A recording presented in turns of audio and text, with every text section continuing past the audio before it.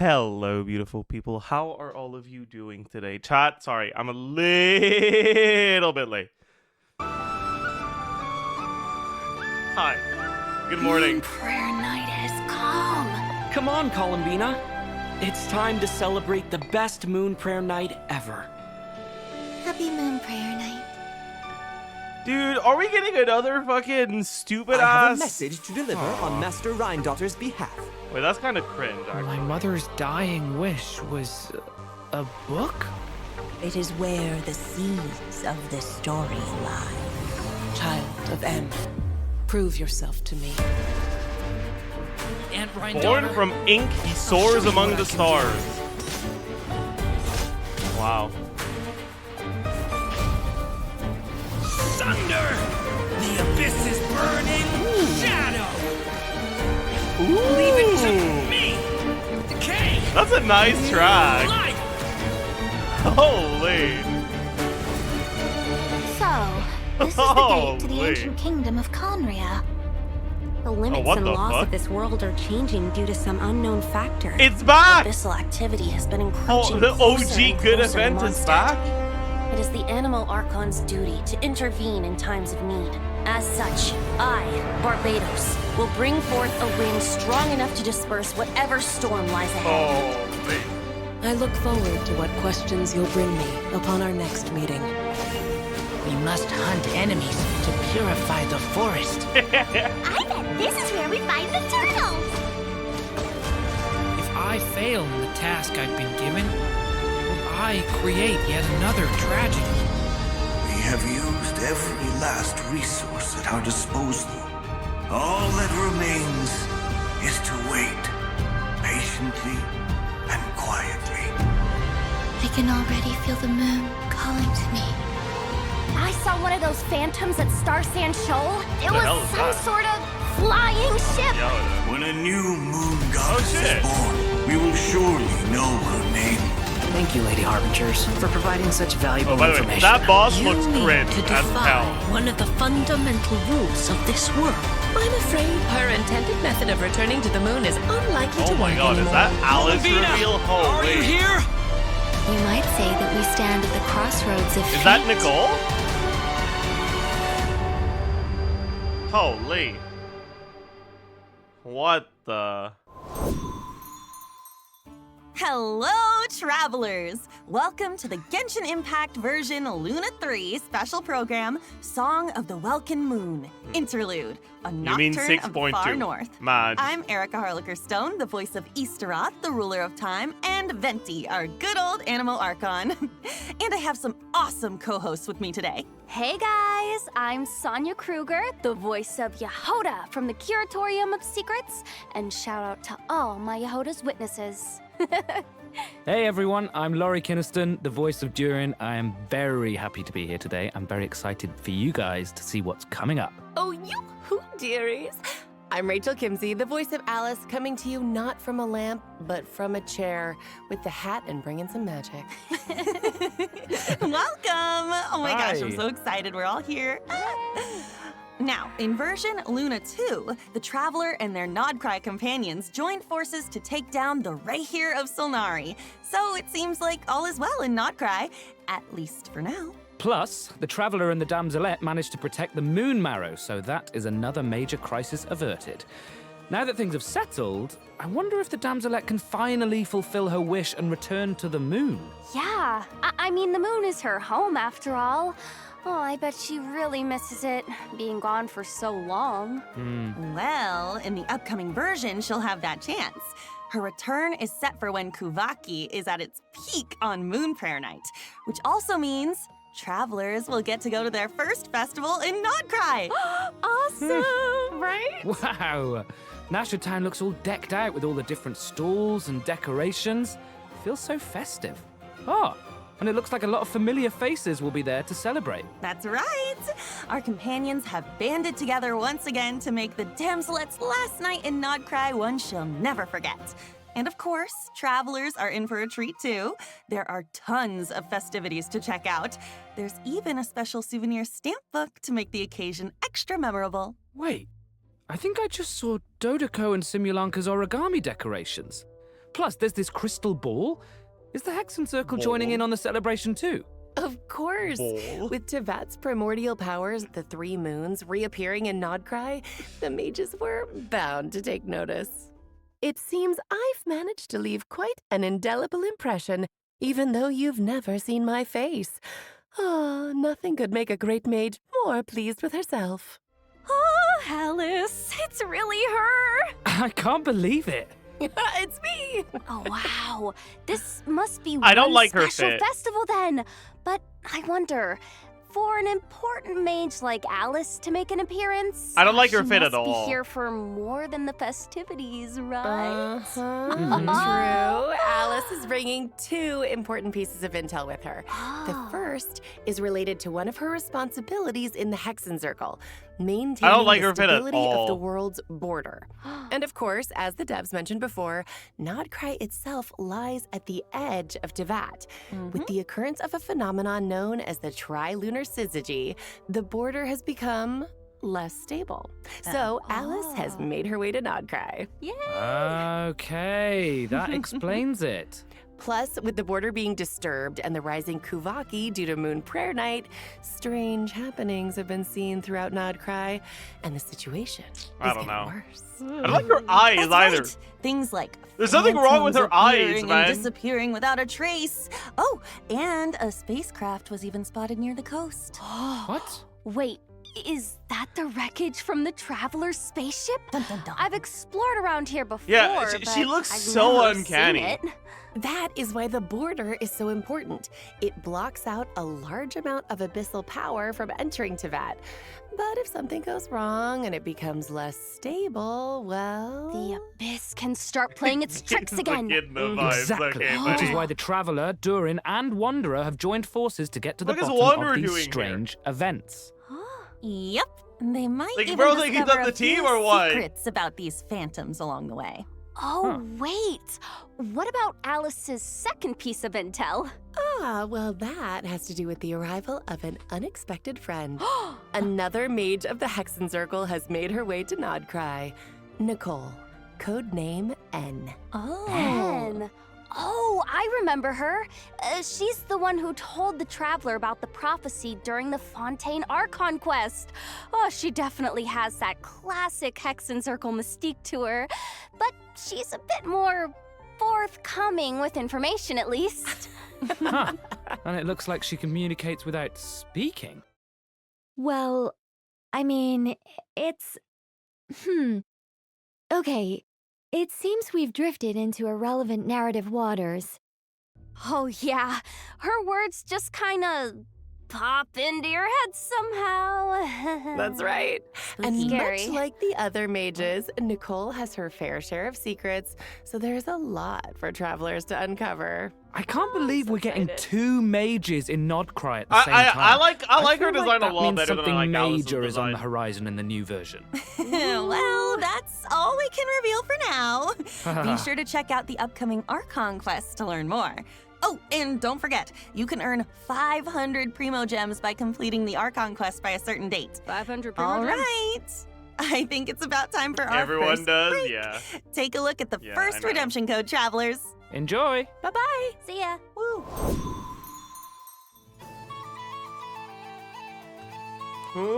Hunrukus. 1203.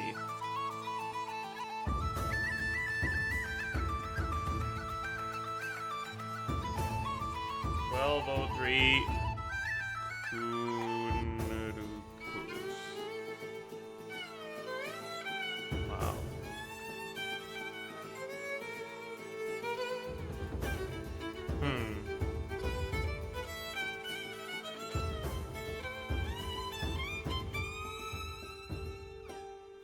Thoughts on Nicole design? As someone who has read an overwhelming amount of shoujo manhwa and villainous stories, Nicole is like the archetypical saintess character in those stories.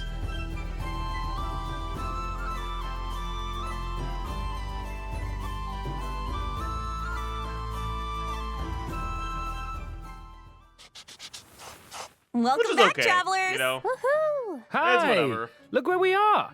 It's like we've stepped into a fairy tale. Ooh. And speaking of, I'm sure everyone remembers Simulanka, right? Yeah. The fairy tale world created by M, where we first met Mini Durin back when he wasn't so mini. I don't remember it because I don't think it's worth And then he remembering received because it his friend's sucked blessings, ass. transformed into an adorable Fight little me, dragon, Arnold. and even ventured into the world beyond the storybook.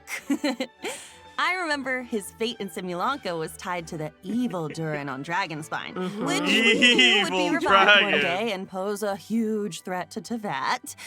I was so worried about Mini Durin back then. Me too.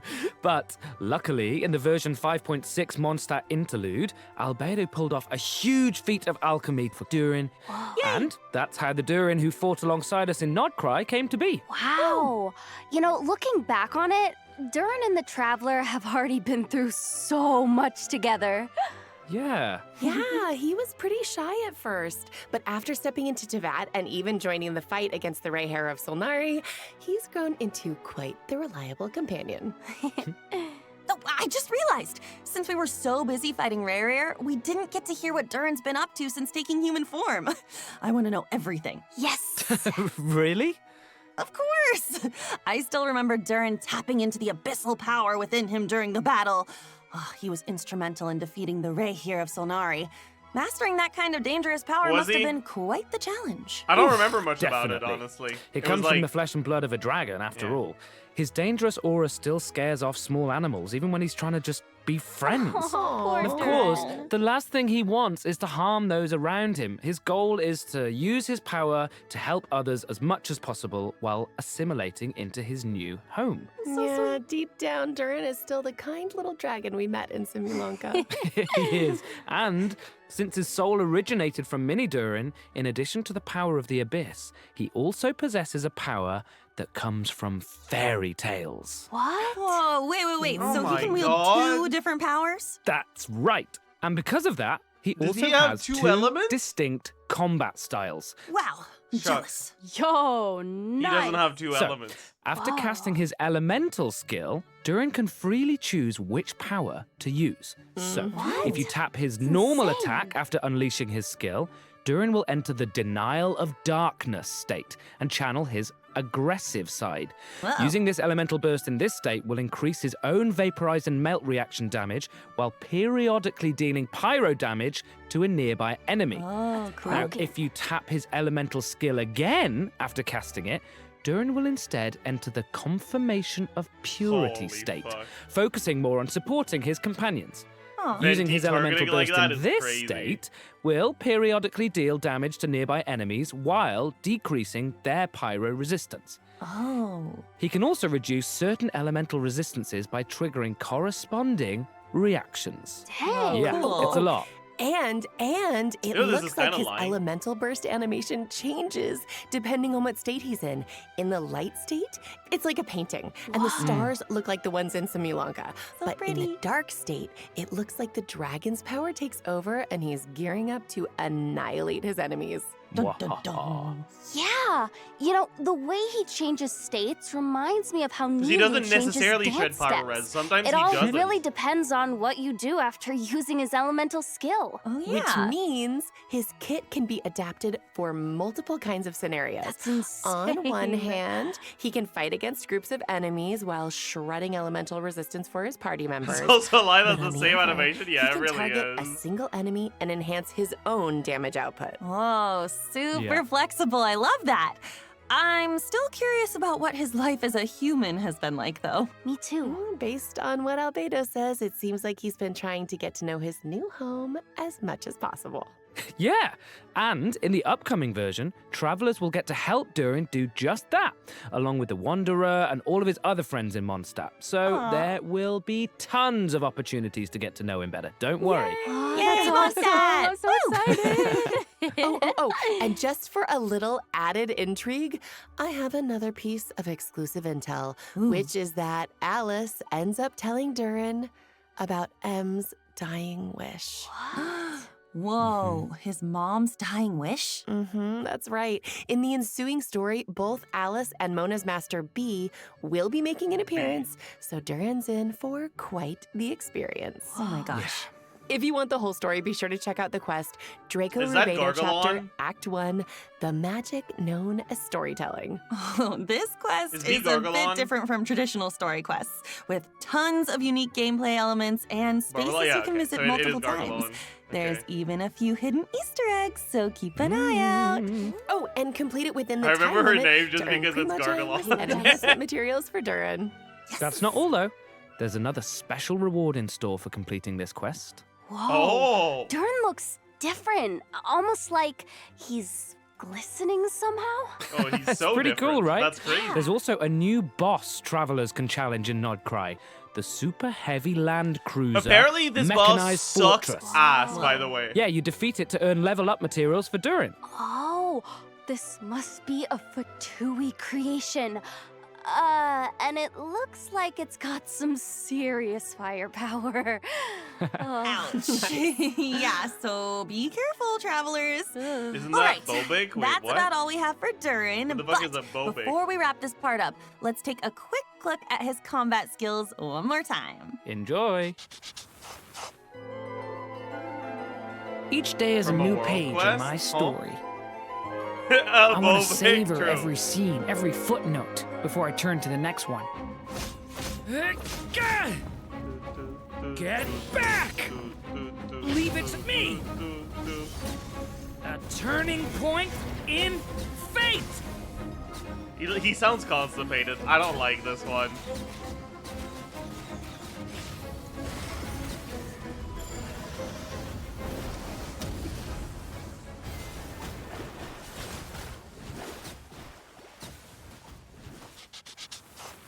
Wow, that's insane. It's so cool. Okay, now that we've had a moment to admire our magnificent Durin, it's time to introduce our next new character, Venti!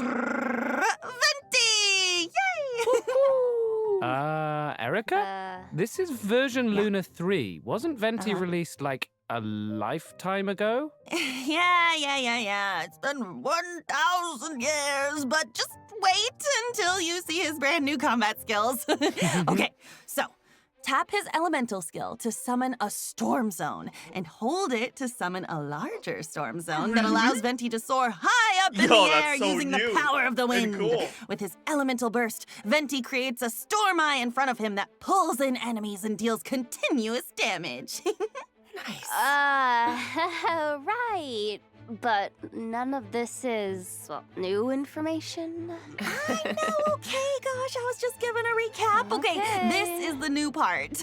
If the active character triggers a swirl reaction while Storm Eye is active, their damage and Storm Eye's damage will be increased for a certain period of time. Whoa. In addition, Venti's normal attacks are converted into Windsunder arrows that pierce through enemies in their path, dealing anemo damage and extending Storm Eye's duration. Oh, so his burst changes his normal attack too. Is that That's so Venti cool. not leveled high Wow, enough? that's Because that awesome. Samaturl was on the Wait, ground. I don't think I've seen that weapon They before didn't level either. Venti high enough for him but to. it's got a bunch oh of my Cecilias on it. It definitely That's- looks perfect for Venti. god, dude! No Yep. shot. So that's it. Moving No on. shot. Whoa. Hold on, just 1 second. No shot. Venti has new abilities now. What's going on? Okay. Come on. What's going on is that Venti decided to recover some of the power he had hidden away. Ooh. He might act like a carefree, alcohol-obsessed bard most of the time, That's what but he is. that doesn't mean he hasn't been paying attention to the changes happening across Teyvat. What's next? And as Moda a buffs? god with close True. ties to the Hexen he can sense a new threat on the horizon. One that has the potential to endanger not just Mondstadt, but the whole world.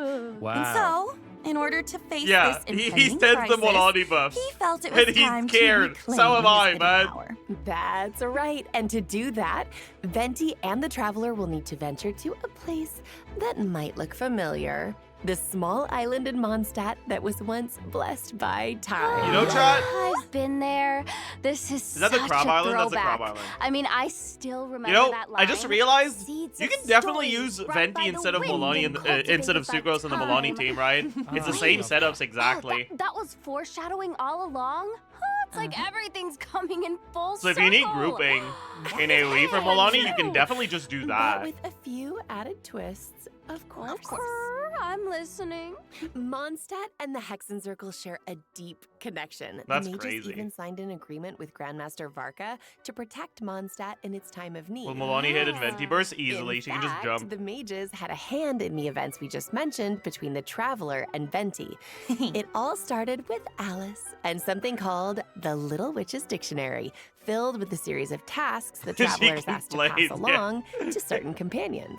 Wait, so does that mean the tasks were designed Well, by that the decreases mages of the It Hexen doesn't Circle? cost Night Soul to That's jump. right. It's only dashing. And after Wow. completing their task, Holy these shit. companions will become Hexerai characters. What? When at least Witches! 2 Hexerai characters are in the party, the combination triggers the Hexerai Secret Right effect, enhancing the party's combat capabilities. In fact, the changes we just introduced for Venti are the Hexerai Secret Right effect at work, triggered by 2 Hexerai characters. In this case, Whoa. Durin and Venti being in the same team. Oh. Ah, I get it. Along with Durin and Venti, additional Mondstadt characters have their own tasks to complete, courtesy of the Hexen Circle, so travelers can look forward to adventures with several familiar companions. Yep. Plus, after completing the intro quest from the Witch's Dictionary, travelers will have the chance to invite Razor, Sucrose, or Fischl to their lineup. Wow. Oh, look at all those familiar faces. Right? I know. Memories! Which means, after completing their designated task, these characters can all trigger the Hexerai Secret Okay. Right effect. This is to like a gain really, new really combat niche abilities. reference. Whoa, But Sugos so in this does lineup is everyone like have a Port different Kazar in the task? first Yes, DMM The All-Stars. tasks are tailored to the companions, so it could be anything from an intense combat encounter to a relaxing outing. For the For 3 example, people in chat that Chloe's task follow is to help RuneScape her content adorable creation, Dodoko companion. You When get she it. completes it and is paired with another Hexerai character, her normal attack will automatically trigger a charged attack as a coordinated maneuver. Plus, travelers can look forward to an optimization in the new version that makes her normal and charged attacks a lot smoother. Ah. Each Hexerai character will gain their own special abilities after completing their task. For example, when Albedo's solar I isotoma totally get creates it. I mean, a okay, we already transient know all of this. blossom I might as well of explain the it joke. will also generate a silver isotoma, which will no longer 'Cause be destroyed by monster attacks. It's and like unleash attacks just like the DMM silver All-Stars isotoma. was like a PvP event thingy for old school RuneScape. And for some reason, they had Port Kazard, who's like the fucking goat of Can now provide 2 different of, team buffs like, depending on whether your party not is PvP. overload and electrocharged focus, But or Port lunar Kazard charged is so good at the focus. game that he just was Razor's also elemental really control will fucking be good at enhanced, PvP. allowing his overflow That's kind of what and Sugos is durability doing here. to Like, she deliver has no additional business damage being here and for what the physical buffs damage. are, but she's good enough that she'll still be in half the fucking witch teams. Once you've You know? completed the designated quest from the Witch's Anyways, Dictionary, sorry. these abilities will only trigger when at least 2 Hexerai characters are in the party, okay? Yes. Mhm, Of it's funny course, now. the Thank you. changes from the Hexerai Thank you. Secret Right effect, as well as the adventures to unlock them, go far beyond what we've covered here. So be sure to check them out in game. Wow. Is he kinda like These Wooks? characters have been with us for Yeah. 5 years, but now it's like Oh my gosh. it's like we get to see them in a new light. You know, it's almost like they're growing. Port Kazard is like the into modern day something else. equivalent of Wooks, right? Because Wooks doesn't really play RuneScape anymore. The power of the mages He is still that plays when there's a major so update and be all, on the lookout for changes but to like these characters he in doesn't the actively game. play the game. Well, you know me. I'm always. Port down Kazard to is like, make what if friends with Wooks old friends. still played the game actively? Oh, don't Super call it old. exciting. All right, let's dive into the upcoming event wishes. Yes. In the first half of Luna 3, we'll have event wishes for Venti and Durin, Yeah. plus a new 5-star sword, Athame Artis, and a new 5-star bow, the Daybreak Chronicles, will be featured on the weapon banner, just in time for Venti's new gameplay. And the one, the only new 4-star character, Yahoda, will also be available on the first half banners. And don't worry, okay? Don't worry. We didn't forget to introduce her. That is coming up next. Yes, And definitely. during the second Wooks half of is version now Luna the 3, dude, we'll have that's returning fucked up. event wishes You're for kinda right, Barasa but, like, and yeah. Shilonen. Woohoo! Travelers Holy. will also get the chance to reunite with familiar Natland characters. Chat, that means an in ask this the version's Jeff Barissa. events. But Hell yeah. more on that later. For now, check out the second redemption code while we take a short break. Remote Nicole Vision? Oh, did we see the vision? You didn't... You just linked the League subreddit. Okay, cool.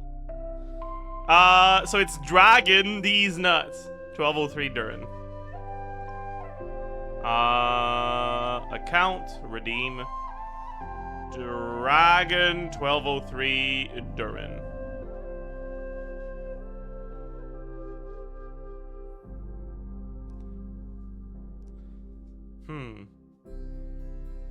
Pyro Nicole is a new Milani buff. Fuck, you're right. What if it is? Because as much as Sucrose is the GOAT, the buffs she gives are pretty redundant with Mona. So, like, if there was a Pyro unit that was better than Durin for Milani, there's probably a world where Milani's best team doesn't use Sucrose anymore. Welcome back, travelers. It's time to introduce the most skilled, well-connected, amazingly talented information broker in all of Nodcry. His assistant, Yehoda. Oh my gosh, Yehoda is such a walking meme. Her in-game expressions are so hilarious. Yeah, you know, I feel like that's the first thing people think of when it comes to her. I mean, the fan memes have been so good. I'm obsessed. I reply to all of them. Those are all me. But even though Yehoda ends up in, well, let's just say awkward situations a lot, she really tries her best to be a good employee of the Curatorium of Secrets. I mean, she can get in a little over her head when facing difficult commissions, but she always comes through in the end. I mean, meme expressions aside, just think about all she's accomplished with the Traveler in the main story. Yeah. I mean, yeah, People they are saying met that the isn't Moon a vision. Goddess, Huh. infiltrated the Fatui's design bureau, and even confronted one of the 5 sinners. Yup, that's that my should give Yehoda a confidence boost. Yeah. Wait, I wanted to ask though, what's the deal with her mechanical arm? Oh, I know made that for her. I mean, there's a whole story behind it, but I think I'll let Yehoda herself explain that in-game. Wink, wink. Oh, okay. Secrets. Yep. In any case, that's all in the past now. In her own words, earn well, eat well. That's my motto these days. Well, now that she has Boss Neff to look out for her, and she can pet Ashru whenever Dude, she wants. actually, sounds like imagine, her job's right? not that big. For Imagine sure. you're a Of course, klutz, in you the know? You keep getting into intelligence awkward business, situations a certain and all. amount of danger comes with the territory. Ooh. But that's where her And your boss is experience as a Nefer, former treasure who's like hoarder comes even in. worse than you. As an animal Like, vision wielder, she's poor super Yehoda. agile in combat. With her elemental skill, she dashes towards enemies, and after striking them, she can absorb the elements applied to them to fill her. How her fucking slow glowing was that? treasure flask. Of course, if she Jesus accidentally Christ. misses her target, Oh god. she might get a little upset. So slow, man. Okay, that's so cool. After hitting enemies with her elemental skills, she puts on her goggles. It looks like when the she pickup range sprints. is small too. I love those guys. Like this isn't picking up So anymore. much. She's Wait, no, so it is. cute. No, it Okay, is. but It's okay. back to the treasure flask. Dude, I What don't happens know. when it's full? Okay, well, Yehoda throws it at her enemies, dealing animo damage. Plus, if your team reaches Ascendant Gleam, the treasure flask will periodically consume the elements within, dealing corresponding elemental damage to enemies. Ooh. So cool. Yeah. Yeah, nice. She takes what she collects and throws it right back at her enemies. I love that resourcefulness. She's so too. good. Well, if there's one thing What my was that girl laugh, has, man? it's survival skills. Travelers have seen that for themselves, so she definitely knows how to be They there for heard her me talk clients about in how a characters would be pinch. better if they were Also, 5 stars, Yehoda's and they were like, elemental burst deals animo damage and Fix that. Fix summons that a right now. personal coordinated assistance robot If they were 4 that stars. I think I said 5 stars. continuously Whatever. restores HP to the active character. And get this, if the active character's HP is above a certain threshold, the robot will also heal the party member with the lowest HP. Whoa. Yeah. Okay, so she's a healer too. That's super useful. I'm like so bad with healers. This is very helpful to me. Girl, no, she's insane. And if the team reaches Ascendant Gleam, the robot will also absorb elements from surrounding enemies and convert them into cat claws that deal I corresponding wonder how elemental much damage of this at combat intervals. information the VAs actually With understand. both healing and elemental application abilities, Yehoda seems like a real team player. Like, I wonder how much for they're sure. reading My from a girl script is and how much they, like, definitely understand something what's going incredible. on. I mean, close teamwork is essential for someone in her line of work. Her cat claws will even receive corresponding enhancements based on the most prevalent elemental type in your party, making her team coordination even tighter. And, oh my gosh. And we're not done. As a member of the Curatorium of Secrets, Yehoda She understands she plays the game. I mean, from what she says on Twitter, I don't get the impression that she's a meta player. Of course, in some Curatorium exclusive interactions, she might react in her own special way. maybe So she's, their she's investigation just going abilities against are the grain. similar but not identical, right? No. There are some differences, but travelers can experiment What are her with Twitter that takes? It's not in takes. game. It's like she barks for Nefer and Mysterious chest in the and- Curatorium of Secrets. Just imagine her reaction. and has brain rot. Like, Something worth trying in game, travelers. Again, it's not wink, takes. wink. It's behavior, you know. Okay. All right. Now that we've introduced Yehoda, let's dive into the version Luna 3 That's event. Marissa! Let's go. First up is Soul Blazer's Snowbound Journey, where travelers will make a much anticipated return to Dragonspine to participate in a relay race on the mountain. Oh, so it's like a winter Okay. sports event. Yep. Those environmental. I hope they do conditions something are cool tough, with though. Even Super cheering tough. on the sidelines. what's it seems called like a again? I struggle. forgot. The like the Definitely. freezing And cold. for that reason, the Fighting- race is attracting what is it- what's it challenge called seekers again? from far and wide. Veressa and Shilonen have even made the trip from Natlan to participate. Frostbite? You know Sheer what? cold, yeah. I'm not with sheer cold. surprised Because like Veressa decided to join. incorporating I mean, she's sheer got cold a competitor's in spirit, that's for sure. movement and Yeah. parkour And, events could be really is it cool, true actually. that this event has some connection to a certain comic series from Yai Publishing House? Huh? Is the race comic book themed or something? No. But there's a long-running series from Yai Publishing House called The Soul Blazer Saga about a group of brave warriors with a passion for justice. And a group of dedicated fans decided to form a team and join in the competition. Oh, like a fan club. That's so God. fun. They look like weebs. The competition is crazy. comprised of teams from various regions, with That's each member crazy. responsible for a leg of the race. But before the teams can get racing, they'll need to complete the training program. Oh yeah, in conditions like these, I feel like preparation is key. For sure. Travelers might run into some familiar companions during Mika? their training as well. All right, talk us through it, coach. Yoimiya? This first Holy. training minigame is a revival of a co-op classic. Not Wind Trace this time, but Snow Trace. Oh. Travelers can look forward to the traditional hide-and-seek gameplay as well as a few added challenges. Man, you know, I didn't expect this to be What's the point part of the Wind Trace training. existing now that Miliostra is a thing, by the Dragonspine way? environment gives it a whole new vibe. Yeah! The cold will test the I rebels' don't get it. endurance, and the snowmen scattered around the area should keep the hunters on their toes. I'll say. And it looks like sudden snowstorms Like, don't get me might wrong. make the situation even more Don't get me unpredictable. wrong, right? I think it's fine for there to be Plus, like certain familiar the companions sort of can events like this that are alongside like rebels, tailored towards transforming more into casual snowmen players. with unique characteristics and hiding somewhere on the map. So, keep which an is eye just out, my hunters, polite way because of catching saying them will earn you where the target extra audience points. is fucking 12-year-olds. Makes me even more excited for the Like, I think it's fine, right? Like, it is what it is. Like, maybe this time, It's thinking and even it's a game for a quicker wide reflexes range of are players, more right? important than ever. But now that Miliosar is a thing, why would you play this instead of one of the Miliosar things? Just because it gives primos, but like at that point, the event isn't for anyone anymore, right? Dude, are they trying to avoid the coins or what? But be Oh, sure that's to watch out for obstacles and small traps along the course.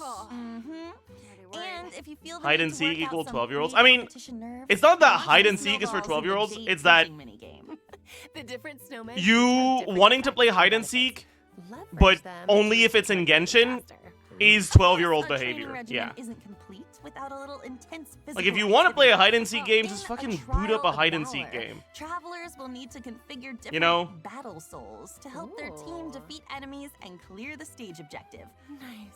Battle souls not only provide powerful combat buffs, but they also enhance your ability to earn points, allowing you to net an even higher Not a score. Genshin event for it, right? I Like, am so ready. Woo! yeah, at that point, straight up just boot up Miliosra. There's probably already a hide and seek game in Miliosra that's better than this event is gonna be. Anyways. After reaching a certain amount, you can claim various rewards, including the 4-star weapon, Rainbow Serpent's Rainbow, and its refinement materials.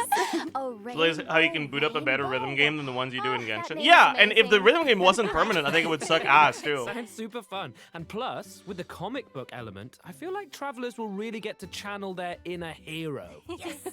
I don't think rhythm games are that good as an event. This next event actually takes us back to the land of heroes, Natlan, and it's another familiar one this time. Is event weapon good? It's a nice amount of stats, but it's not that useful on too many people. I feel like every time this event comes It's back, nice that it's good on totally Fischl and Teens RG Solo Electro though. Because sometimes Fischl's ER requirements are a little cringe to get, but it feels bad building ER on Fischl. So having a bow that's like just similar stats or just an attack stat stick that also gives you a bunch of ER is nice. Has made its way to the collective of plenty in Natlan, and as always, a new iteration means a few riffs on the original For Yehoda, gameplay. no. You never This use it on time, Yehoda. Travelers will need to control the paddles on both sides of the table. It's not a to good send bow the for ball Yehoda. gliding in the right Because in direction. Teens where Yehoda cares about her damage, Are key. she doesn't need to burst. Ricochet The burst is off the walls cosmetic. or ram straight Right? into Like opponents it's your to healing, defeat sure, them but it doesn't do any for 30 damage, so you don't care that You much can about it. also make use of Finch techniques to make things In even Teaser, more you care about the interesting burst, you just put her on Fav. You don't care about her damage. Whoa, okay, this really is a whole new game. I guess it's nice for people who don't have Fav, but Fav bow is literally provided It for does. free, I so. feel like the devs keep raising the bar for future iterations, you know? Okay, all right. Let's move on to a Saurian focus. It's better than Story-less, it can be. Clash, Saurian Brawl. Depends on whether you need the ER or not. It's time for travelers to put their Saurian maneuvering skills to the test. That's right. This is a co-op event where travelers will need to indwell different Saurians and leverage their abilities to How many collect trial co-op events in coins this patch? scattered What around the arena. fuck, man? The more coins, the more points. I love rewards, and collecting points also means, what did I just say? Sorry. That Rewards are fucking in sends store, me. so don't miss out, travelers. And now, I okay, love know rewards. Our journey has taken us pretty far from Mondstadt, but get this, there is a certain old friend Oh who my used God, to provide she's us so with funny. intel, and Holy he's shit. making his return in version Holy Luna 3. shit. Any guesses? Oh, wait. Could it be? Oh, yeah. Oh, Lieben! He's back!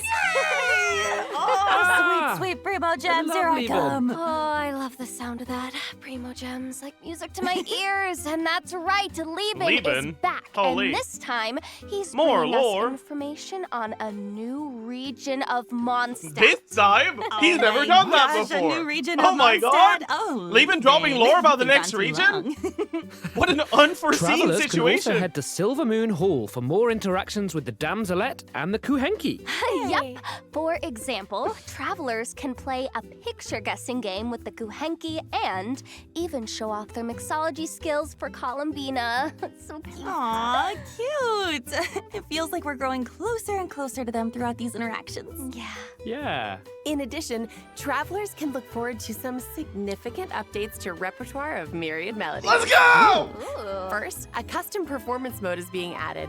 In this mode, you can customize the difficulty of official and self-made scores to give yourself an added level of Oh, challenge. that's cool. Oh, that looks so hard. Yo, what the hell? I'm not great at this type of game. Me neither. Okay, that's not Oh, good man, though. but I'm gonna What do the my fuck? best.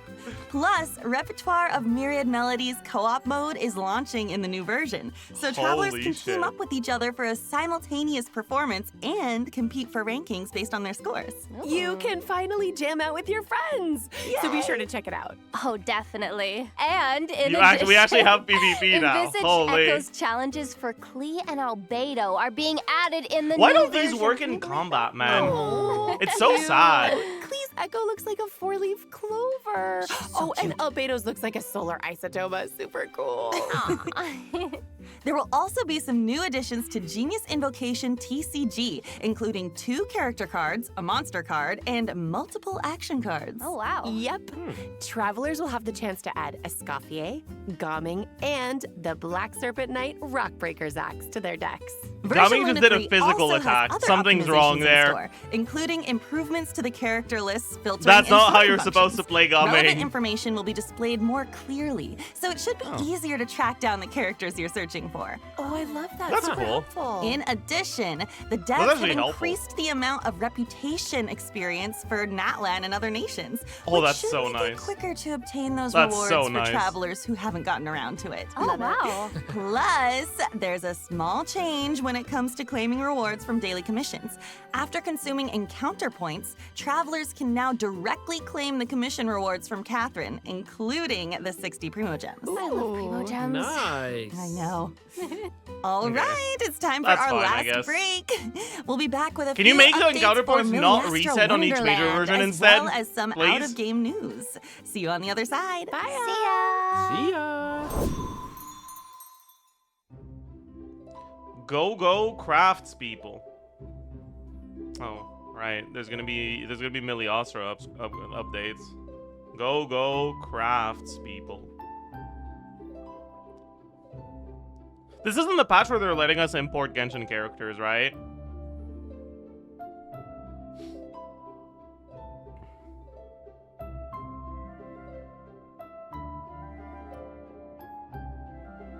It's next patch, yeah.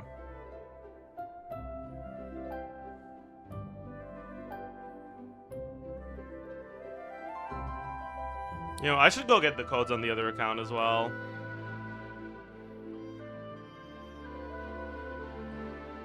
I wish the outfits weren't a money-grabbing scam. I want to dress up.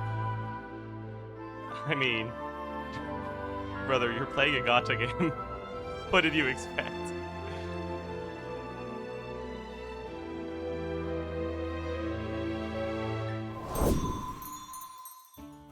Welcome back, travelers! Let's jump right into some new content from Miliastra Wonderland, coming in version Luna 3. Yay.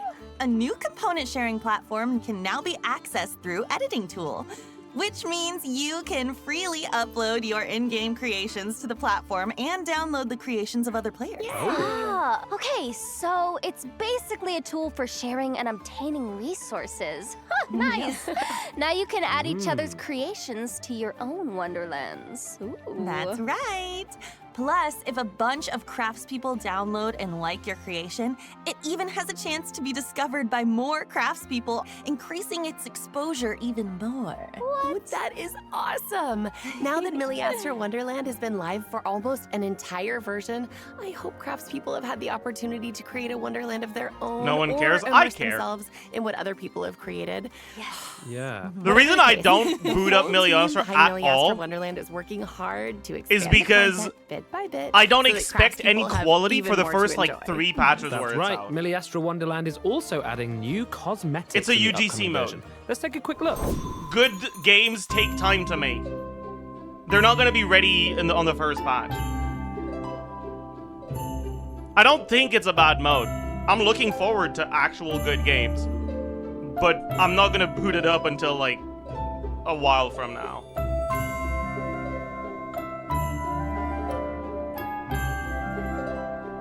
Unless I try to actually make something, and I don't know. I think I'm too stupid for that.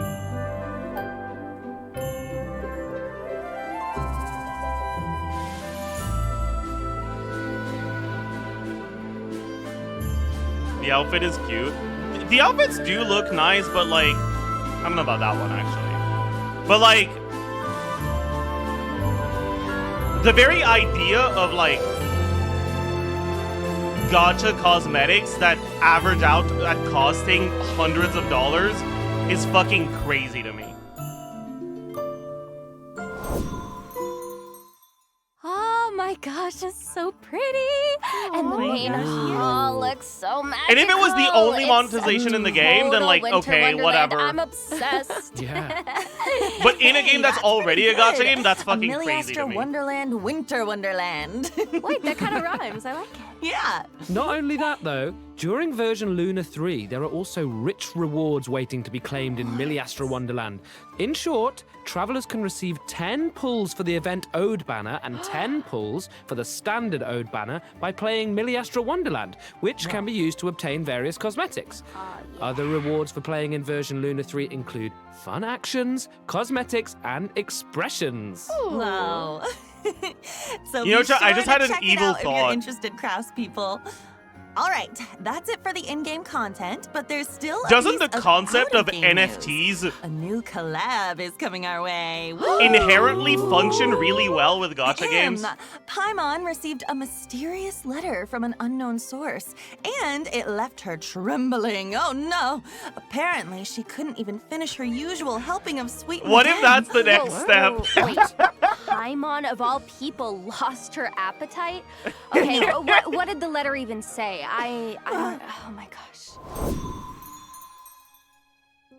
What if the 8.0 version is gonna add NFT gacha?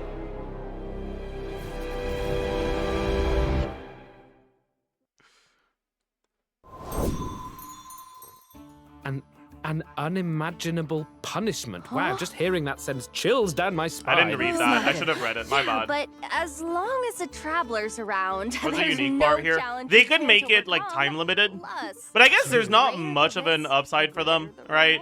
right? Oh, I love Like rewards. having an economy Some major surprises that are in grows store. by itself, where they don't see it. I guess I mean they could just have a tax on trade, right? Have on this collab for now. And they'd make money But it through looks that. like I mean, I all could will see be it. I don't know. revealed I on hope they December don't do 6th. that, So right? Be sure to check out Genshin Impact's official accounts when the time comes. Oh my gosh. Yeah, that's actually true. Like, honestly, the like NFT business model type thing is probably going to be less profitable than just the gacha business model already Special is. program to come to an end.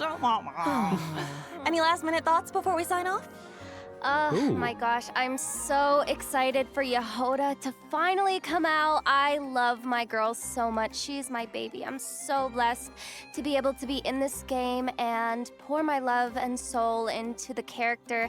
You know, I've been playing Genshin since it basically came out, so this is my comfort game, something I spend so much time doing, so I'm just so happy and excited to be able to, you know, finally be here and especially play such an amazing character like Yehoda. Thank you guys so much.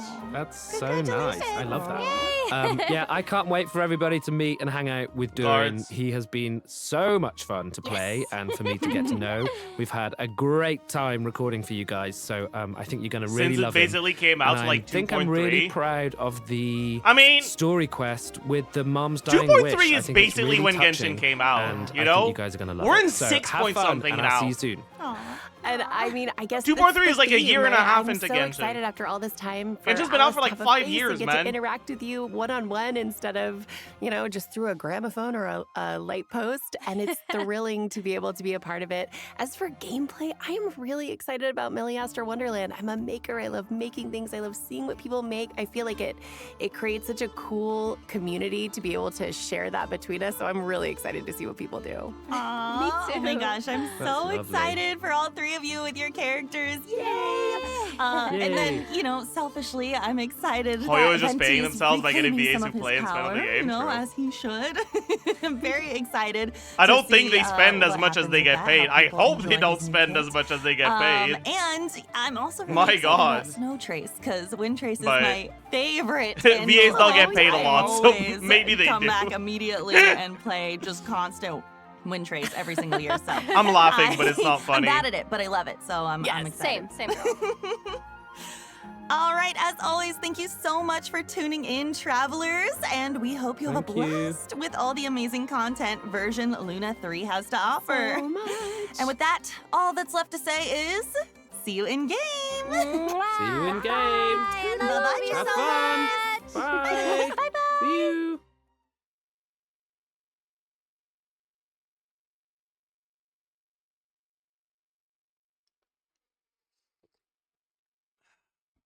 Hoyo VA actually absolutely do get paid a lot. Do they? Has any of the VAs actually been like open about how much they get paid? Not that they need to be, right? I'm just curious.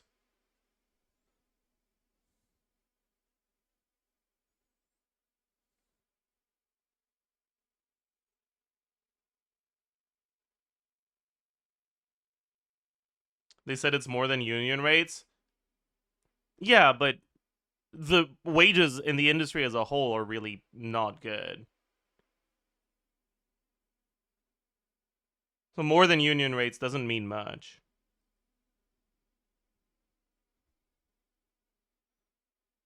It's like saying that a doctor is getting paid more than minimum wage. Like, okay, but like how much more?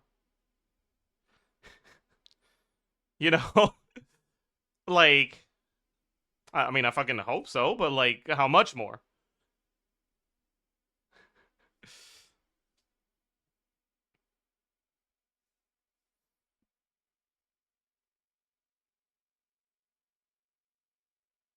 I mean, you could make the argument that that voice acting is a job that's like,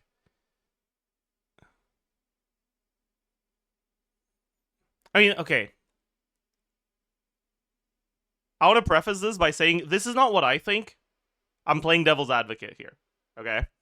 You could make the argument that voice acting is a job that doesn't require any formal training. And that, as such, it makes sense for it to be paid less than a job that requires a degree, right?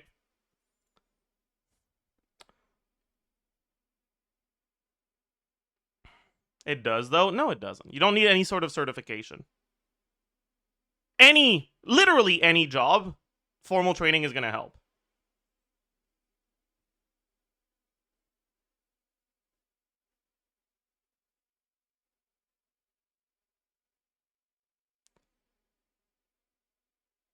Right? But as far as I'm aware, you don't need any sort of certification to get hired as a VA in Genshin. Right? It's not like it's illegal for someone to voice act unless they've done a certain amount of training.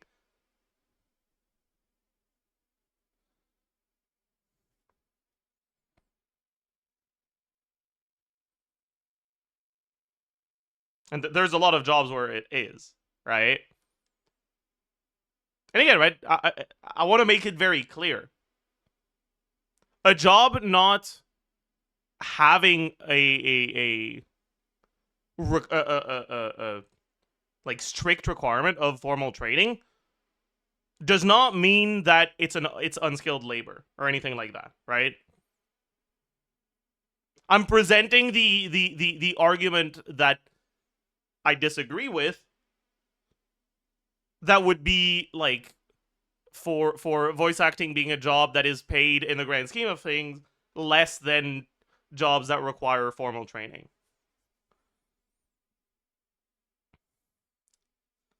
Does acting in general require certifications of any sort? No, not at all.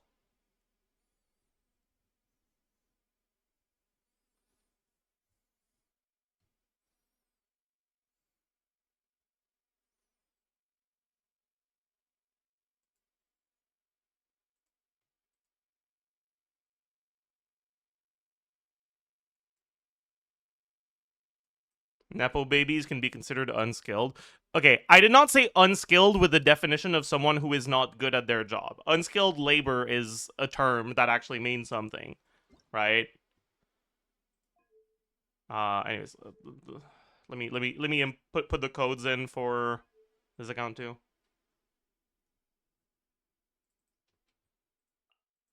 Y'all. Wait.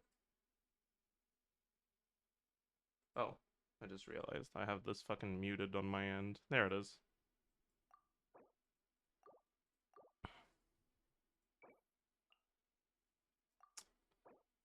Yeah.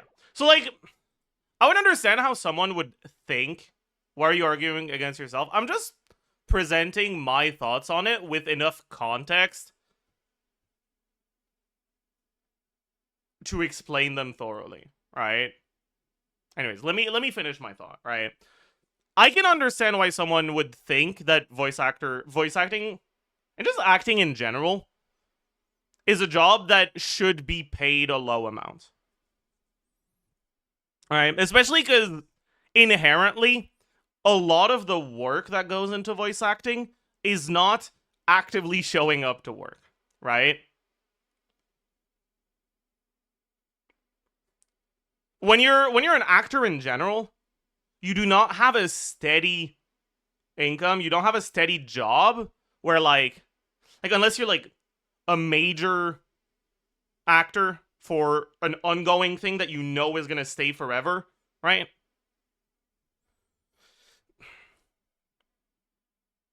If a job is paid like $30 an hour or something, but finding gigs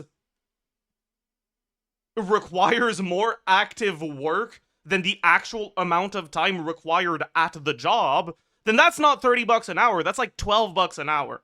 Because the amount of time you have to spend, like, seeking out your gigs is part of your work. Right? So, like, I see a lot of people saying, oh, they get, what's that? Hundreds of dollars for a couple hours of work? But, like, if it wasn't that, the profession would not function at all. It needs to be high. It needs to be high enough to justify the unsteady nature of it.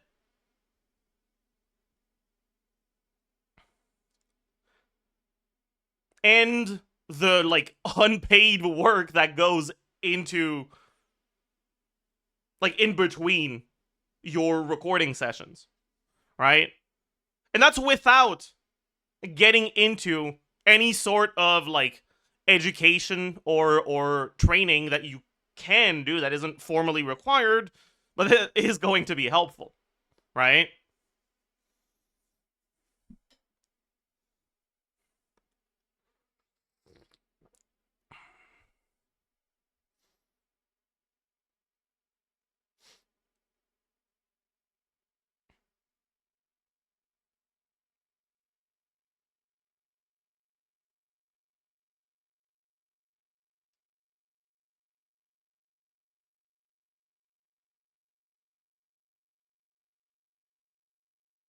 And you also have to understand that, like,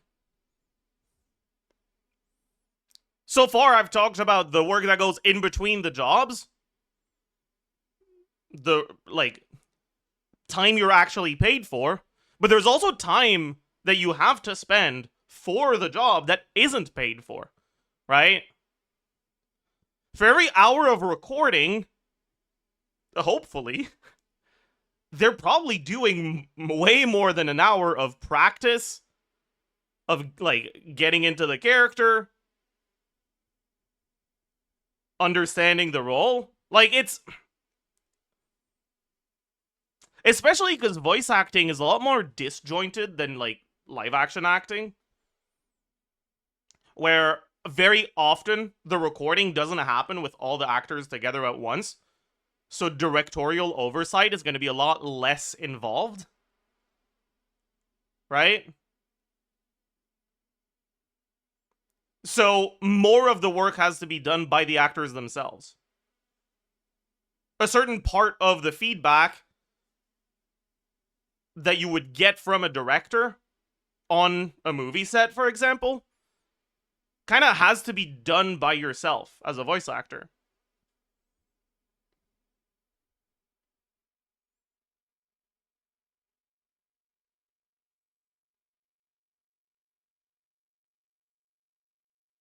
Anyways.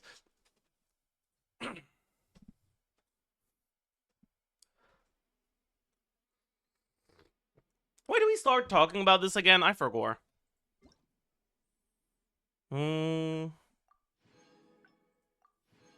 Plus 300. Pog.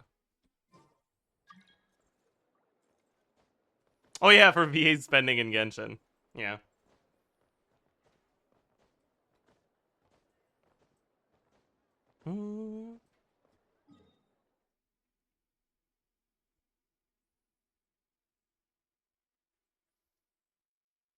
Oh, you excited about the rhythm game stuff? I was when they said there's rhythm game stuff, and then I saw what stuff they're adding, and I don't know if I'm actually excited. It doesn't look that fun.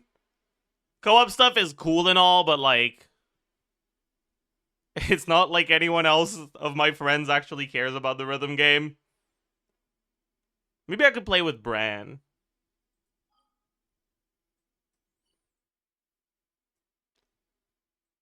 And then like, obscuring part of the map with a cloud just looks fucking stupid as hell.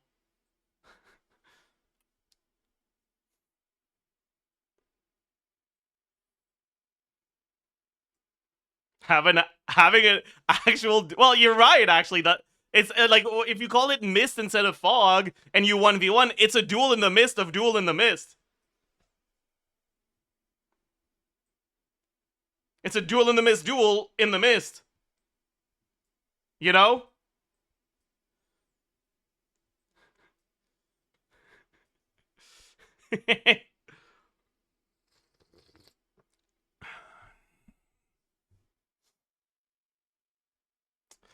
Alright, we should do Mora again, but I really don't want to. But I'll do it. I'll do it. I'll do it. Is there a Durin pre-release from you? Yes, it's been recorded. In the process of being edited, because live stream day. Should be posted, hopefully, today or tomorrow. Might have to wait for 2 days from now. Be silent. To dust.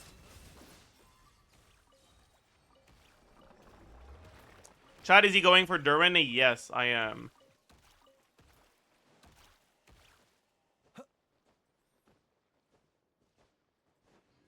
There's just Albedo left to record. Yeah.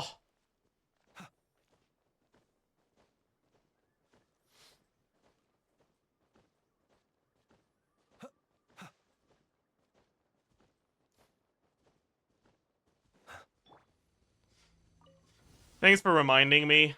I did forget. Dude, Durin sucks ass and I hate him, actually. Also, he's really ugly and cringe. To dust. Observe. Why would you remind me of that, actually? Like, are you an idiot?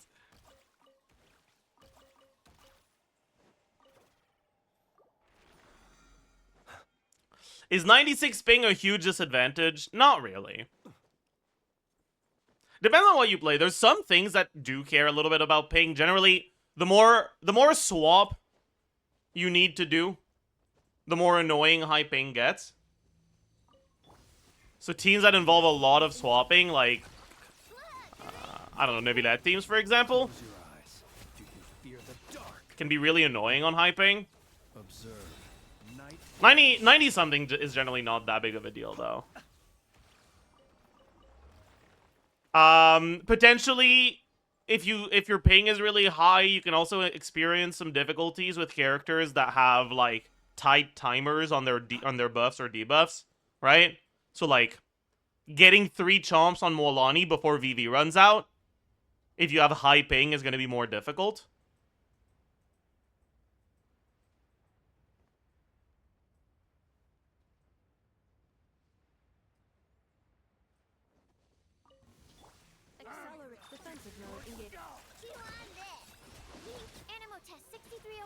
Close your eyes.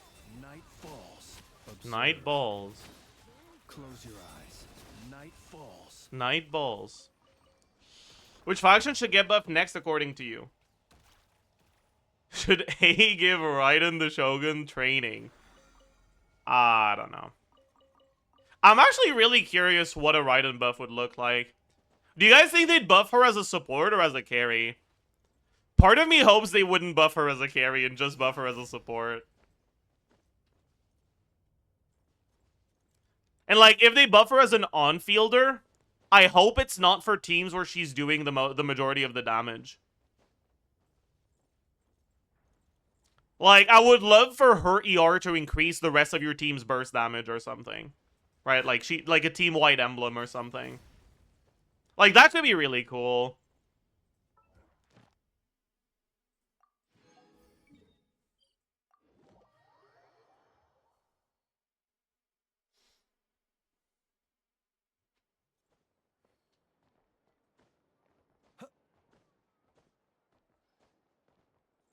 Well, you see, those are fun. That's not happening. Alright, let's just get Electro Carry that is played in Overload team with the same core again. Can't wait. Looking forward to it. Ad Astra. Thank you for completing today's commissions. Not gonna lie, a team of being semi-support, semi-DPS was cool. She's just dog shit at both. I don't think she's dog shit at both. Astra Abyssosk. Well, I think her supportive ability is, like, nice. There's a reason she's still played in Hyper Bloom in 2025, almost 2026. She's got some nice upsides.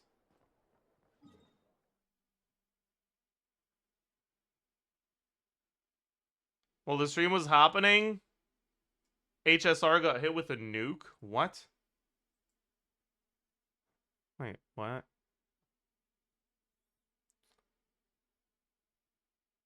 The next station for Starwell will no longer be Benzaiten Goku due to political reasons. What the fuck is that?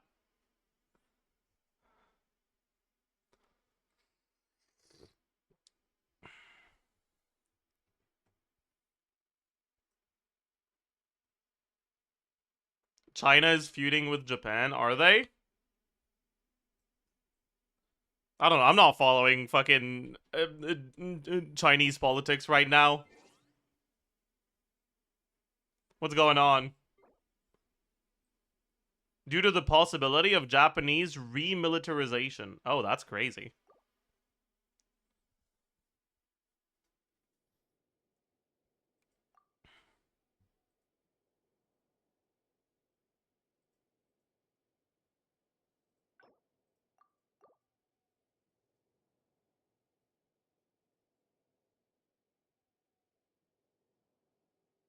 It's confirmed Inazuma buffs aren't happening.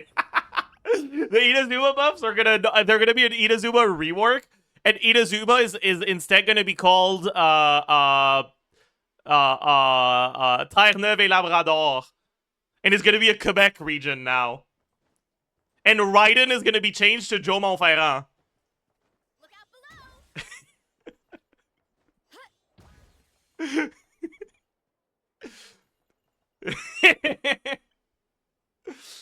Bro, I can't wait for René Lévesque and Maurice Duplessis. Huge.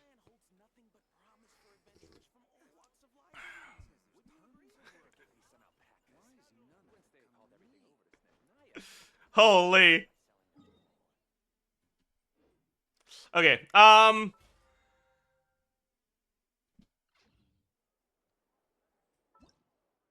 90% don't get the reference. It's fine. I think it's funny like that, so I'm okay with it.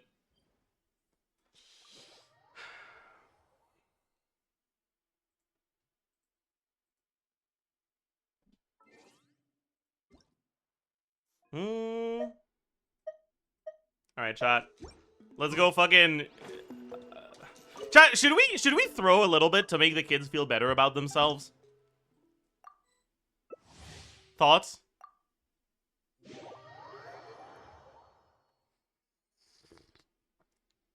No, but you guys were mad at me when I was getting no misses the last time we did this. Can I just never make you happy? Is that what it's like?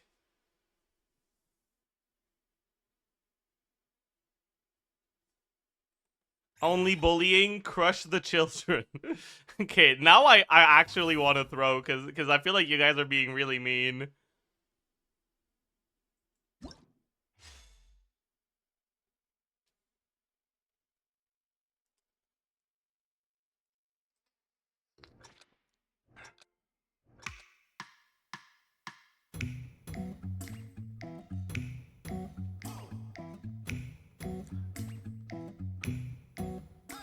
Wait.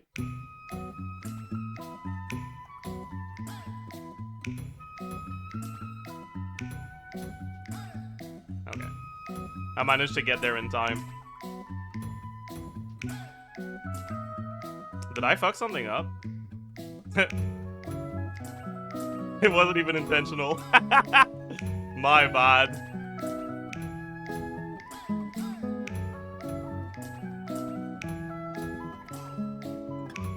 Wait. What's going on?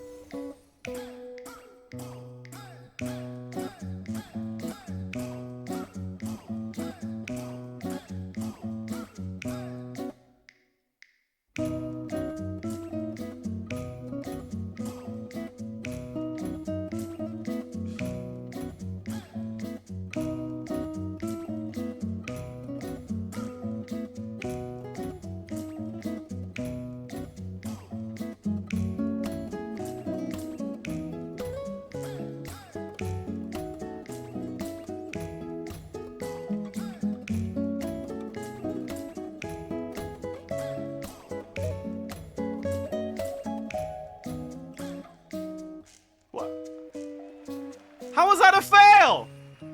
I don't get it. I did the right direction at the right time. How was that a fail? What? I actually don't understand. Like, that's straight up a bug. What? What? Like, what?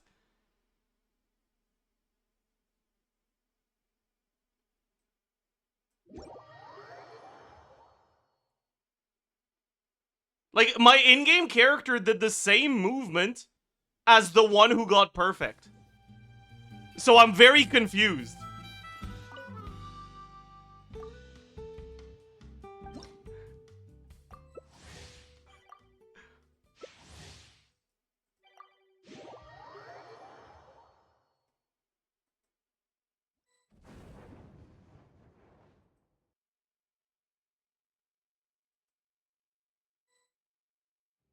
That's called skill issue. Okay, but like, jokes aside, I actually don't understand. Like, was that actually a bug? Like, I actually don't know, because it actually felt like a bug. Well, maybe I'm just, like, completely delusional.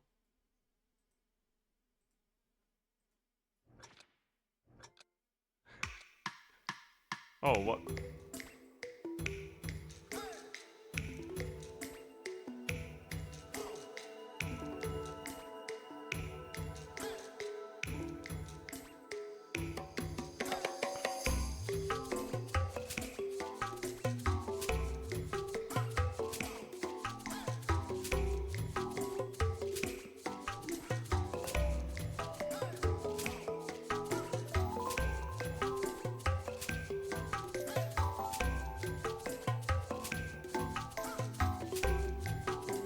Hey, thank you for the 20 gifted.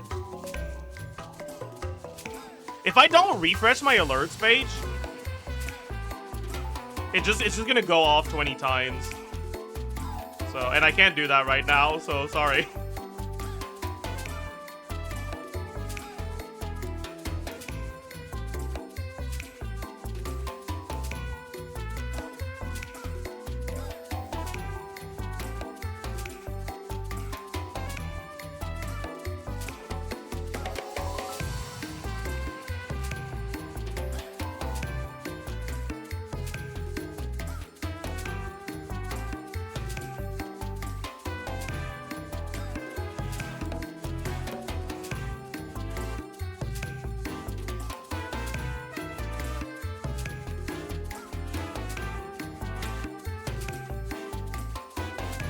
Are we gonna mash better than the other one?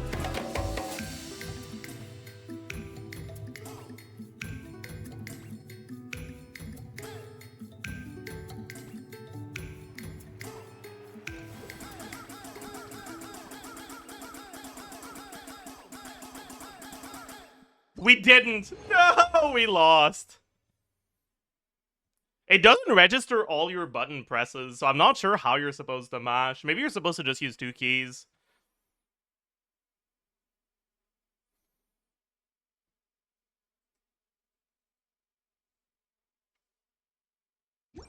That wasn't impressive mashing. You literally can't mash too fast. It doesn't register your inputs if you do them too fast. Maybe ping issue? So, was I not delusional? Did I do the same movement? Or was I delusional? Right, because player 2... Bro, hello?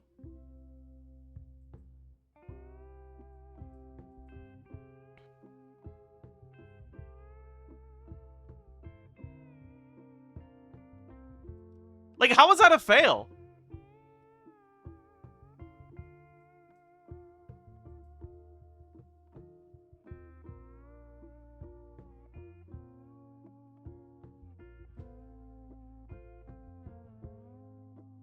Too early? Look at my character and this character. This character did not get a fail.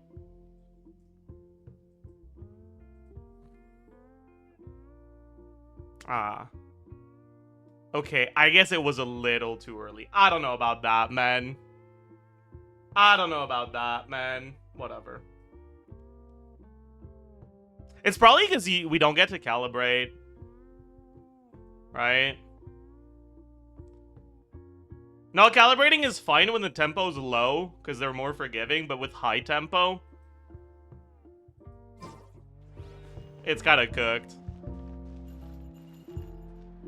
I wish it just imported your calibration from the rhythm game, but it's okay. Tis what it is. Is that it for this event? Okay. We are done.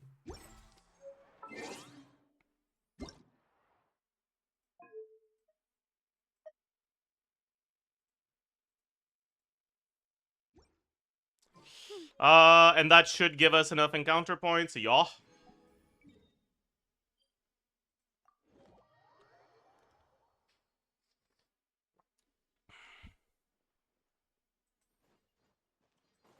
Did we see Nicole's vision? We saw something that looked like a vision, and it looked like it was Pyro. But I'm not 100% certain that either it's a vision or that it's Pyro, honestly. Albedo video today? That's the plan, yeah.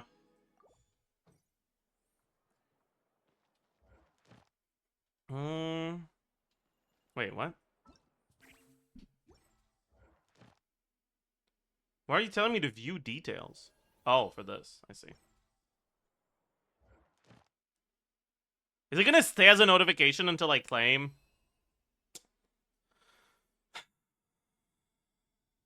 Fine. I'll claim it. I'll claim it. Oh, do you not get Star Glitter from claiming this? That's crazy. So you don't get Mona, you just get the Stella Fortuna. Damn.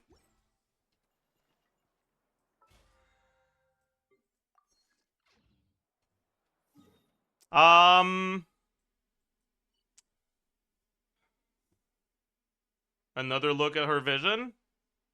Yeah, that doesn't look like anything. Like it kind of looks like a vision and it kind of looks red. But like, I don't know. Maybe. It's a hairpiece? It could be a hairpiece, yeah. I'm not sure. I hate Mona since she rejected me back then. Damn. Arnold.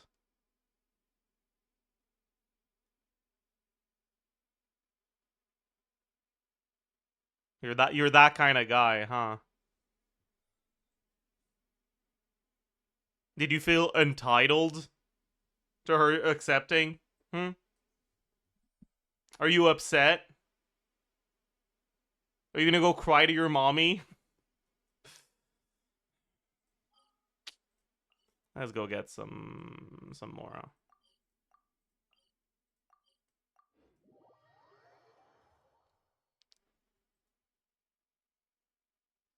What the fuck? Yeah. Sorry.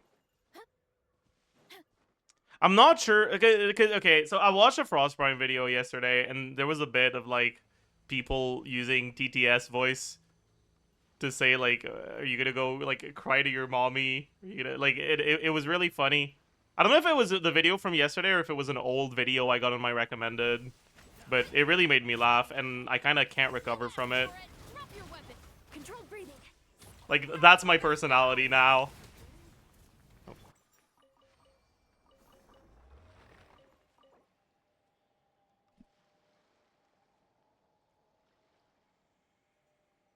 Okay, people, stop sending the fucking Nicole vision thingy, please. Thank you. I feel like every Frostprime video is at least 3 years old. True. No, I don't know.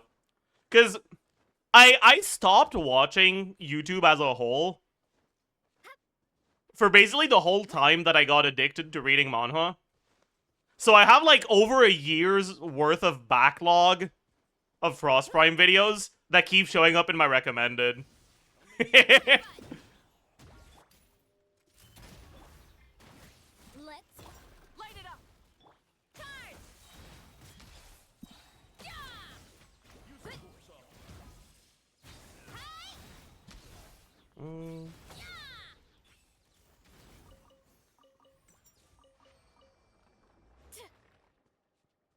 Is Durin official better for Versa if Yon's on in C3? It's very similar.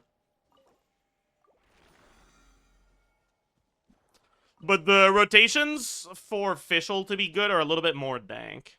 Because you want to have good uptime on her. And her rotations involve more swapping.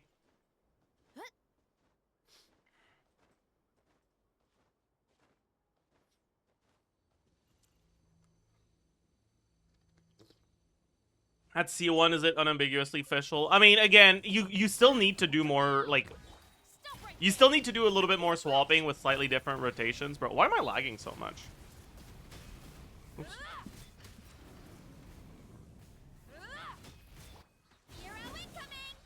Do I have, like, a lot of shit open or something? Maybe I do. It's because I have Twitch open. Twitch is so fucking awful for performance. Having Twitch open, like, makes everything lag. It's part of why I'm not a fucking Twitch watcher.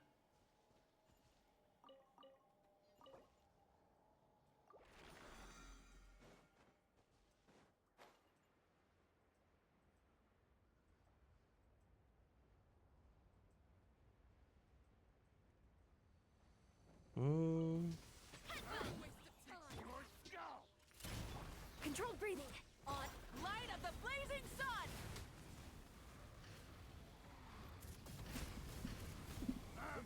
Incinerate. Hero incoming. So what if I use Barissa's big burst here? Thoughts? By my spark, the night burns. It didn't crit.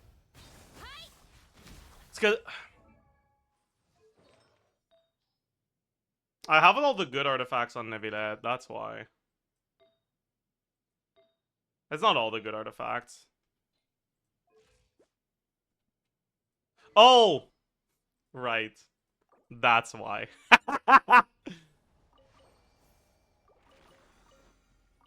Right. Right. I see. Yeah, that makes sense. 2 days left for this? Oh, that's a bit annoying. There's like giga delay between stream and chat. Is there? I watched your Venti video buff. Do you think Venti is worth it now for me? No. You should not get Venti as a carry. Like, there's a chance that Varka's best team will have Venti and that Venti will be worth getting for him. But that's very speculative, and he's an Archon, so if he actually does become meta, he's probably going to get a rerun without it being too long. Hopefully. But as a carry, I don't think he's good enough to justify going for him nowadays, no.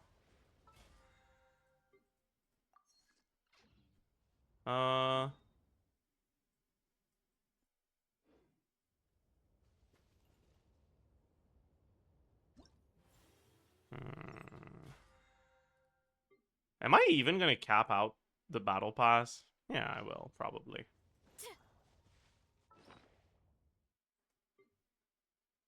Oh,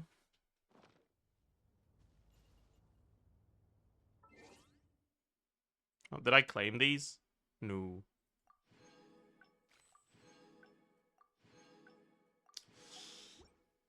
Alright.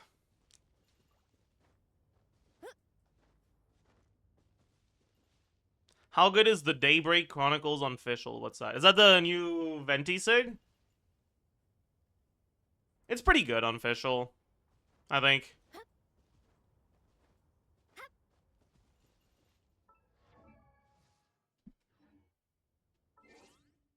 How do you get 122k from the ley line? 120 from a double claim, plus 2k from Overflow Adventure Rank XP. Because I'm AR60.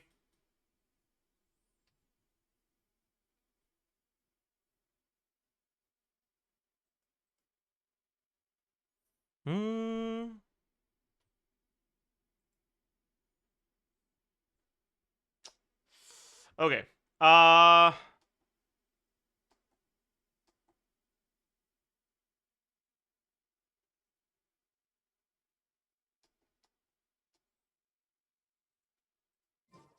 Strength is one of those things where you gotta use it or lose it.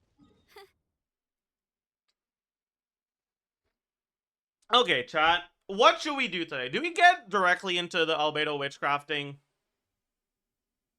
Honestly, we could. But I don't know.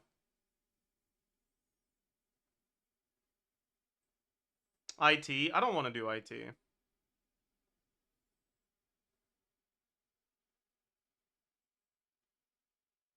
No stall? I feel like it's too early into the stream for stall. I guess we can do it. Sure. We can stare. We can pound. We can zilch. We can... it can be model. Bowel.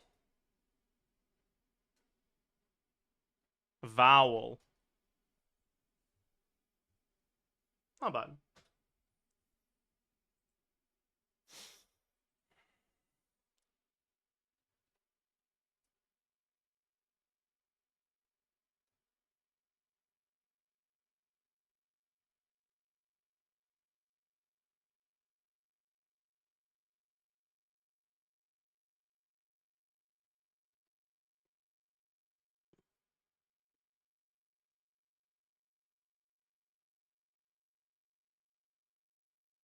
Huh.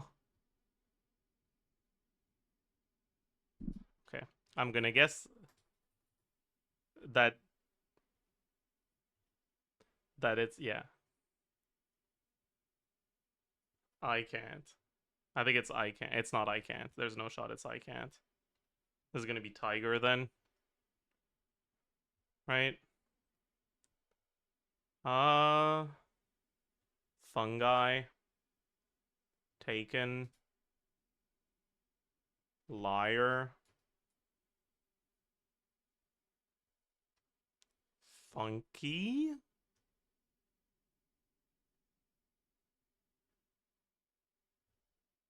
What?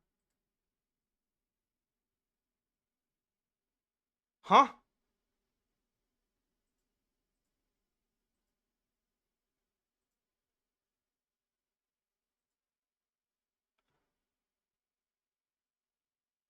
What the fuck?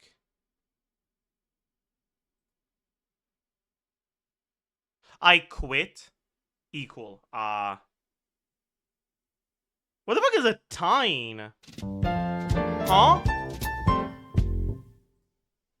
Okay, whatever.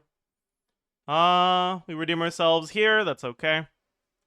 Bro, thank God we have the angle like after the Wordle, because the Wordle always goes poorly, and then the angle always goes well. That's really close to 45, but it's not quite 45. It's a bit lower, I think. It's like 42. 44. Close enough.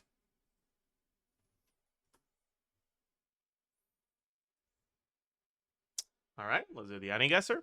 Of course, it may contain nudity. Is that cyberpunk? No, right? Yes, it is. Okay. I can show these.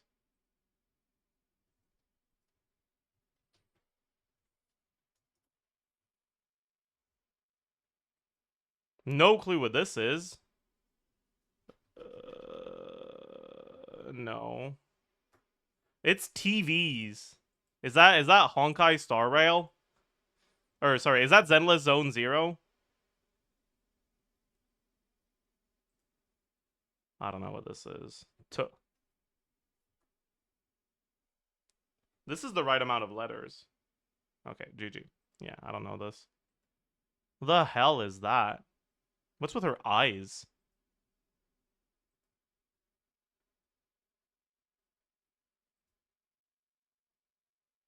This could very well be an isekai, but I don't recognize it.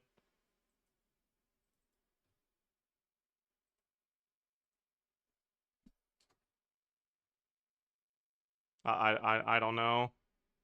Nina the Starry Bride. Yeah, I haven't watched this. I don't know what that is. Well, it's fine.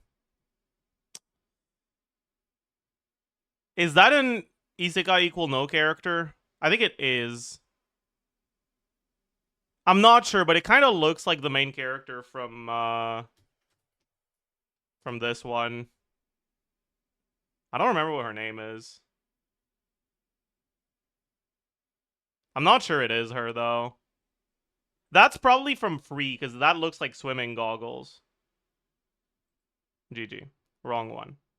All those characters look the same anyways. It's fine. Do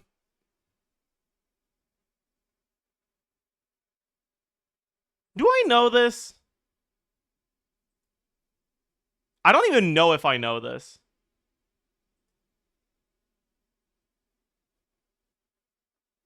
That's gotta be from some sort of Naruto knockoff, but I don't know which one.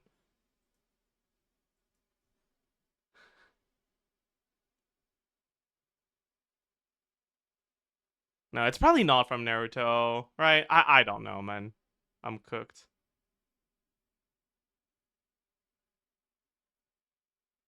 Dude, this is not going well, man. Oh god, I don't know any of these either. Chat, this is bad.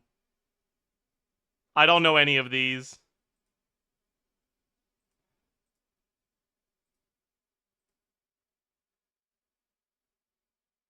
Oh. I don't know, man. Dude, that's cooked. 500. I got saved by Free. I got saved from a 0 by Free. That's crazy. That's insane. Oh god. Okay, old good manga, not gore. Usually my second guess is Naruto, because it's really old and it's rated higher, but not that much higher. Okay. So, not too old fantasy manga. Quite good. Higher than an 8. Chat. Any guesses? It must be Baki. We already tried Baki. Maybe we can try it again. Maybe this time it'll be it. Yeah, no action is interesting. Fantasy, good manga. Is there any good Rofan that's like from manga?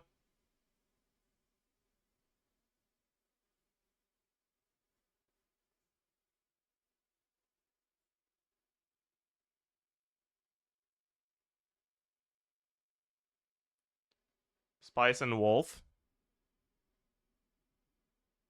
Does Spice and Wolf not count as adventure?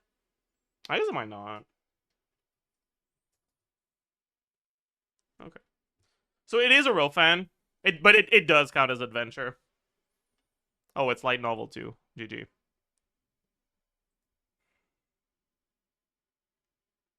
It's not that good. Between 8 and 8.2. It's like an 8.1-ish.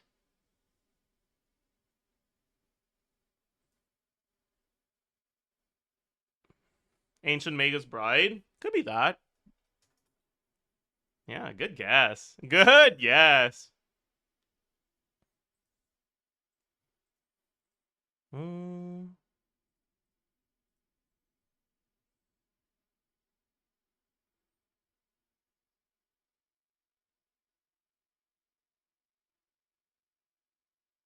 I think I know this, but I can't place it without the visuals. Oh, yeah.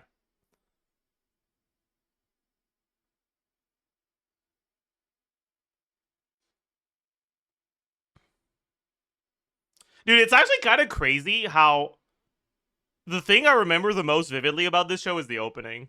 I don't really remember anything else about it.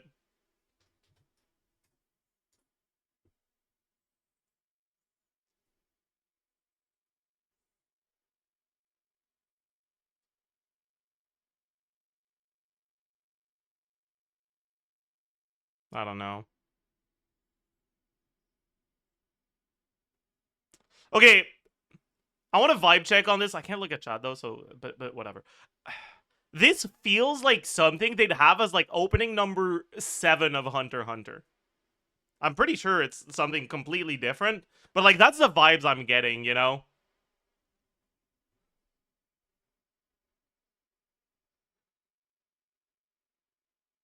Yeah, I have no clue what this is.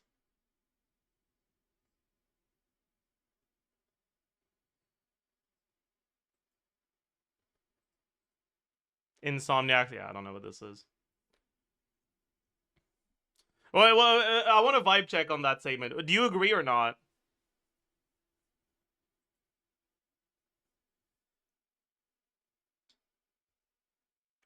Like, it just sounds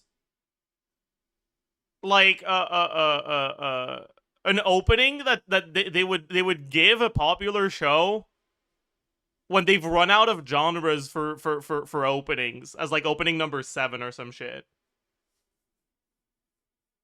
You know?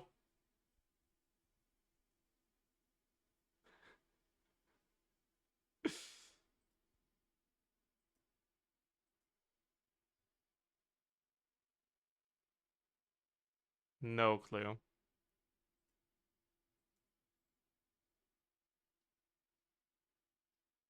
Is that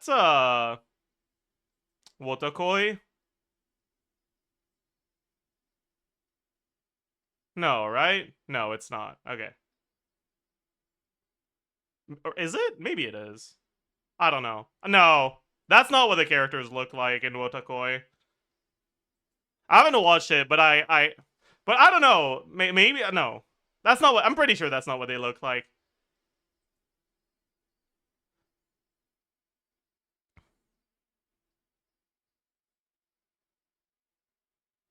Yeah, I don't know what this is. No clue. 365 days to the wedding. I see. Is it good? It's good. Should I watch it? I kind of want to watch it, man. I'm so jaded with high school romance stories.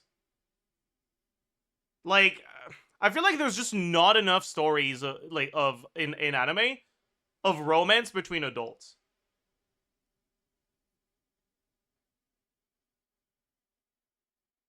So I kind of want to watch this.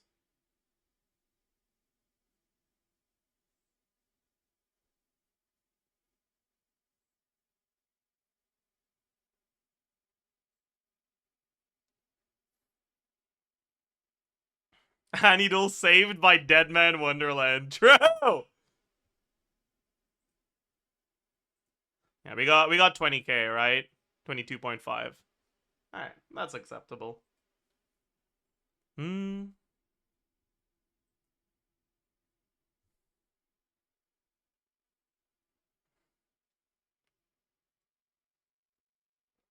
Wotakoi is a good adult romance. Yeah, I've heard good things about it. I don't know if I vibe with the premise, though.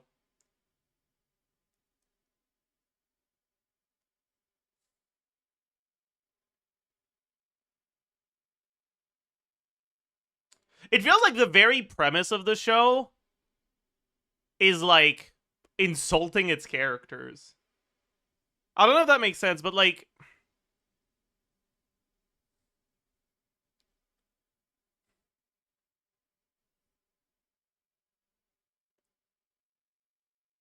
How do I explain this?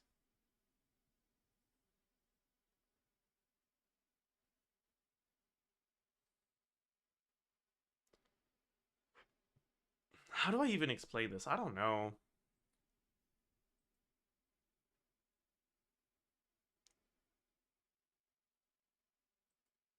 Like, I don't know. I don't know if the vibes of the show is actually like that, but, like, let's...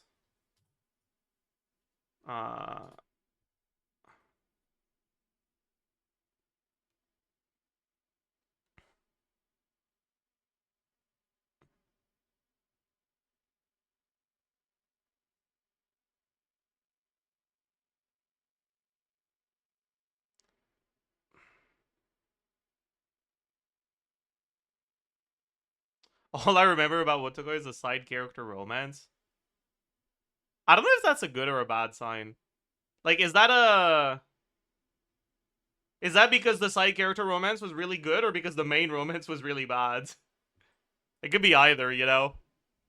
So, wanna train with me sometime?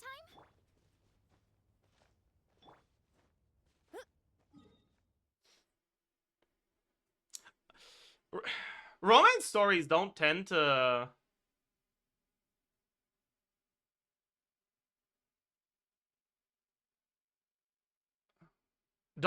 like, stick with me. Like, I tend to forget a lot about them after a while.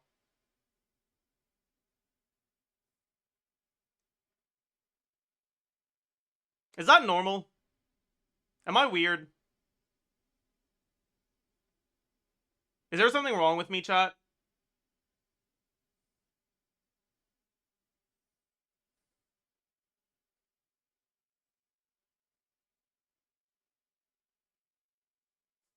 I'm very shoujo pill. I mean, I like reading them, but I don't really remember them afterwards.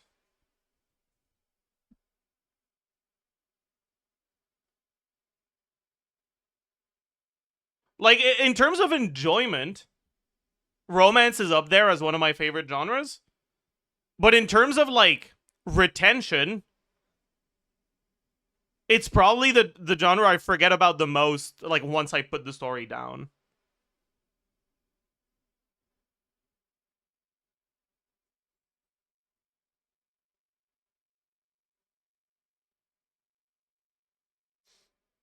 Diagnosed with isekai memory. Man.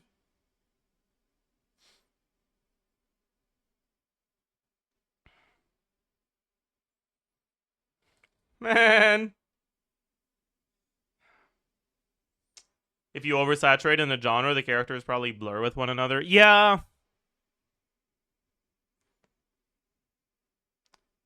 I guess it might actually be a result of me having read too much romance at this point.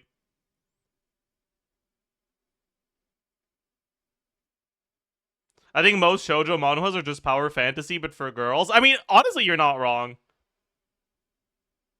There's a very large portion of the romance genre that is structured, like, in the story, exactly the same way a shonen is structured.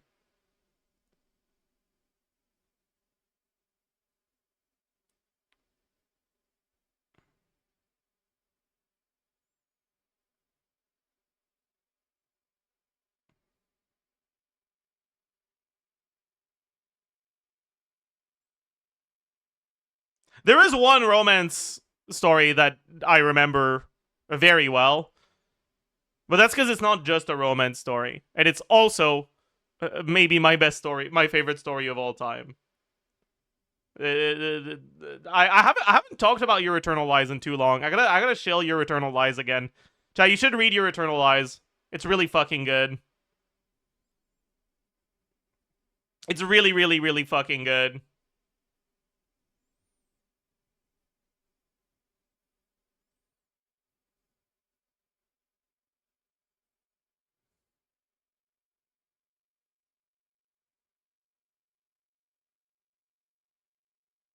Nah.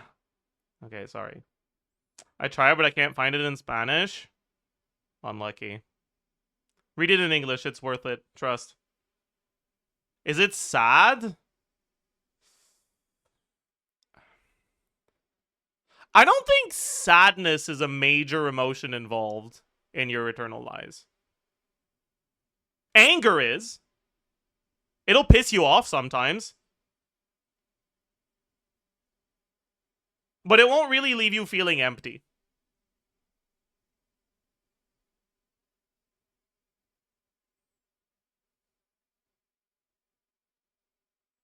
Sell that manhwa to me in 1 minute.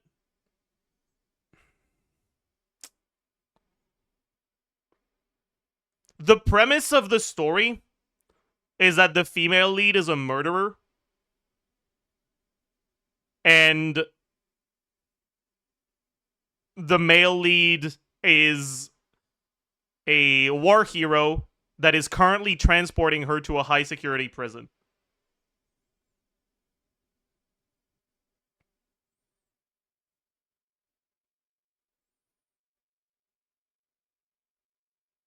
So much of what makes it good is spoilers, so I really can't sell it to you that much. But, like, it's really fucking good.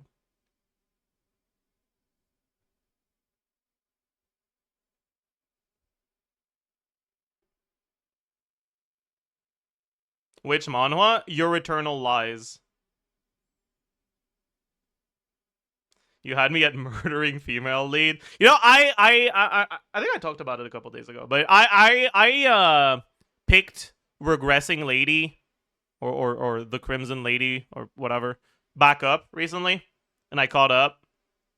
Maybe I just have a thing for murderers, man. I don't know.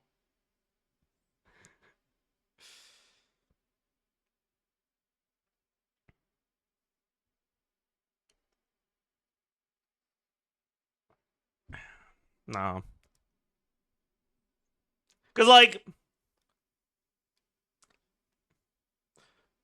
the main character in Resetting Lady, sorry. The main character in Resetting Lady, I don't think is all that likable.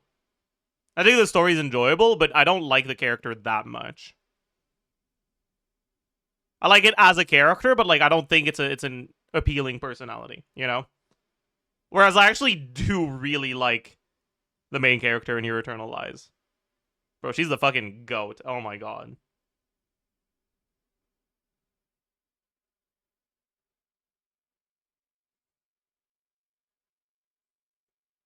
I like this new anime called May I Ask for One Final Thing. Have you seen it? I read it a while ago. I don't remember much about it, though.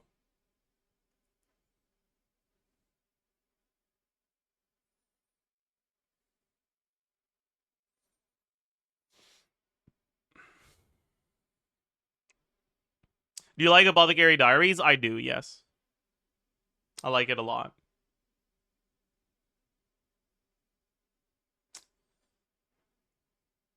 I'll be right back, chat.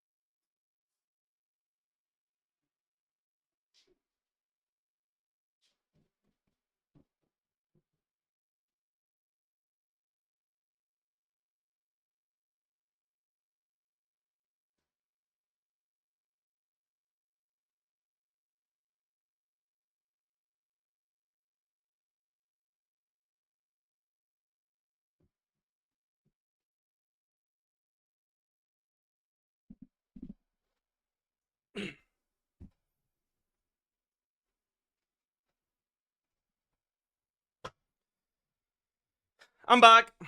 Hello. All right.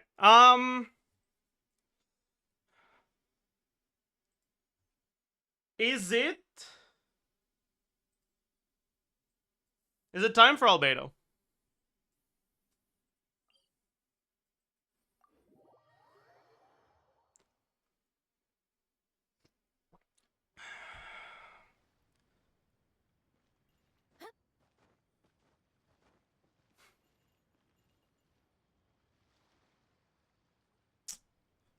According to my sources, yes.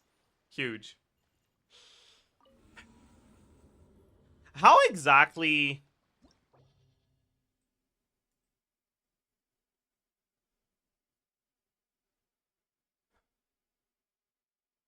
How exactly do I even talk about Albedo? I don't know, man.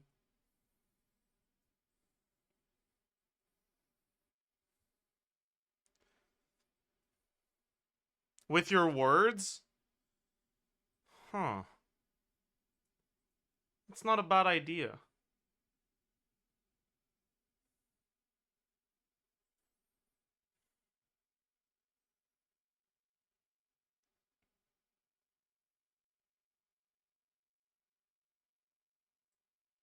Alright.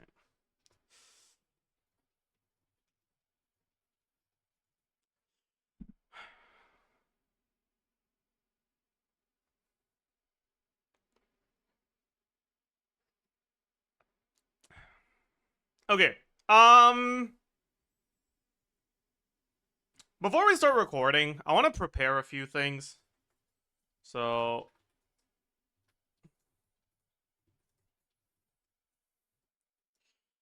What do you look like, a startup CEO today? I don't know.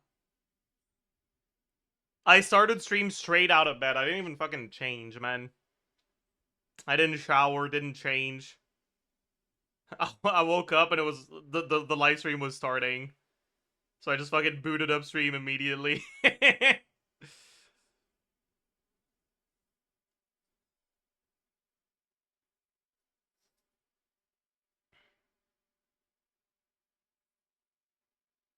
Anyways.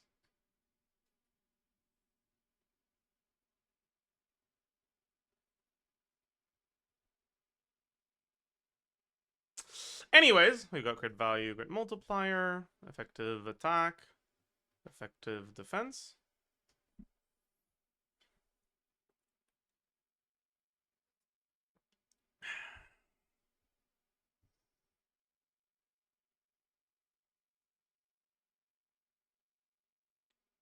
Do the Albedo buffs significantly buff Ito teams? Meh.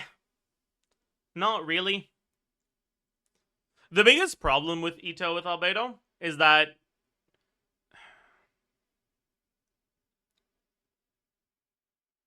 if you're doing Ito Albedo, you need a second witch to activate the passive. If you bring Durin, then who's your last slot? Bennett doesn't do anything.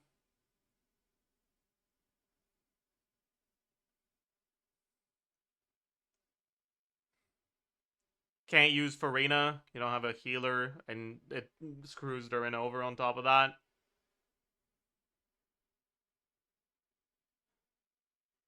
You can do Goro, sure. But then you're playing Albedo. Albedo Durin, and that's cool. But you're competing with the like Farina Shilonen core. And will it be better? Probably. But is Ito better in that slot than like using Shilonen? Not really.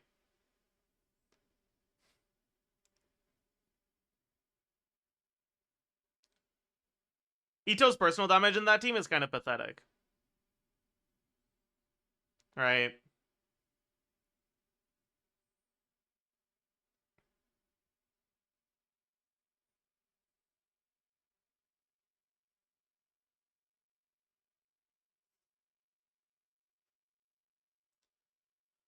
Because the problem is that Goro doesn't buff Albedo enough. Because Albedo can't snapshot anymore. To to be all that good in the team because all you're buffing is Ito, who's not very good, right? You're still getting the 25 defense. You're still getting the 40 crit damage. But it's still not ideal.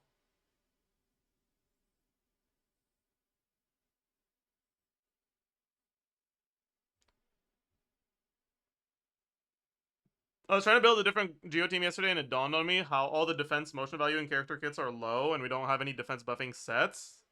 And Goro fucking sucks, yeah. But defense main stat is balanced, or defense as a whole is balanced to be higher than attack, right? A main stat of defense percent is 58.3, not 46.6. But, yeah.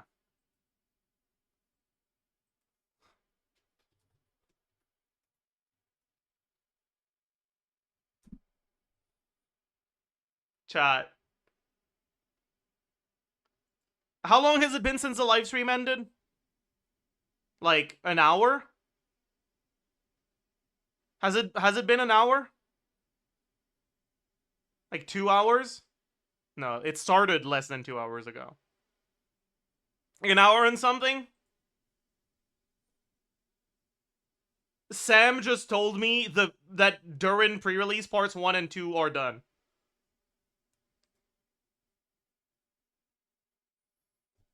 How?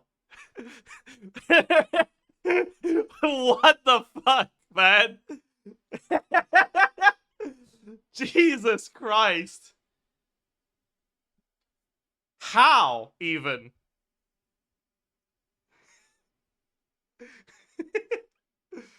Holy.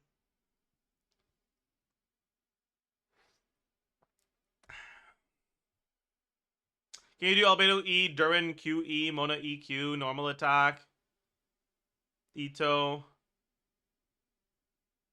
QE, yeah.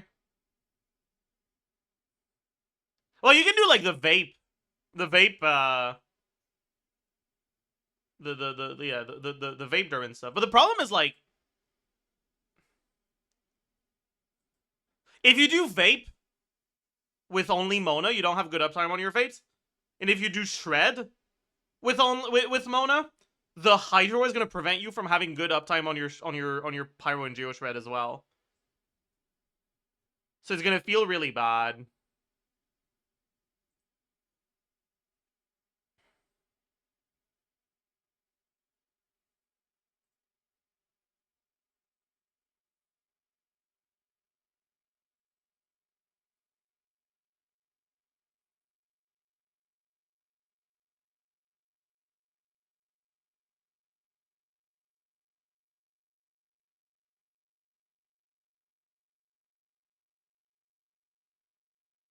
What is Mona's off-field Hydro up? Is her skill. She doesn't have any if you do, like, E on her and then swap to the rest of your team for your setup, then back to her QN4. But, meh. That's not ideal in these teams.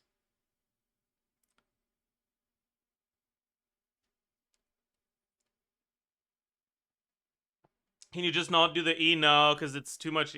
Your requirements are too high if you don't E at all. You really need the particles.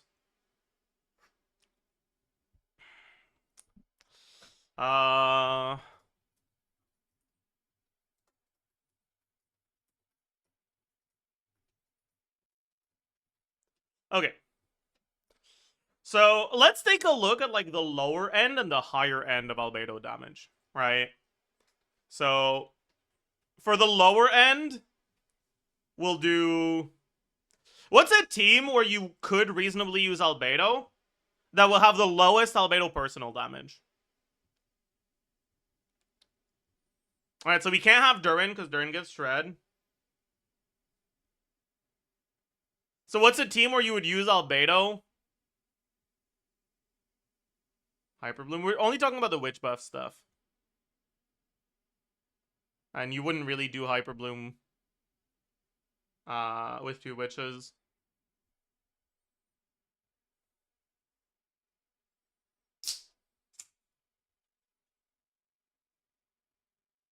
Aggravate with Fischl? I guess, but that team's gonna suck ass, so I don't know about that.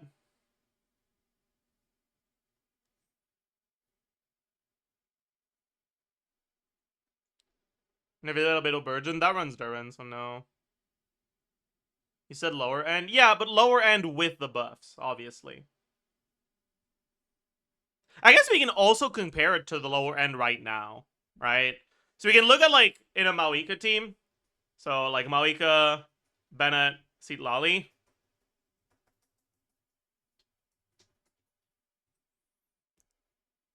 Right? We just use Albedo as a flex here.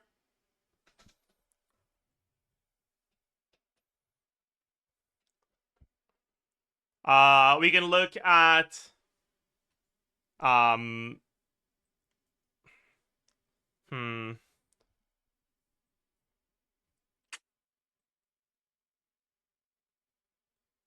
Nefer, Lama, Aina. No, you don't get the Witch Resonance with that. Could do Albedo Mona with, like, Flynn's. You do get the damage percent from Mona, though, so it won't exactly be lower end. What were teams that I had a low damage in Albedo for this? Nick is scared to call you because of leaks. Okay, we can take a break from talking about leaks. If he actually wants to call.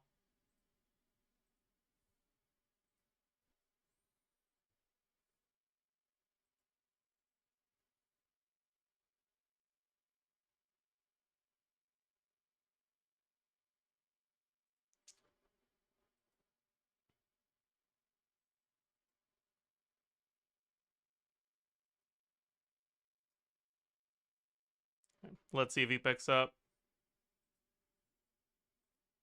Oh, he's fucking watching some... What the hell is he watching? Hey, haha.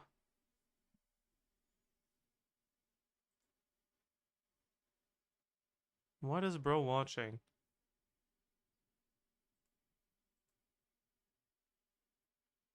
Oh.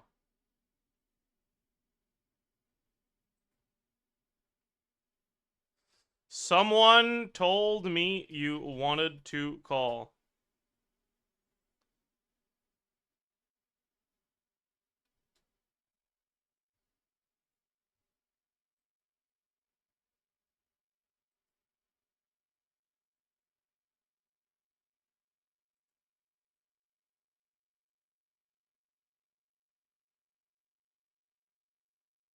He's ugly in a cute way.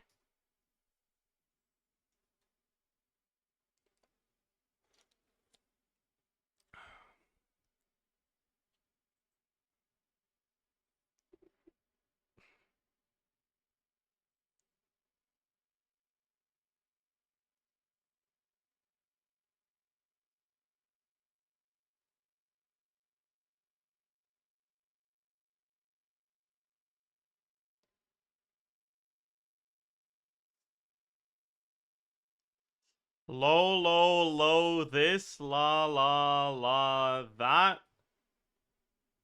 Why don't you touch my tra-la-la? True. I don't know if that's a good one. I don't know if that's a good one, actually.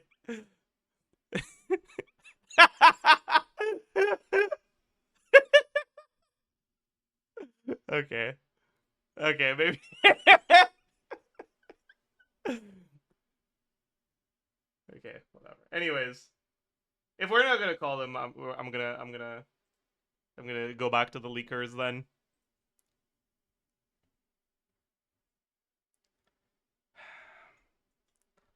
Oh, never mind. He's calling. Hello, Zyox. Oh, I'm RTC connecting. That's cooked. Oh, I'm so cooked. Why am I RTC connecting? This is pissing me off.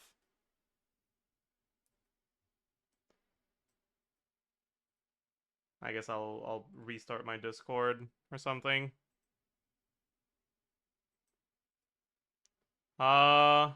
The Tralala comment destroyed your internet connection? Yeah. It's not even showing up on my taskbar, so I can't even fucking force close it. What the hell?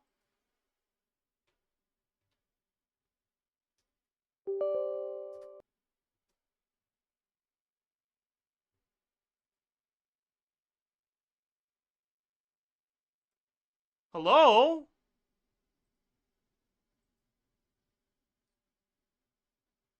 Like, not on the taskbar, but like, you know how like the like arrow? Yeah, I guess I'll just task manager it. It's a bit annoying though.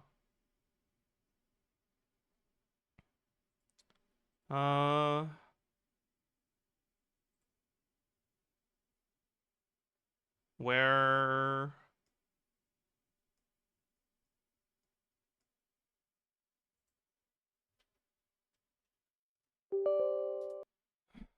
That's really annoying.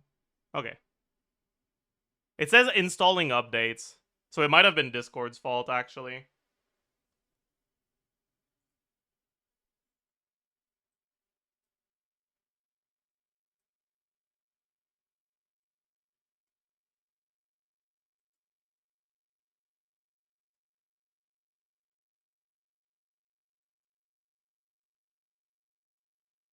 Hello? Oh, I hear you. Okay, there we fucking go, man. Okay. Nice. I had to How you restart doing? my Discord. Oh. I low-key gotta go because I have like my brother over and stuff, I but see. dude, I crafted a Shao circlet today. It was complete garbage. Oh yeah? Can I see it? Sure, man. My Shao is doing well, but I would just, I need a circlet upgrade. Here, I'll send you the photo. I'm just looking at your stream. Oh. Oh. Yeah, that's... I've crafted 3. Something. Would None of my the- circlet be an upgrade for you, by the way? This is my best one. Would mine be an upgrade for you? I don't actually know. I don't know what yours is. It's like... That opinion on T1 pays. Don't give a fuck. Oh, okay. It's not... Yours is what? I mean, Faker won with Doran. He'll win with anything. You have 7 crit value. Yeah, it's 7 crit value, but 27% attack. It's actually not bad. What the hell? I think it's more roll value than mine. It's really high roll value. Yeah, it's more than mine. It's 5 like high rolls of attack, and and it's 1 roll 100 of better crit. than mine. But it might not be better because you're playing with Xianyuan, right? When you play him. Yes. So attack is not as good. Yes. Yeah, I need actually one no. crit rate roll. Actually, I wonder, are any of your pieces worse than they could be because you overcap on crit rate otherwise? Your feather, I feel like, probably No, is. no. I need the crit rate. Even for this is my best build by far. Even for the Xianyuan team, I'm 15 with it. No. I mean, like, if your circlet had less crit rate, more attack, yeah. you could go for a different feather, right? Yeah. Look at my highest roll value feather, bro. This shit is stupid. Oh wait, no, let that's me crit find rate, it. not crit damage. Oh, never mind. Yeah, it's 21 crit rate. I thought that was crit damage. Oh yeah, No, that's no, pretty no. good. Yeah. I have a blue feather. Where is it? Oh, I guess it's not blue, but blue. Yeah. Really good. Anyways. Okay, there's like looking more people in my house now, so I kind of got to go. I was gonna ask you 2 things. One, yes. Are you hyped for all the new shit, bro? I feel like I have to make like 20 videos. Yeah. I've made like 5 already. My Durin pre-release is long enough to warrant 2 videos. And I also have already made another 5 and I'm gonna record another one today. Jesus Christ. I was thinking of making a video of trying new Team Survey character, but I don't know if they're all good. They didn't talk about everyone. But anyways, no Suska yet. No Suska? No Suska. Not even like vague Suska to like vibes based Suska? What is okay, you can give me vibes. That's not Suska. That's vibes. Yeah.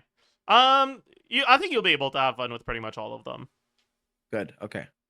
That's good vibes. None of them is gonna end up like Yoimiya, you know.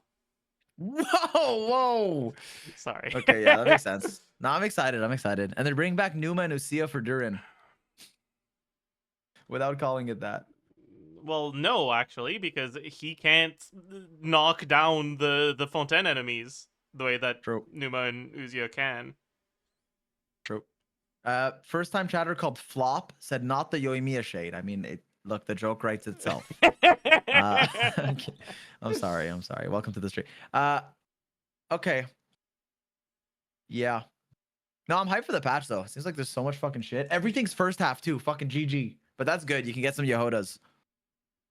Yeah, I'm actually so glad because like there was no fucking way I would go for Yehoda like alone, like by herself because like I don't like her enough That's for fucked it, up, by the way.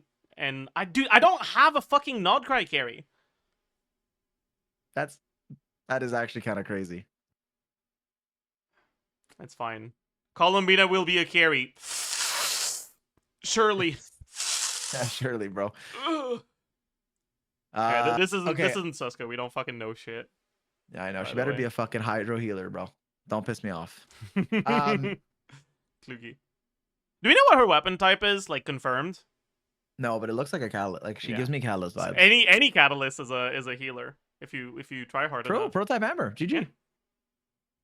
I mean, if, and this is purely hypothetical, they were to make Mona good, by increasing her buffing capability rather than her damage, you probably would use Proto Amber on her because she could be used in Milani teams, and Milani has a lot of HP, so she gets healed a lot by Proto Amber.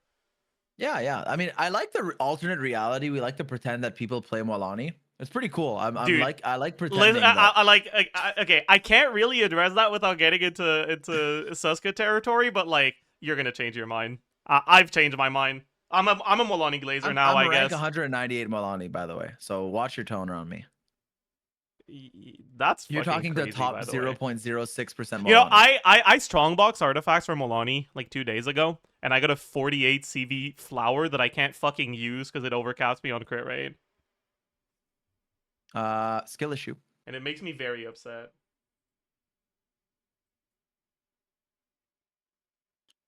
Okay, I gotta go. I'm sorry. I'm like, there's a lot of shit worries. happening in my house, and I'm like question marking. Are you Suska or no? So I know if I can raid or not.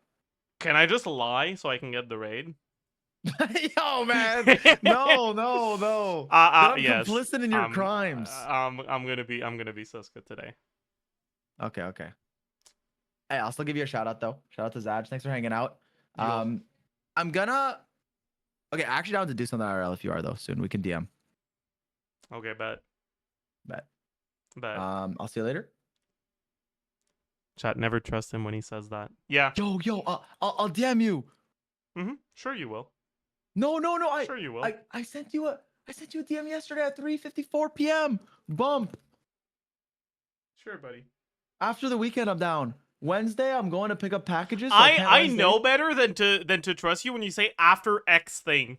Because you say after X thing, and then when X thing happens, you realize there's another X thing that you need to do, sorry, a Y thing now.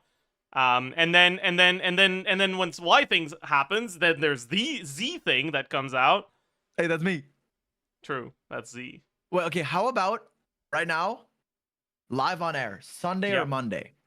I think Monday's easier, but there's a chance Sunday's possible. I am down literally any time. I'm writing it down. So shall it be written, comma, no, semicolon. So shall it be done. All right, deal. My brother's leaving Sunday morning, so. Okay. All right. Are you gonna get a puzzle? Oh. I can order one. Fuck it. I'm down. Bet. It's Black Friday today. Oh, is it? Like what? Yeah, I think so. Dude, maybe I should buy a laptop and a phone today. You need a phone. Like you need a phone. The phone thing is actually starting to be a problem. Yes. Guys, if you guys don't know, Zaj's phone is from the dark ages. Like it's literally like it's like a fucking Nokia. You know, my phone is something that it's next week. But Black Fridays, there's like the Amazon shit. But anyways. My phone is something that my dad bought me. Oh wow. Yeah, so it was a long ass time ago. I would keep it. I wouldn't throw it, but yeah, I would get it. He bought me the phone. Like he bought 2 of the same phones. One for him, one for me. Oh. Wholesome, but yeah, you need another one. Yeah. Like it was 2017, maybe? Jesus. Something around that. That's like 15 years, bro. And that's why you Wake need a up, math it's 2040. Ah. That's why he needs a math guy. All right, that's fucked up. That's fucked up, bro. Zaj is not a slave to consumerism. See, the thing is, like, I know the sort of personality I have, and I know the flaws that I have as a person, and I know that if I fall into it, if I dip my toe into consumerism, I will go broke. It is a slippery slope. I will not. I have very slippery feet when it comes to things like that. We should go to a casino. Okay, man. Thanks. I'm sorry. No, it's a joke. It's a joke. It's called dark humor, liberal. I'm sorry. I'm kidding. No, but yeah. Okay. No, don't say okay like that. No, that's fine. Like, sure. I was joking. Yeah, maybe I shouldn't associate with you. Actually, that's fucked. That's fucked. Don't make Zaj buy an iPhone, bro. I'm gonna be honest. Part of me just wants to get a fucking like off-brand like $200 phone. No, I think you can get a decent one. Yeah, get a good one. Like you don't upgrade shit. Like you've had this since 2017. This one will last you till 2030. I'm not even kidding. Maybe more. That's true. So it's fine to spend a bit more. Yeah. Just get a Pixel. Yeah, I was thinking about getting a Pixel. Oni Pixel? Vods! Sorry. Anyways, yeah, you can. Yeah. Also, yeah, go ahead. I also need to get a laptop that has a functional, that has functional parts. My laptop's pretty old by now, but I'd probably buy like a Chromebook or something like that. You can commission. I know. That's a very good joke. I know. Chat, please laugh. Yeah, I set you up. Llama. Sorry. No matter what I said, you could have answered with "I know." Like, that's not a good one. You didn't. Good one. It's yeah, like. I'm sorry. It's I like. Slept, bro. It's like.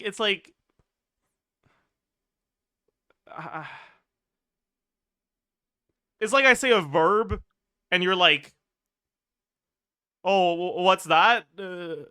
Walking." Walking these nuts in your mouth. Got him. That was a good one. Dude, now that Albedo, sorry, I just got a thought. Now that Albedo's pillars can't be destroyed by enemies, you think they're gonna do that for Zhongli? They're gonna have a leeway buffs, bro. Dude, I was actually thinking about that.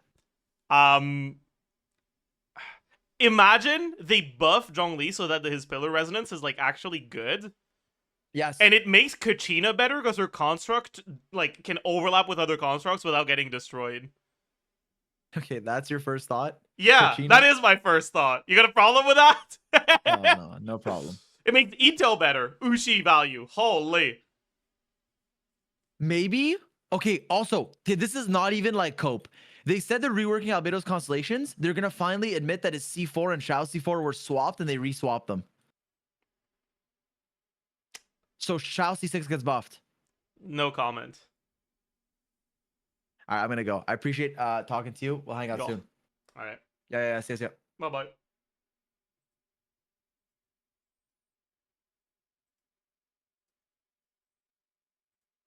All right, chat.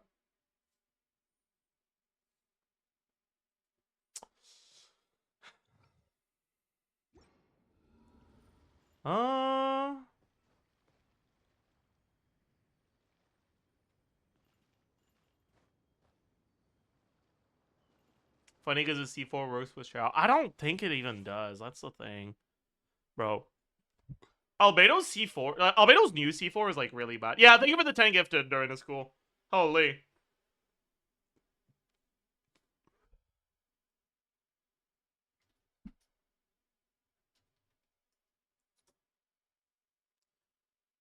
right? Because the way that it works, right?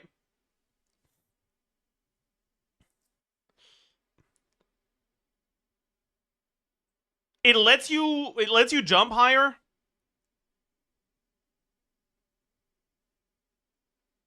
But it makes plunges consume the flower. So if you plunge faster than your skill hits, you will lose the extra damage from his flower.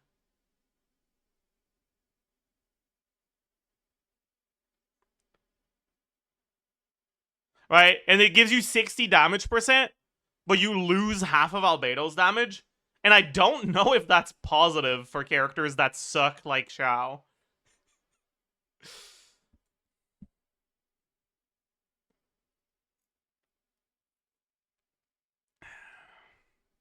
That might be DPS negative, actually.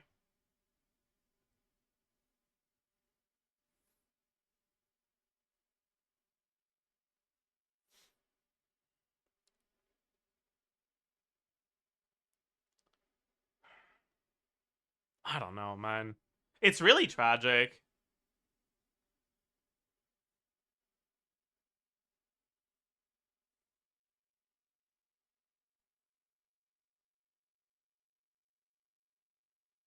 Is it positive for Versa / Gaming? Probably.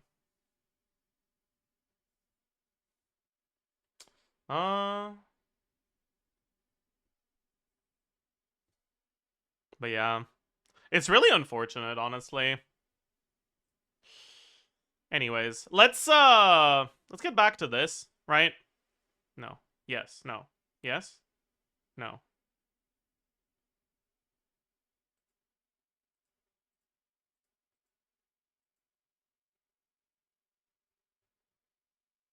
Where did I... Oh, yeah, it was here. Okay. Yeah, what team should I use for like the lower end of albedo damage?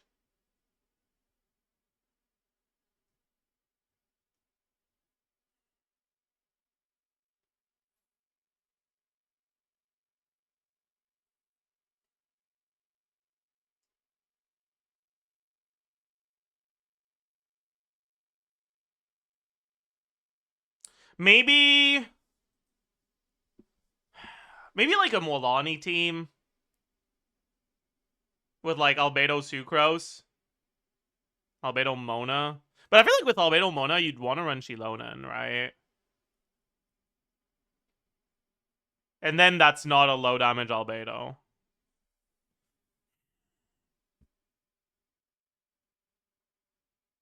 Wait, no, you can't run Shilonen. You need Pyro. I'm an idiot. Okay. I guess Albedo Mona is fine then. Let's do Albedo Mona. So Molani, Albedo, or Molani, Mona, Mawika, right? For like the middle range.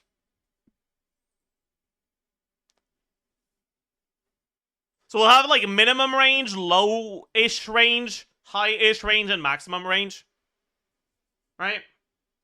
So the high-ish range would be like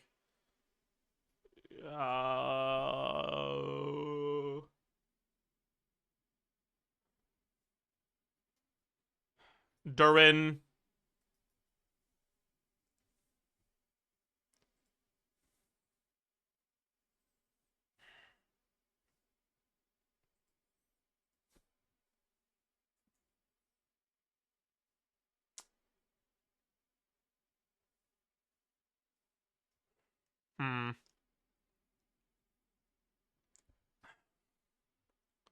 During Shilonen, Molani,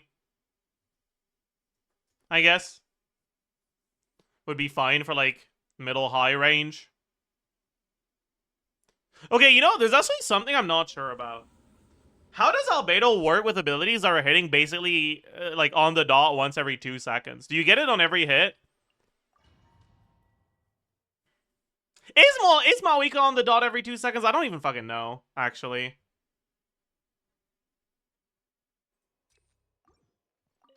Come into being. Rise with the sun. Oh, we didn't get it on this one. We get it on this one. Not on this one. Okay, so with Mawika, it doesn't work. I wonder how it works with Durin.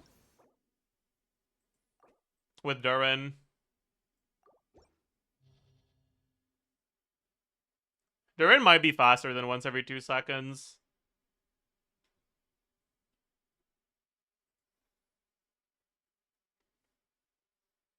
Which would actually, or then once every second. Who E normal attack albedo won't change anything.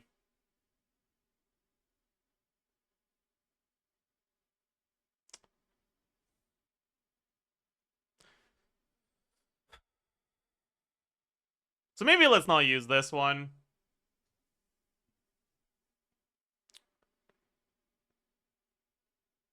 Maybe let's do like Navia.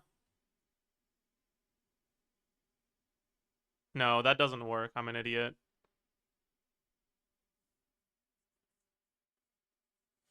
Maybe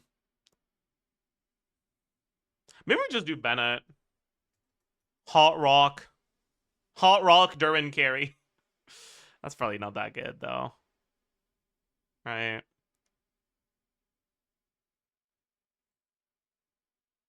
Arlecchino? Yeah, we could do Arlecchino, actually. Sure.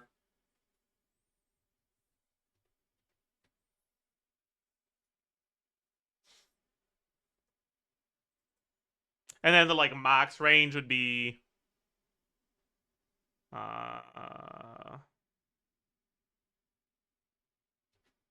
Durin, Shilonen, Goro. Right?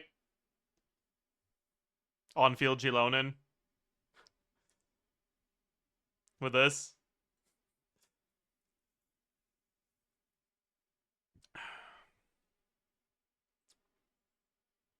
Won't be a very good team, but we just want to get an idea for, like, how his damage can range in a few different situations.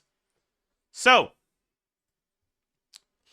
Albedo base attack is 251. Spindle is 454. Attack percent, we have about 20% baseline, 25-ish, or 25 from Pyro Resonance.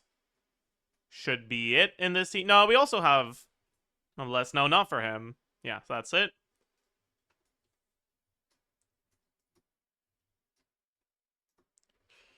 His defense is 876 base, 69% plus.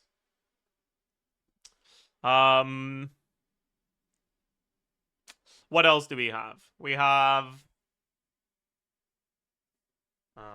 Husk for now. We have about substats.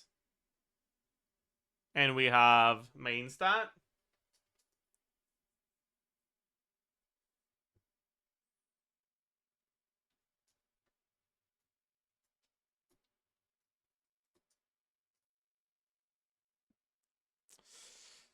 Okay. Damage percent default. What's wrong with this? Okay. Damage percent default is going to be... This team doesn't get him any damage percent, right?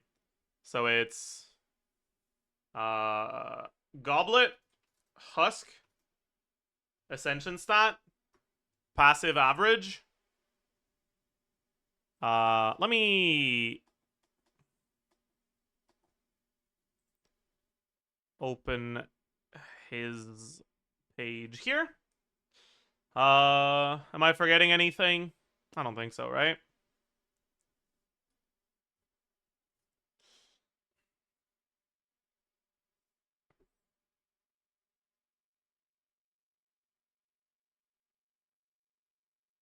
Yeah.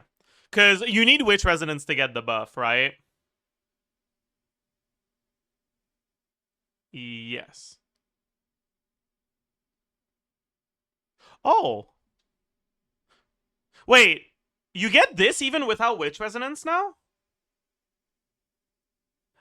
Wasn't the first version of this only activated with Witch Resonance? Or am I just an idiot? I didn't know you got this even without Witch Resonance. Well, that's really nice, actually, huh? I guess you don't need Witch Resonance for him, then. It's still nice, but it's not necessary. That's good to know. We can still use this team as our lower bound for his personal damage.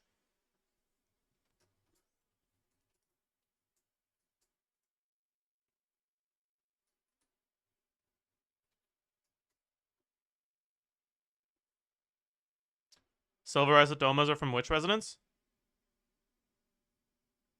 Oh, yeah, you're right. Okay, you do need Witch Resonance. I'm an idiot. I just saw 240%. Nothing says Witch here. But no, you're right. I am an idiot. Okay. GG. Anyways, effective attack is total attack times 1 plus damage percent times crit multiplier. Effective defense is just the defense instead of the attack. Motion value attack. In this team, you would burst, right? So it's 222 from the skill,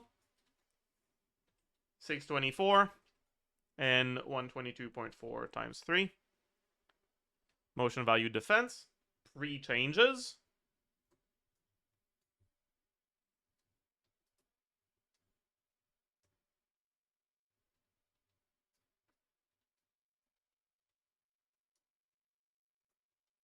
This one doesn't have any shred. Oops.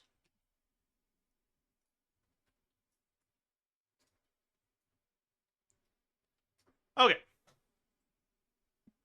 So this is where Albedo's damage would be at currently in a Mauika team.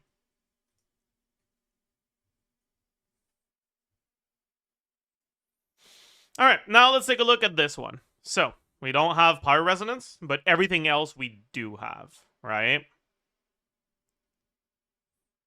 Or, sorry. We don't have Pyro Resonance, but now we have Witch Resonance. We have Mona. Mona damage percent. His own Witch Resonance. Mona damage percent on about 2/3 of its damage.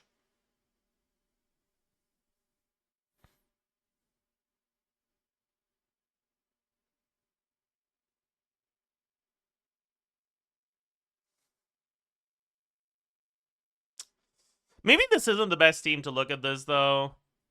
Because Mauika doesn't actually proc Albedo every hit. So you hit every, like, 4 seconds, not every 2. Which is cooked as hell. I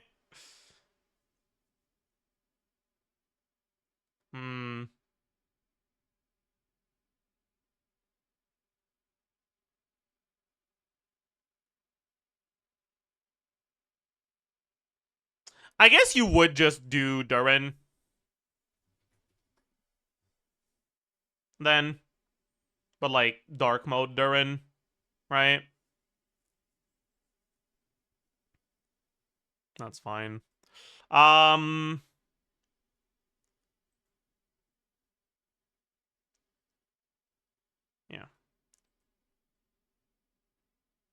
And this is it for the changes, right? Yeah. Okay. Then we also obviously have the additional motion value.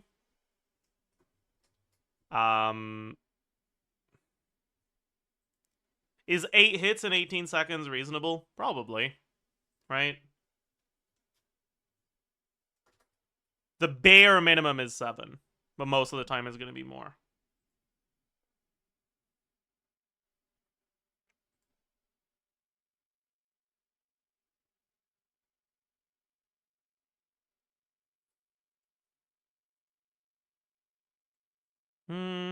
Is that true? Should we just assume 7 to be safe? We can just assume 7 to be safe, honestly. Alright, because this is supposed to represent a lower bound.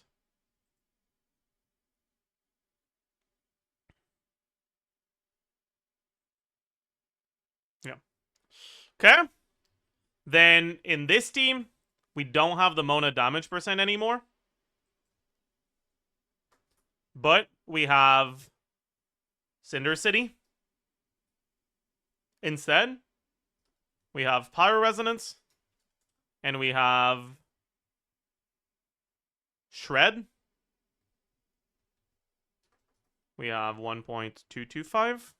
It's 45 Shred. No. No, it's 55 Shred. Yeah, so 225. Yeah.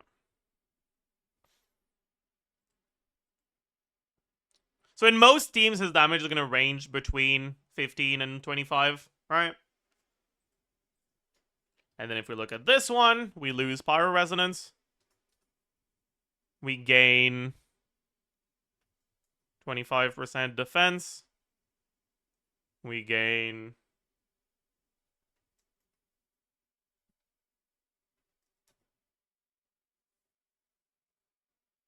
Hey, I'm happy to hear that, right, Breadstick? We gain 40% crit value. This team has more than 7 hits, most likely. So it's like upwards of about 30k.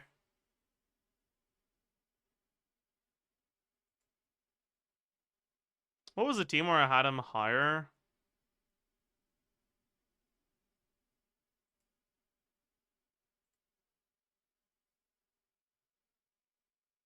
Oh, that was before I knew about Albedo, or about Albedo not snapshotting anymore. Yeah. That's cooked. That's cooked. Are you including scrolls on Chilonin? I believe I am. Yep.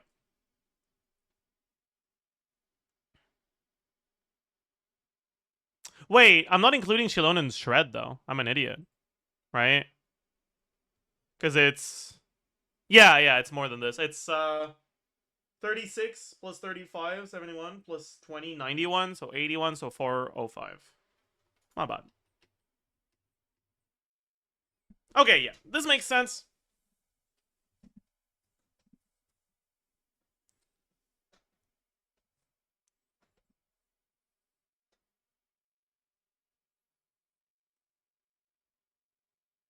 Alright. And then we can also quantify how much value you get from his EM buff. Right? And his damage percent buff. What would be the character that benefits the most from Albedo? Albedo's buffs. It will have to be a character that cares about EM and damage percent that's a witch. So maybe it's Durin, but like, you don't care about it that much. Right? Because Durin already has effectively infinite EM with his passive, right? Unless you play him in Overvape, but in Overvape you can't play Albedo. I guess Mona Carey would probably be the play, right? Like C6 Mona Carey would be the character that benefits from the EM buffs from Albedo the most.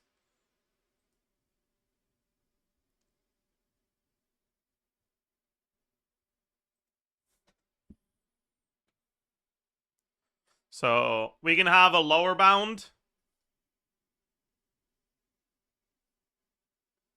So EM 1, EM multiplier 1, EM 2, EM multiplier 2, damage percent 1, damage percent 2, and then percentage increase.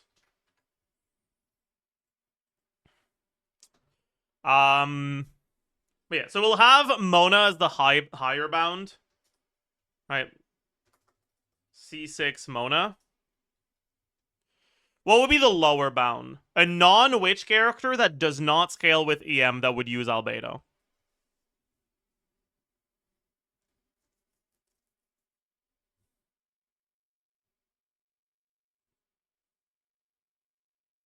Ito?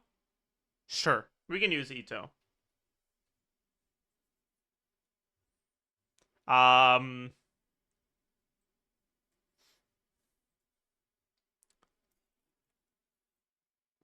Then, a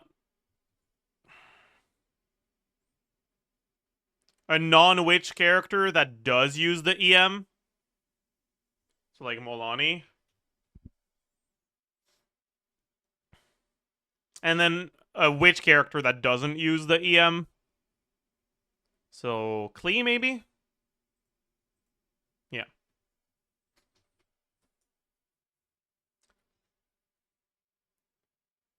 So the increase is going to be 1 plus damage percent 2 divided by 1 plus damage percent 1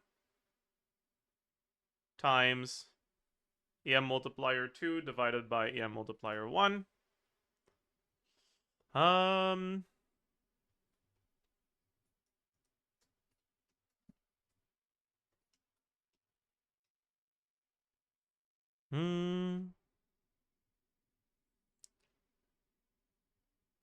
This is going to be plus 12%.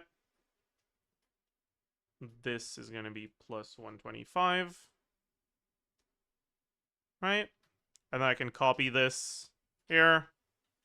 Make this 1 because they don't react. Make this 42 and no. These two 42% instead. And this do minus 1. Okay. How much damage percent does Ito have? So 30% from Serpent Spine, Georesonance, Goblet, Husk. Then in teaser you play him with Albedo. You do like Ito, Albedo. What else? Durin, Chiori, I guess. So you wouldn't really have other sources of damage percent. Maybe you do Goro, I guess. Like, it's fine. Probably don't want to, though.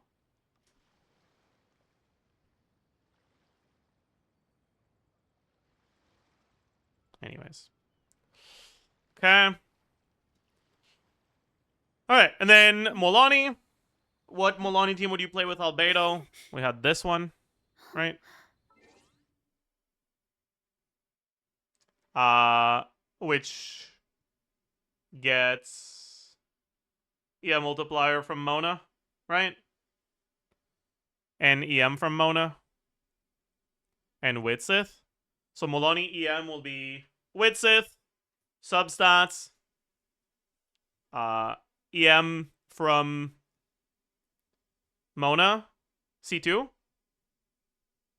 Is there anything else? I don't think so, right? Without Sucrose, yeah. And then 1.15. And then we only get 2 bites instead of 3. Okay. Then Klee. How much damage percent does Klee have? We have Pyro Goblet. We have her passive thingy. We have Ascension stat. We have... I don't know what the fuck artifact set we should be assuming here. Let's say it's like a 2B something or whatever. What other sources of damage percent does Klee get? If you go Witsith, you get another 16. I didn't include the... No, I did, yeah. Oh, fuck. I forgot the damage percent from Molani. Damage percent would be... Goblet, Mona,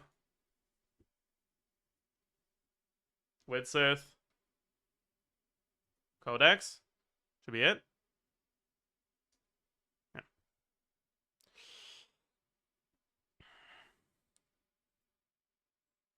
Yeah, that should be it. And finally, we have Mona. For Mona, you'd have Witsith, Mona's C2. Any other sources of EM in the Mona team? With Albedo, probably Duchilona and Durin, so not really, right? Substats, Witsith, and C2 should be it. Because you probably have to go ER Sense. And this is 1.15 because of her own passive. We should get pretty close to full uptime on this. Damage percent, we have Goblet, we have like 220-ish ER.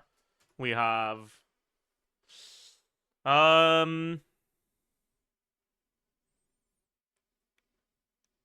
Mona's own Omen damage. I guess you get a lot of damage percent from Mona's C6, right? Anything else?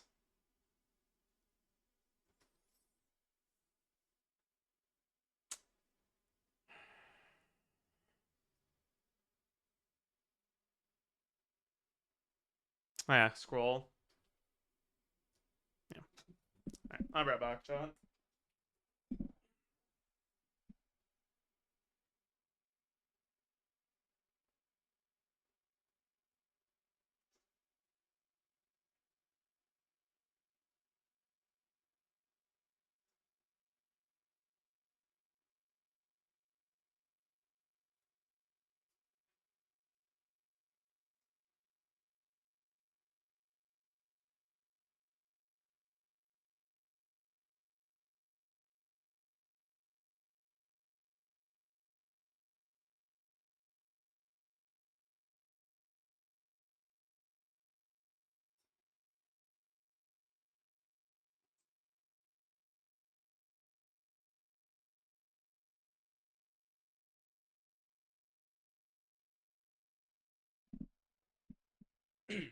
All right, I'm back.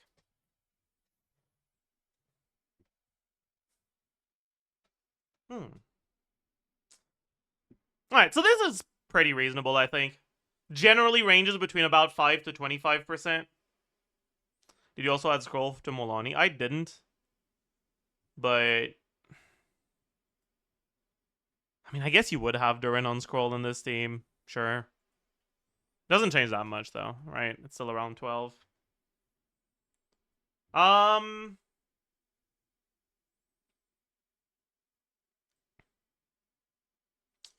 yeah, so his personal damage right now is generally around 8k in the like whatever teams. With the witch buffs, it ranges from 15 to 25 if you're not focusing on it, and it can go up to 35 if you are. And the percentage increase that you get from his buffs, including the EM, ranges from 5 to 25-ish, depending on the team. Whether you have scrolls, whether you care about the EM or not. Whether you have good uptime on EM or not.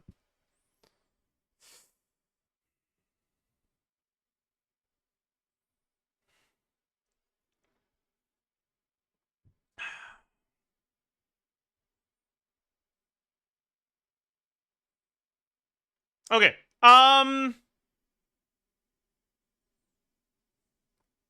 Anything else I need to have before I start recording, Albedo?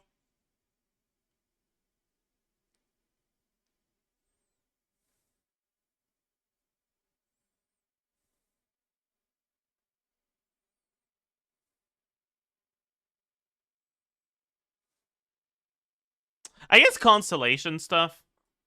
Because he is available on the selector.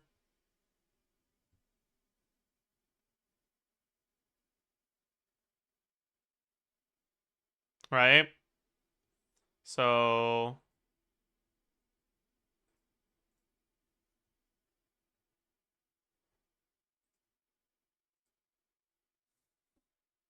oh yeah, and also flute, right? So... let me take these. Copy here. Change to flute. So plus 32. Plus 32. Plus 32. And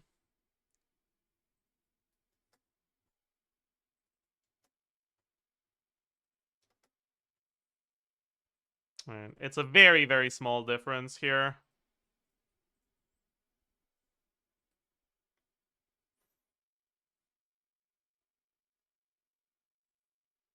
So you're not completely cooked if you don't have Spindle, because Flute is not that far behind.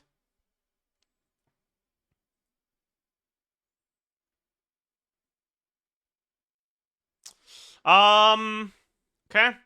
Yeah, and then constellation stuff. Does Harbinger work? It can, yeah.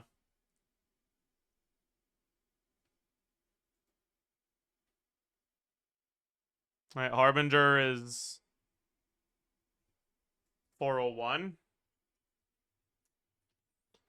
We would lose the 32 and the 69.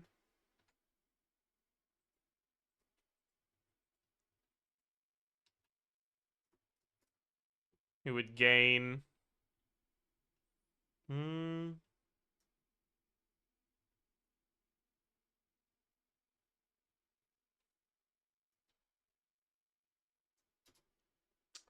What is it? 46.9 and 56, I think.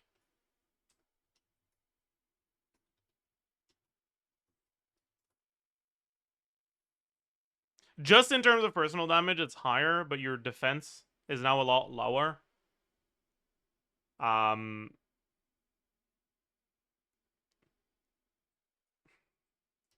Which means that your overall buff is also lower.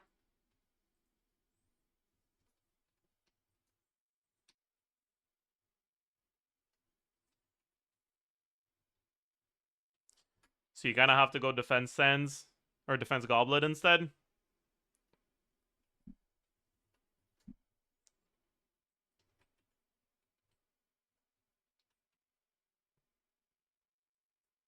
I guess it's still a little bit better in terms of damage. It's very, very, very similar. Right? You're still a little bit lower in total defense. Yeah. I guess I would recommend Harbinger over Flute if you can have 100% uptime on it. But if you're in any team that doesn't get 100% uptime on it, even if it's like 90% uptime, Flute is going to be better.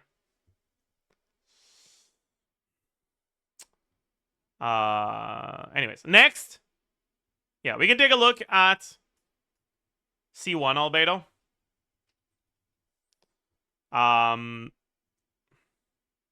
So Albedo's C1 now increases his ER or his defense by 50%. Right? So you just do plus 50%. That's it. Oops. Not $50, 50%. I would much prefer a plus $50 to a plus 50%, but oh well.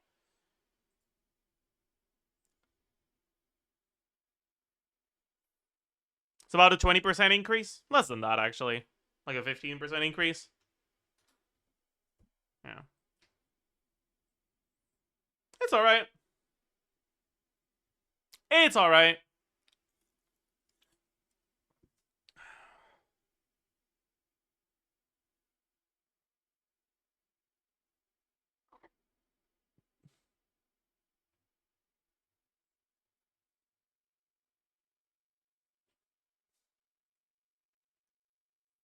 The problem is that it's not that good, right? Like, you look at this. Plus 2k team DPS. That's not a lot, right?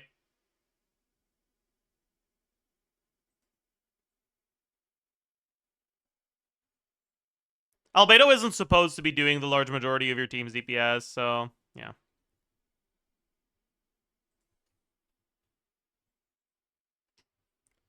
And the ER generally isn't that big of a deal. Because honestly, the EM buffs just... Anyways, we can also just take a quick look at C2, right? So you literally just stop using burst at C2, right? And it makes it so that every 4 skills you get an additional 300 motion value.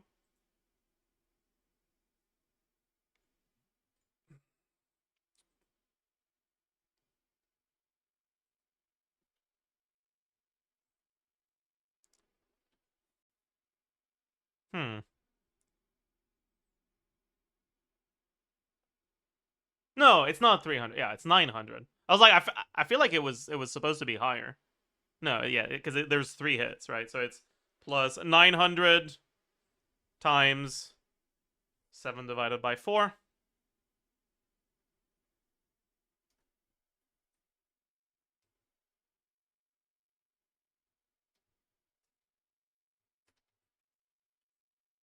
And then this one is 8.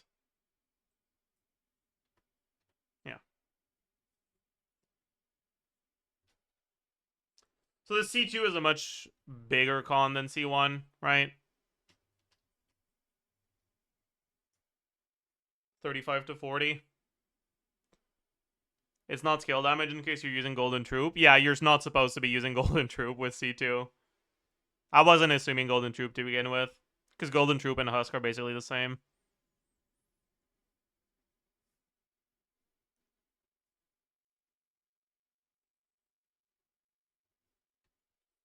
But yeah. The biggest problem, in my eyes, is that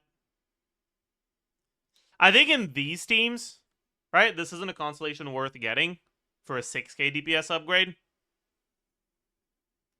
Because it's not like the C1. The C1 you can get from the selector. This one, unless you like have C1 albedo already, you can't, right?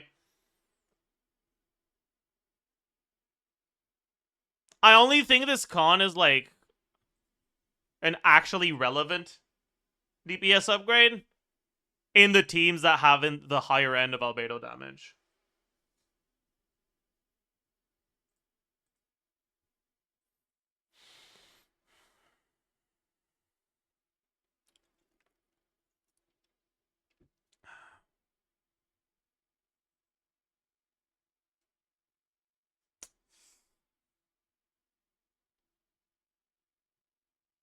Yeah. And we should have a point of like comparison, I guess. Let's have a couple targets for comparison, right? So we can have Emilie. We can have Escoffier.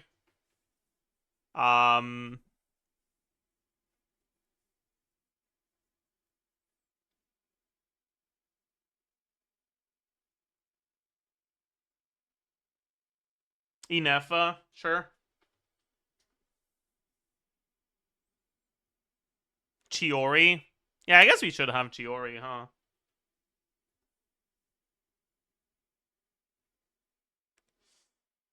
Should I have 2 for each? Maybe.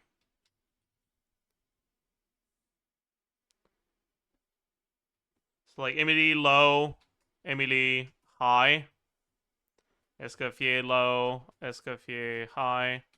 Inefa low, Inefa high. Chiori low, Chiori high.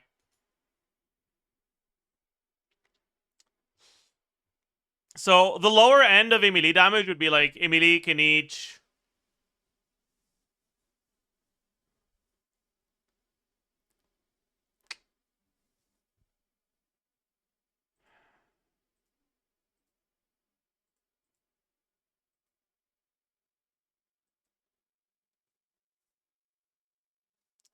We just do Bennett Mawika, I guess. I'm actually kind of curious. Does the GC Sim setup swap to Emilie before or after the Bennett burst? In this team. It's before. Okay.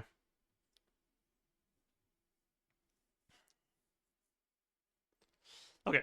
So...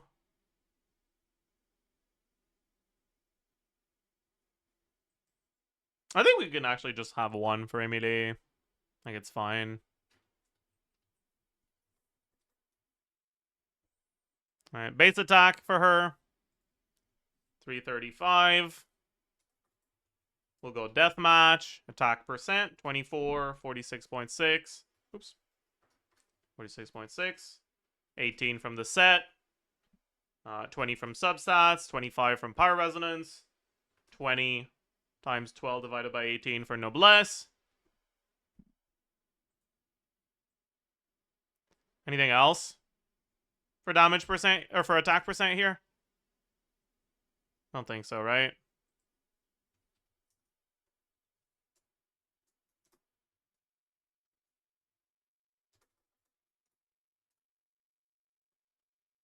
Is this low?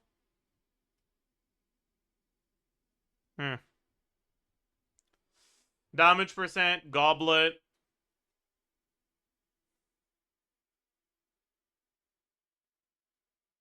I guess we could have a lower bound and a higher bound with Deepwood and Reverie. Yeah, sure. Fine.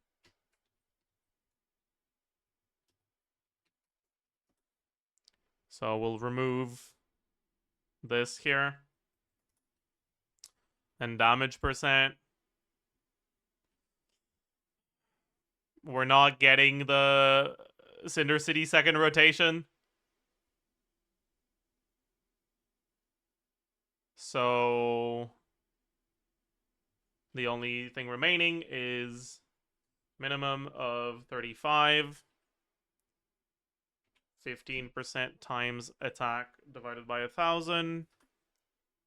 Anything else for damage percent in this team? No, right? Yeah. Crit value 98.4, 62.2, 20 times 6.6, 36.8 times 2. And she gets like 3 cents per rotation. Or Clear Dew Colognes, I mean. Clear Dew. 11, 16, 24, 29, 34. Oh, this is a short sim. Damn.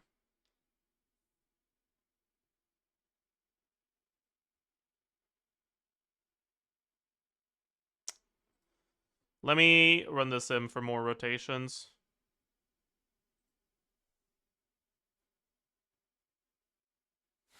Oh my. We just lost 6k DPS from not cheating. That's fine. Or are we calculating random shit? Because I want to contextualize albedo damage. And I think Imidi is a good way to do that. So, wait. Clear Dew. We get 11, then 16, then 24, 29, 34, 44, 49, 54, 61. Yeah.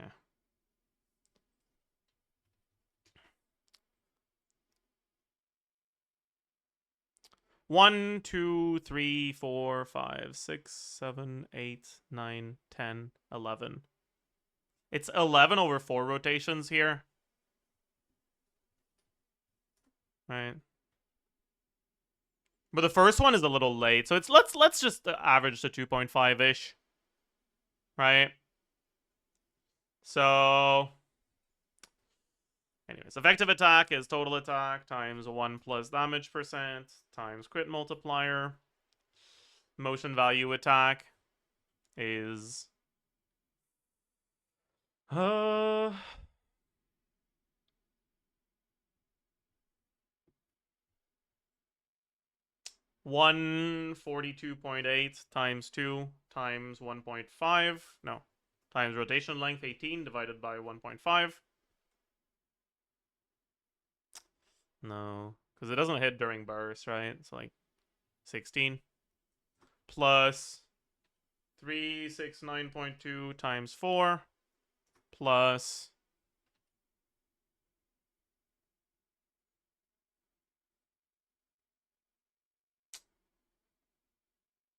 80 plus 65.5 plus 2.5 times 600.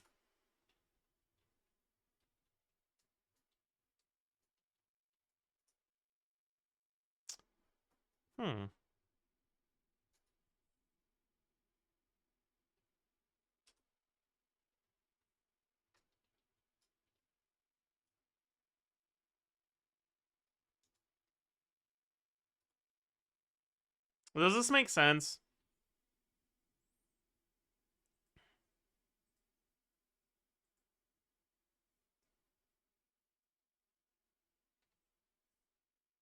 It's a little high, honestly.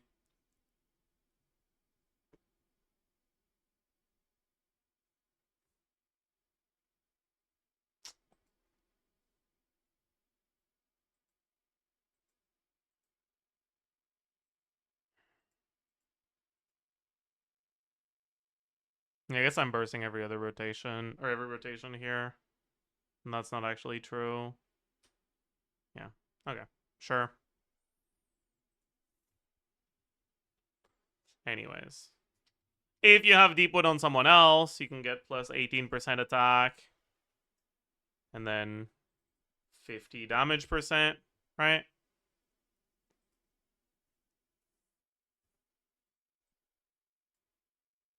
So the range is pretty similar to what Albedo has, right? For personal damage.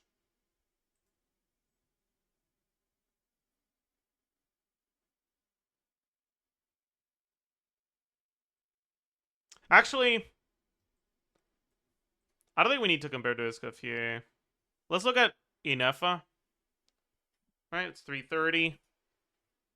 454. 46.6 times 2. Is that true? Low end of Inefa damage, you probably want to burst every rotation in some teams. So it's probably 5, right? Anyways. Noblesse probably. Noblesse or TOM probably. Substats. Probably don't get both in the lower end. Yeah. 350. Damage percent doesn't matter. We've got some EM bullshit though.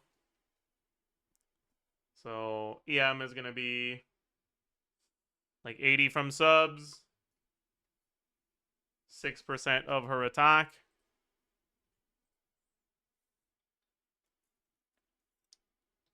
Something like this, right? That's it in a team. Well, no, you'd have, if you're playing in EFA, you probably have someone on the support set bonus from Nalcry. At least. Yeah. And then 1.14 times 1. No, times 6 times EM divided by 2000 plus EM plus 1 with the Nalcry resonance plus, I don't know, 25-ish percent. Crit value 98.4, 62.2, 20 times 6.6.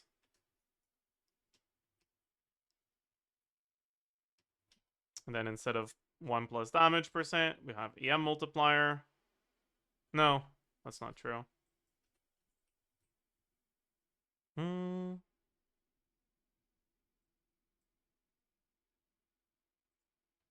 Okay. Emotional value attack. Inefa. Characters. Inefa. 146.9. Times 18. No, times 9. Plus 163.2. Plus 1150.6. Then lunar charge, 65 times 3 times 9.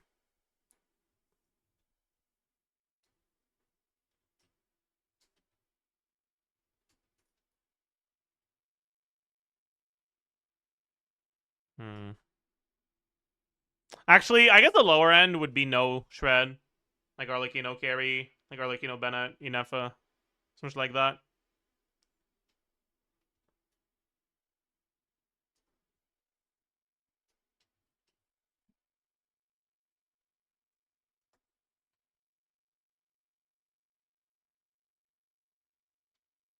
I need to have the lunar charge damage as well.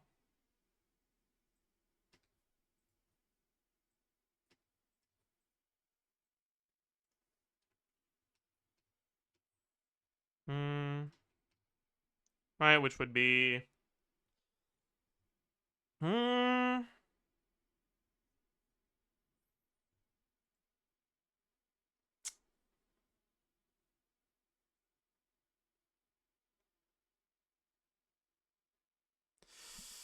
So 2604. And our ownership would be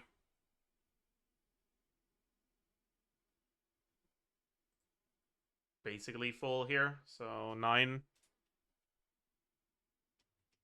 Yeah, there we go. But the thing with Inefa is that her higher end of damage is way higher, right? 454. What should we use as the higher end Inefa damage? I'm not going to use Inefa carry because it should still be Inefa off field, but maybe we can use Flynn's, I guess. Right? In a Flynn's team. Is it Flynn's with Durin, actually? Nah, it's not. So this is similar. We now have the attack percent from Deathmatch. EM is going to be a little bit different. This is divided by 2, but we now have plus like 200-ish average from Sucrose.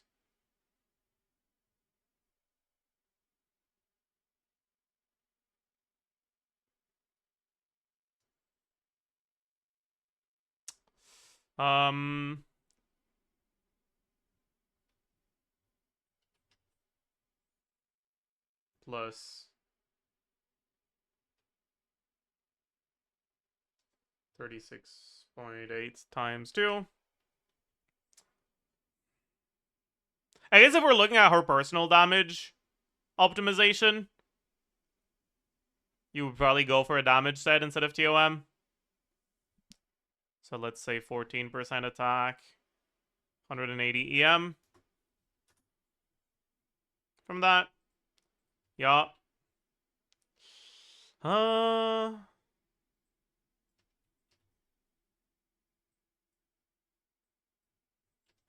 So now this is 8 hits instead. This is divided by 2. This is 8 hits. This is 8. Yeah. I guess the upper range of Inefa damage, if you're not on fielding her, isn't as high as I expected it to be, huh?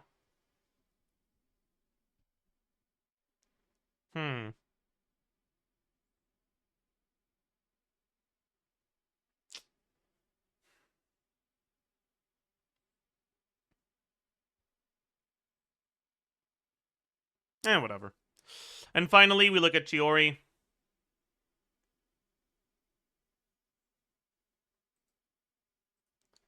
So, Chiori, base attack, 323. What weapon do people use on Chiori? I know sometimes they use Spindle.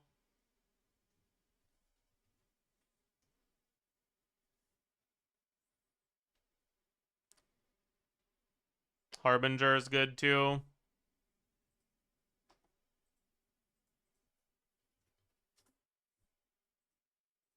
Yeah.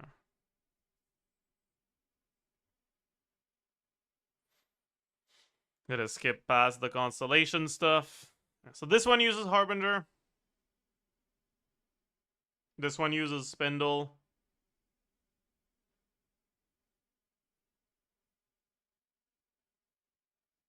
Let's just look at Spindle, honestly.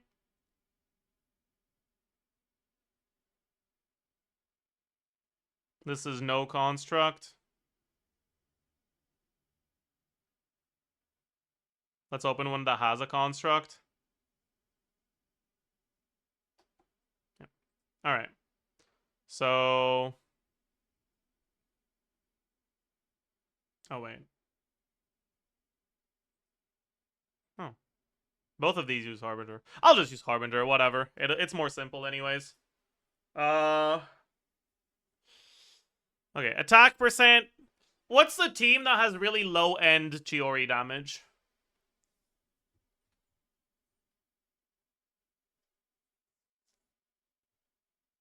Where you would actually consider playing Chiori, though, right? I don't think you ever really play solo Geo Chiori. Sometimes you play Chiori without a second construct, but you pretty much always play Chiori with another Geo. So I guess Navia could be the low end for this. Lois is probably in an Arlecchino team without Chilonen. Yeah, but you wouldn't play Chiori there, right? The only reason to play Chiori with Arlecchino is if you want to do double Geo, and you're not doing that with someone other than Chilonen here. And maybe with Yunjin, but that's scope as hell. So let's just look at the Navia ones, right? So with Navia, we would get Power Resonance, we would get Noblesse, Substats, Base Defense, 953, Defense percent, 58.3, Substats. Is that it for Defense percent? I think that's it, right? That's crazy. Flat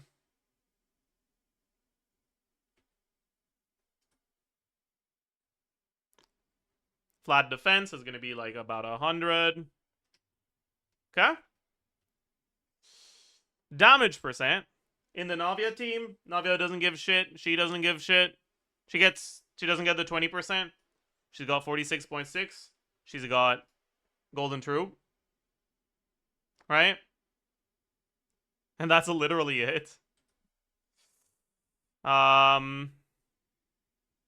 Crit value. 46.9. 56. Okay. Effective attack. Effective defense.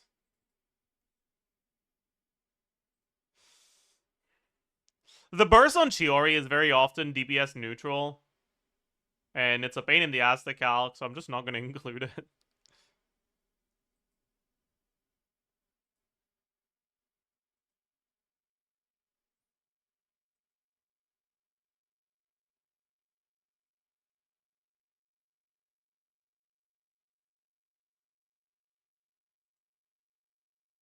It's not DPS neutral, but it's not a big upgrade. I don't know. Maybe I should include it.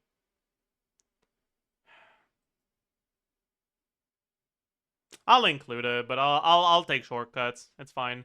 Anyways, motion value in a team that doesn't have a construct. Let's look at the sample. And let's look at Chiori damage instances. So we get the skill. No, that's burst. And we have upward sweep once. Then 1 tomato. Second sweep. 2 tomatoes. Third sweep. That'll be it for the sweeps. Was that 2 tomatoes so far? 1 tomato. 2 tomatoes. 3 tomatoes. 4 tomatoes. 5 tomatoes. 5 tomatoes here. So it's 3 and 5 with a construct.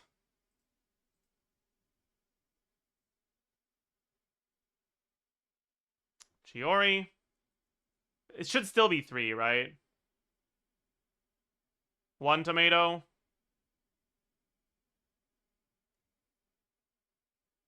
2 tomatoes. 3 tomatoes.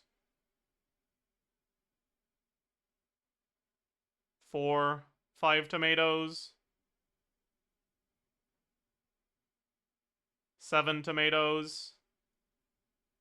9 tomatoes. It's only 9. Thought it was gonna be 10. Oh well. It might be 10 after. It might be 9 just because we didn't have the thingy. So 1 tomato. 2. 3. 4, 5, 6,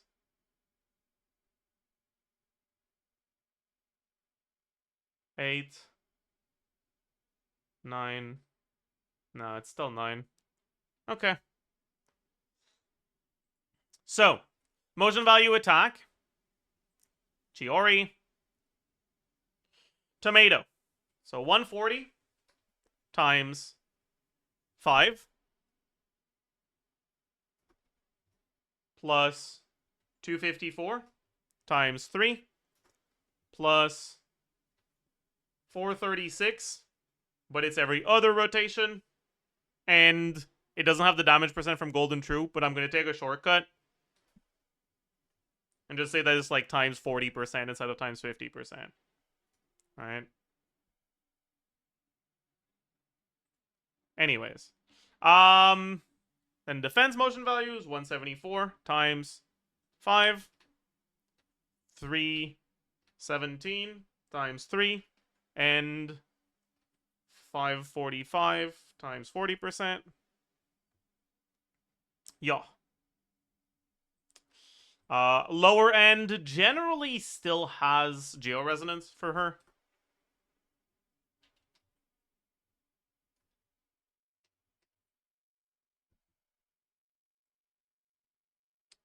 And then higher end. What's a higher end Chiori team? You would need a construct and Shilonen for it to really be at like its highest end, which isn't fucking happening. Unless you're playing DPS Shilonen, but that's not a thing people actually play. So I guess we just take a look at Zhongli, right?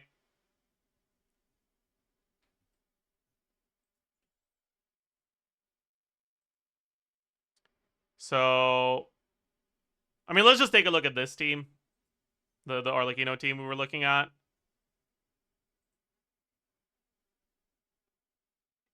Right.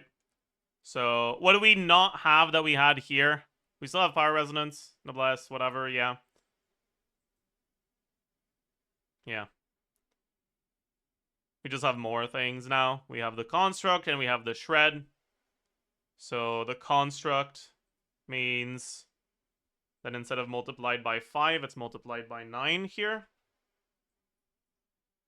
Oops. Ah!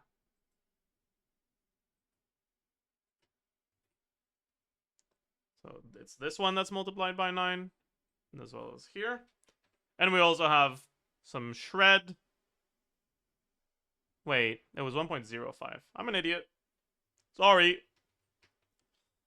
This one is 1.50. Yeah. So her lower range is around 11k. Her higher range is around 17k.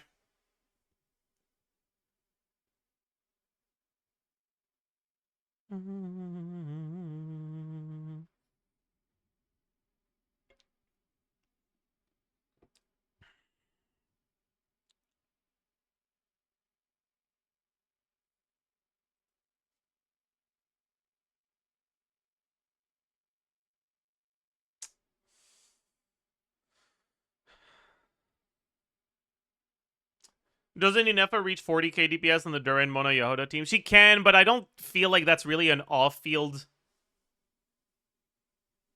Inefa team. Because you don't really have an on-fielder in that team. So I don't know if it's reasonable to compare it to that one. She definitely does reach higher than this in teams where you spend field time on her, though. For sure.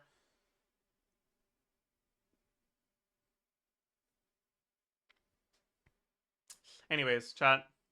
I think it's time to start recording, so everyone say hi to YouTube.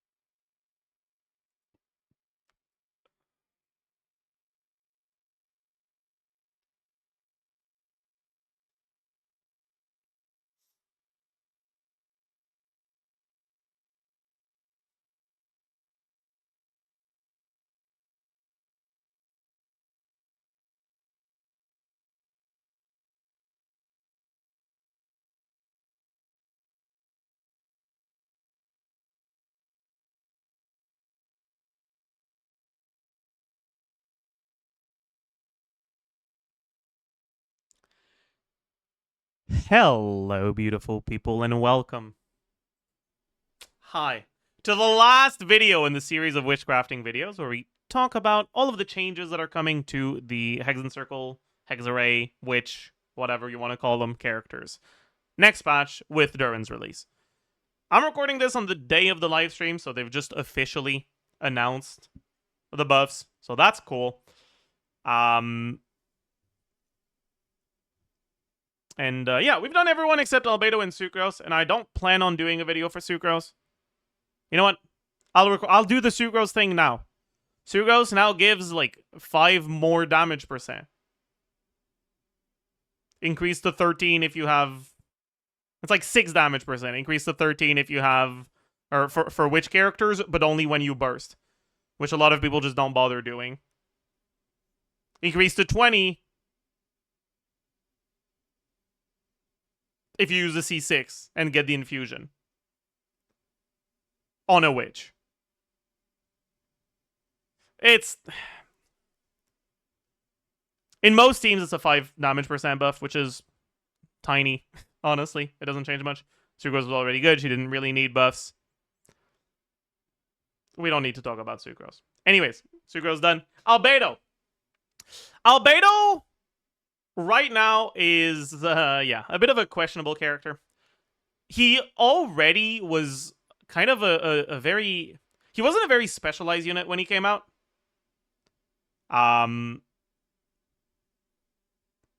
Like, what he did when he came out was kind of... It didn't really interfere with whatever you wanted to be doing with your teams. But it didn't contribute in a major way either. Right? At the time, I referred to him as the flex tape of Genshin, where you just fucking put him on a team that is not that good, and it makes the team a little bit less not that good. Kind of makeshift fix. But as the DPS requirements went up and up, as better characters got released, nowadays Albedo was... he's like... just normal-ass tape now. Like, not even duct tape. Just like fucking scotch tape.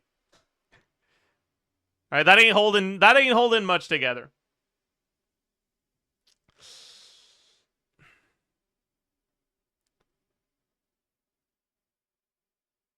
And so he's definitely one of the characters that kind of needed the buffs the most.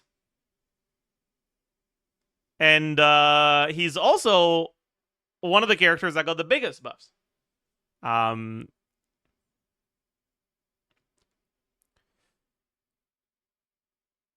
Evaluating the impact or the size of the buffs, like, compared to one another is a little bit difficult. Because, like, let's say they multiplied Bennett's skill damage by...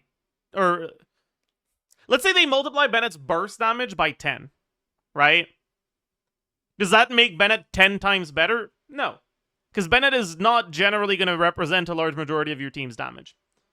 The more of the team's damage the character represents, the more impactful to the overall team DPS a buff is going to be.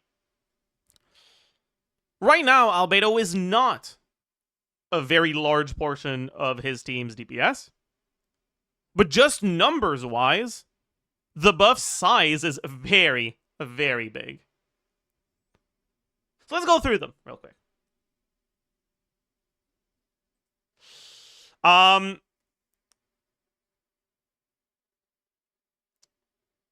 As a quick reminder, all of the witch characters are getting a... Some parts of the buffs are just like general. They affect them all the time, but some parts are only when you have 2 witches on the team. As a quick reminder, the witches are Albedo, Venti, Klee, Mona, Durin, Fischl, Sucrose, Razor.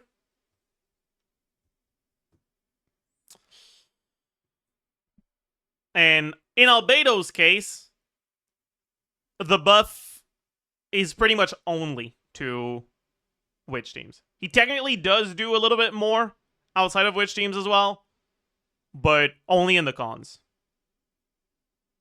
And even then, it's not that big without the witch buff anyways. So, let's talk about it.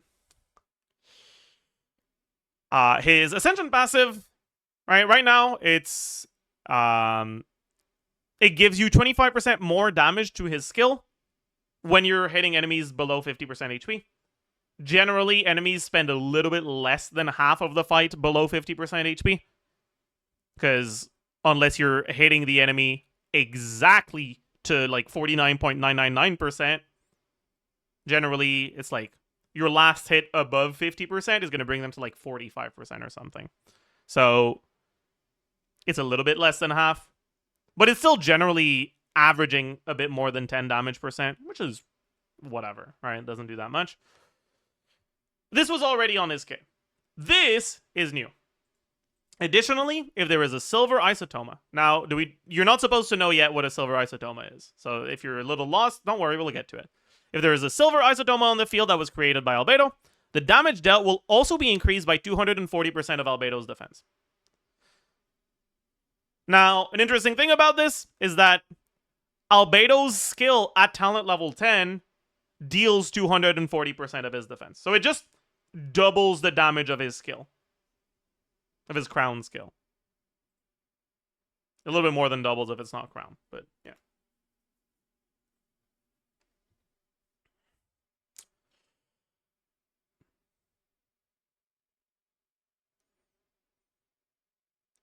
But how do you generate silver isotoma? Well, in order to generate silver isotomas, you need to have the witch bonus. So let's talk about what the witch bonus does. When you have the witch resonance, when Albedo hits an opponent with his elemental skill, within 20 seconds of using it, he will generate silver isotomas near the opponents that last for 10 seconds. Basically, every time his skill hits enemies, it generates a silver isotoma. When there are no solar isotomas, this is not silver, this is solar. Solar isotomas is just his skill itself. So when there are no solar isotomas created by Albedo on the field, as long as Albedo is not downed, a single silver isotoma will begin generating transient blossom. Just as solar isotoma would.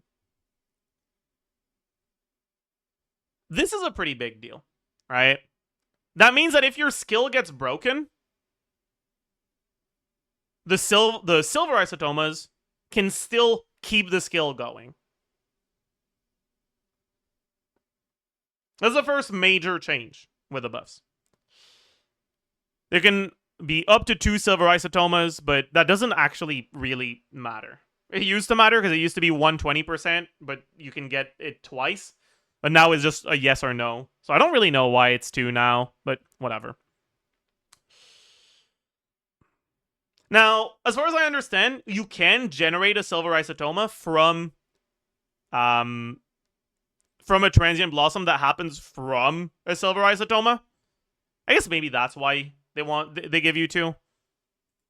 So even if your skill breaks as soon as you use it, for the next 20 seconds, you'll basically refresh your silver isotoma duration every time your skill hits. And it stops refreshing after 20 seconds.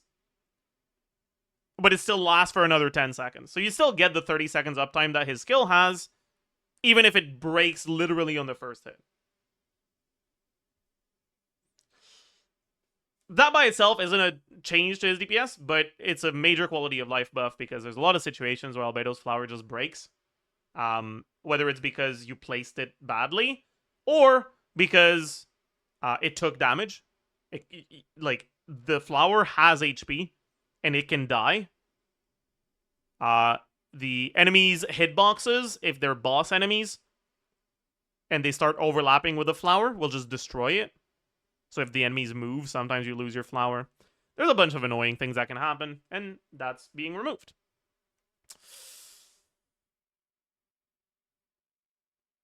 Also, after creating a solar isotoma, nearby party members' normal charge, plunge, skill, burst damage, so basically everything, are increased by 4% for every 1,000 defense Albedo has.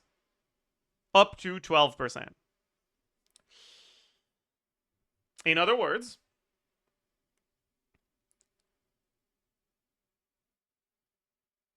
if you can get to 3,000 defense, which is generally not too difficult, For reference, level 90 Albedo with the Natlan Craftable, the Flute of Espetal, on a defense main stat, Sans, on 4-piece Husk, is at around 3,000 defense. With a couple substats.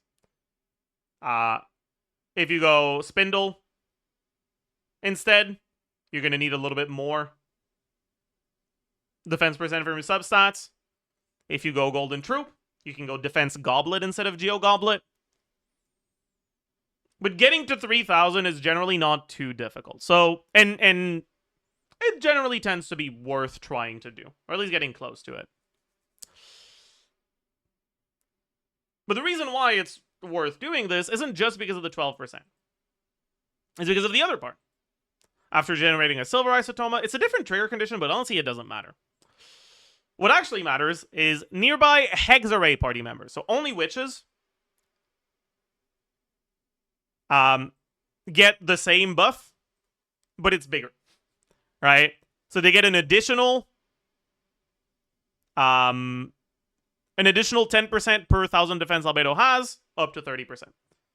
In other words, assuming you are building him properly and you get to around 3,000 defense, he is now giving 12% team-wide buff that is 42% for witches.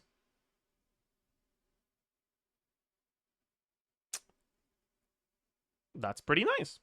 Nice little amount of damage percent.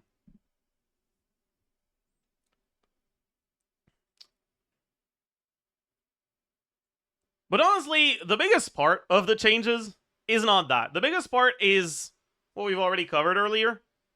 The fact that his motion value is just getting doubled in witch teams. Like, straight up doubled. By the way, this change makes Cinnabar Spindle a lot worse.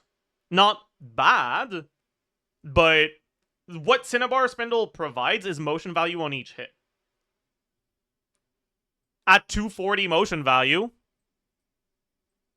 a plus 80 is a 33% damage increase.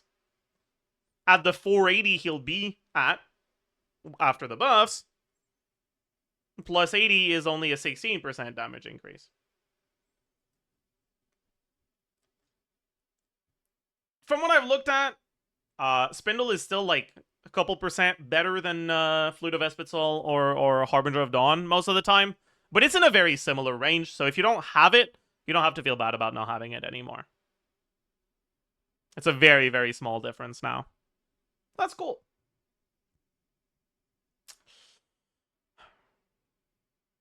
Anyways, a lot of people are seeing this, but because Albedo's been very, like, I don't want to say unpopular, but he's been, like, pretty much just outside of the scope of meta discussions for a pretty long time now. Like, he's still a popular character non-meta wise, but meta wise he's not. But anyways, how good is doubling Albedo's damage and giving him a bit to a decent amount of damage percent depending on the team? And the answer to that is pretty solid, actually. Now, let's talk about... Let's give a couple numbers for a frame of reference here. So, right now, I'd say that the team that where it makes the most sense to use Albedo, in my opinion, is just as a last slot. Like, if you like Albedo in like a Melt Mawika team, you can use him there, right? With like something like Mawika, Bennett, Citlali, Albedo. He gives EM when he uses his burst, so it's like whatever. It's alright, I guess. And in that team, his personal DPS at KKM Standard is at around 8k. This team's personal DPS is like 100k-ish. So, or sorry, this team's DPS is around 100k. So, in terms of percentage, it's like really low. With the witch buffs, his DPS range is going to vary a lot, right? Because while you do need to have a second witch, which second witch you bring is up to you. And outside of your second witch, you also have other factors that can impact his damage a lot. Mainly, right, you can get more damage percent or more shred from other witches or from other characters. So let's say in a team that uses that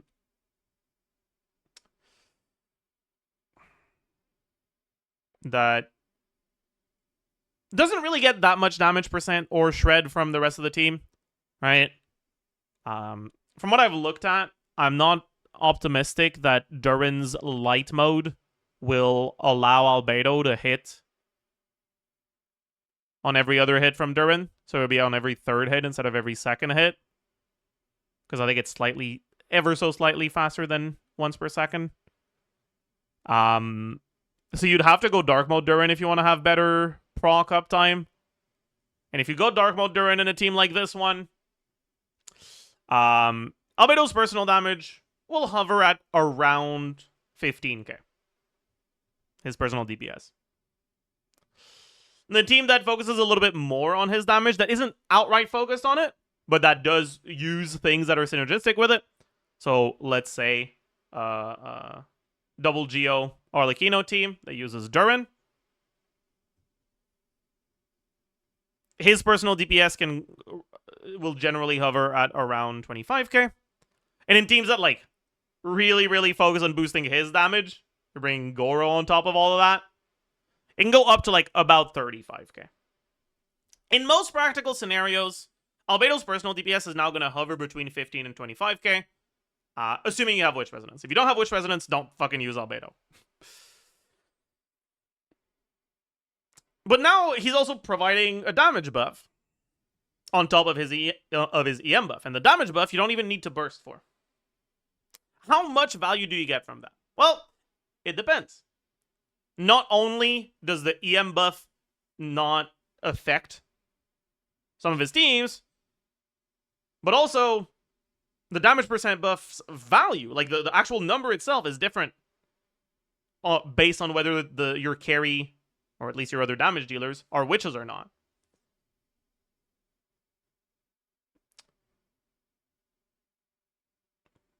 And its relative value will also change based on how much damage percent and EM you have on your team already. From what I've looked at, in like the lower range, teams that don't scale with EM and that where the carry isn't a witch, the buff you get will increase your carry's damage by a fairly low amount, about 5%. And at the higher end, where you're using a witch carry that scales with EM, like Mona, if you're playing Mona carry at C6, for example, it can go upwards of like around 25%.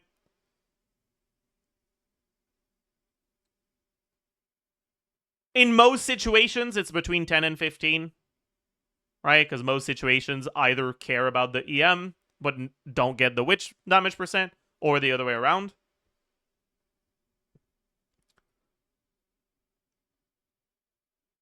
And so you're basically adding this DPS increase to the rest of your team to his own personal damage. How much value is that for a team? It's a lot better than it was, but I wouldn't say that it's quite enough to compete with most of the like actual like modern meta stuff.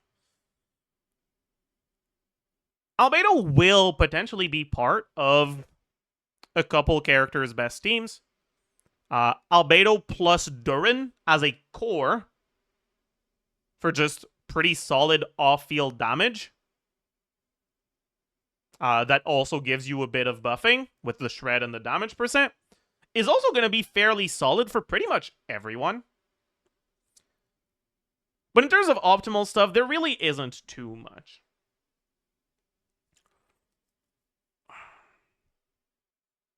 That could change in the future. I mean, I could see a world where they release a witch carry that doesn't get way oversaturated on damage percent like Mona does. And that cares about the EM.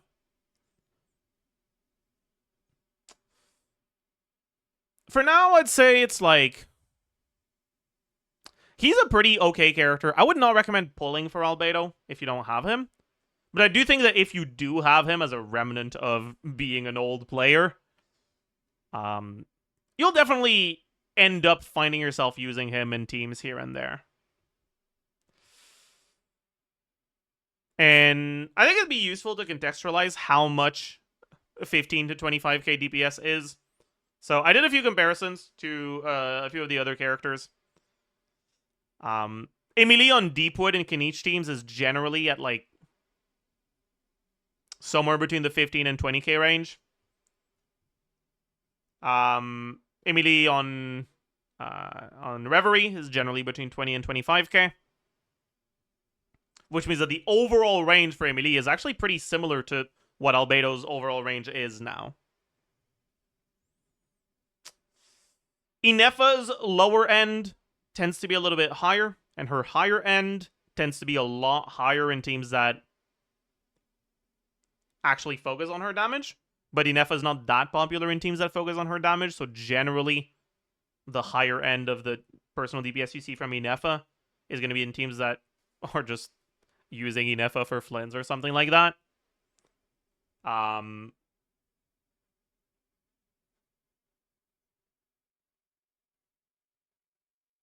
But if say you do something like Inefa Yahoda with what's coming next patch, then you can do way more than that. You can go up to like 40, 50k. More like 40, but yeah. Unlike Albedo, though, building the whole team around Inefa damage generally doesn't mean that your other characters aren't doing anything. Right? Like, we just talked about Yahoda. Yahoda in that team does pretty good damage too, right? So generally, in terms of damage, it's not quite on the same level as Inefa. Tends to be a bit behind.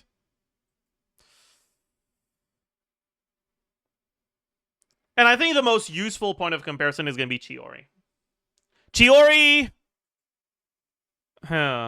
ain't it. Chiori in the lower end. I'm going to sneeze. Yeah. The lower end of Chiori's damage generally tends to be in like Navia teams, where you don't get the construct that allows the second tomato to start hitting. I know that's not actually what it's called. I don't care. I'm calling it tomato. You don't get the second the construct that allows the second tomato to get summoned and deal damage. And you're not using Shilonen either, so you don't get the shred and damage percent from her. And in those teams, her personal DPS is not that far above 10k. And then in teams that do focus more on her stuff, you have a problem, which is that Shilonen, unless you're using her as a carry, doesn't work with constructs. You can't use Shilonen and a construct because it disables Shilonen's Geo Shred. Unless you're playing her as a carry, which very few people do. Which means that the actual upper end of Chiori damage isn't as far removed from the lower end as I think a lot of people think. The gap isn't that big. The general upper end of Chiori damage is generally between 15 and 20k. Unless you start doing some weird on-field bullshit, but like, no. Anyways. All of this to say, now, I'd say that the upper end of Chiori damage is pretty similar to what the lower end of Albedo damage is. There are going to be very, very few situations where you want to play Chiori over Albedo. That being said, there are going to be teams where you can play both. Unironically, Chiori Albedo Durin is going to be one of the new good wheelchair comps, or wheelchair like cores.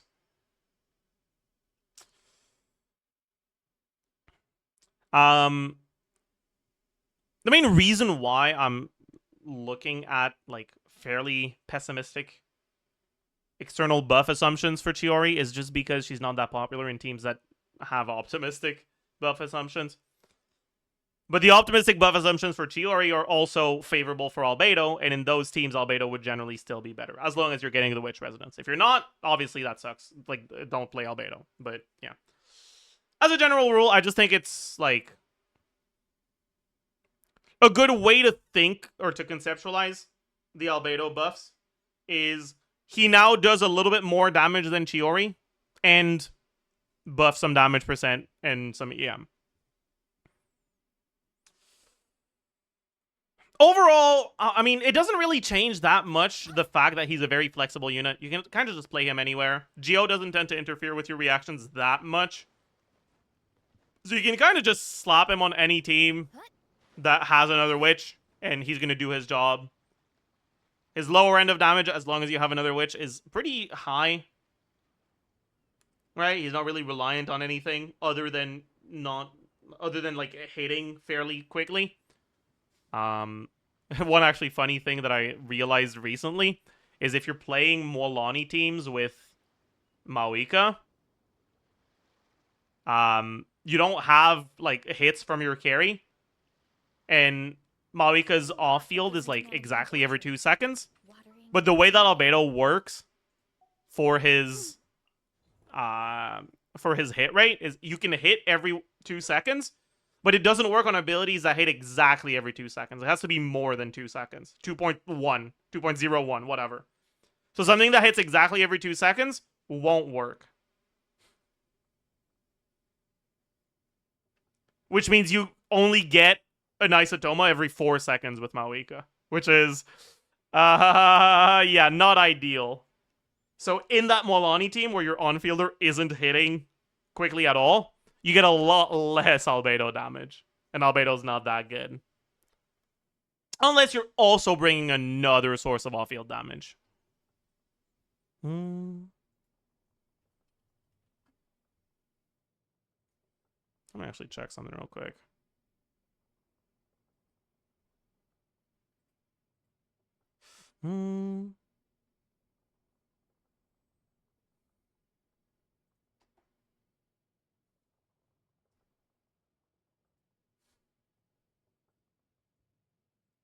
I want to double check that it is exactly every 2 seconds and that I'm not talking about my ass. So a 2.02 in the sim, then 4.02. Yeah, it is exactly every 2 seconds. Okay, bet. Because like it might have been 119 frames, and I wanted to make sure.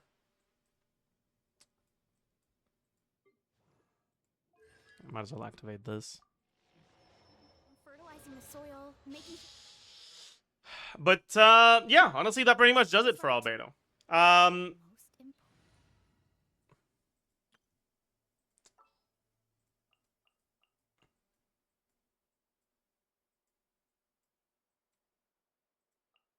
Let's investigate this further. I remember back in, what was it, 1.3 when he came out? Was it 1.3? 1.2? I remember back in 1.2 when he came out, I didn't care that much about Albedo, but there was a Bennett on that banner, and I really wanted to get myself some Bennett constellations at the time. So that's the main reason why I got him in the first place. I never used him that much, so I'm glad that I'm gonna have actual reasons to use him now. That's pretty cool. I guess I should talk about the constellation changes as well. C1 constellation change matters because he's in the selector, so you can get the constellation one if you want it. The old C1 did literally nothing because there's just not that many teams that care about Albedo's burst. And his ER requirements aren't that high anyways, so it's like, whatever. Now it also gives 50 defense percent, which is almost a full main stat. It's a nice little amount of stats. It's like about 10 to 15% more damage. It's okay. It's nice. It's fine. It's okay. You're not unhappy with it. It is what it is.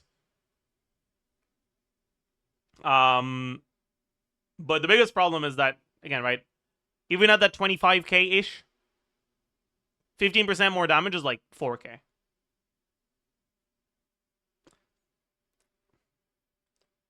In a team that does 100k, 4k isn't that big. It's not completely worthless, but it's whatever, right?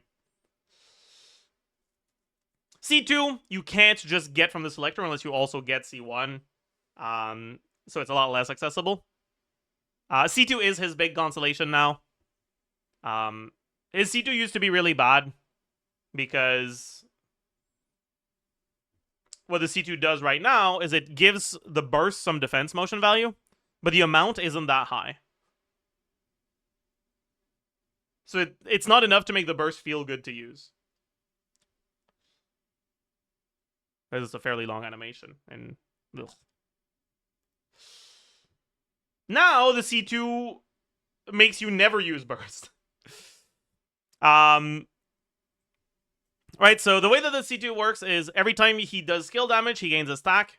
And when he uses burst, his burst damage is increased based on his amount of stack by a percentage of his defense. 120% defense at max stacks. Now, if he's off field and he reaches max stacks, it basically does a burst from off field. It doesn't scale with attack, it's only defense. So every 4 hits of skill, he gets an additional 900 motion value from the C2. Because it's 3 hits of 300. Again, right? It's around 240-ish. Or sorry, it's 240, 480 with a buff.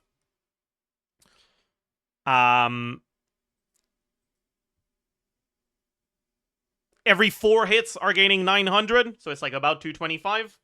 It's not about 225, it's plus 225 per. So it's basically another instance of his current skill damage on top, right? So at C0, his motion value is doubled from what it used to be. At C2, it's basically tripled instead. That's a good way to conceptualize it, if you want to actually quantify how much damage it is.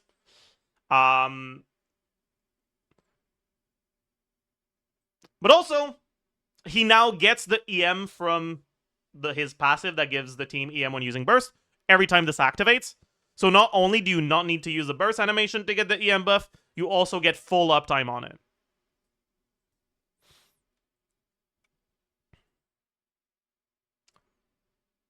All in all, this is about a like 30, somewhere between 30 and 40% DPS increase from C1. And the good EM, good uptime on the EM can be good too. I'd say that the C2 itself actually is big enough that it can be noticeable, right? 10% of, or sorry, about a third of 25k is almost 10k, right? So 10k team DPS is actually a pretty reasonable amount. Is it enough to justify getting a 5-star constellation? In my opinion, it's not, right? Is a sort of, it's equivalent to the sort of increase that you would get from like getting a signature weapon on a support for your team, right? Like getting Halo on Inefa and a Flynn's team is around a 10%. But unlike Inefa, Albedo won't really be a major important puzzle piece for any character's teams. That's pretty good for free. This is not free. This is C2.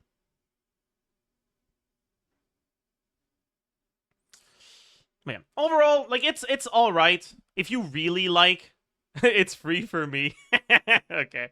If you really like Albedo, and you're someone who does consider pulling for constellations you really like, this C2 is a good stopping point. Do keep in mind you get a con from the selector, though. C4 is...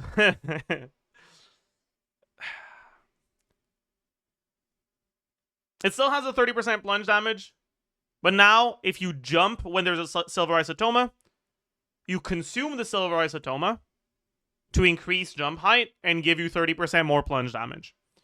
Problem is, you only generate a silver isotoma every 2 seconds.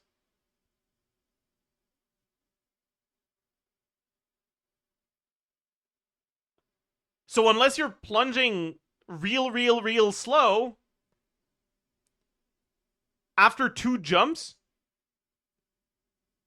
you'll start hovering between 0 and 1 solar isotoma, or silver isotoma, and a bunch of your plunge attacks are just not gonna get the 240 damage bonus.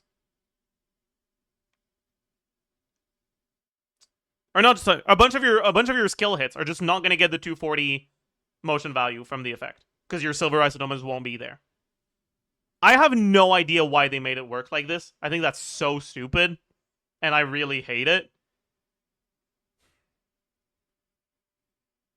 It's actually to the point where for characters that are already saturated on damage percent, I'm not even sure the C4 is DPS positive for some of those plungers. It probably will be by a little bit, but barely. And that's assuming your flower doesn't break.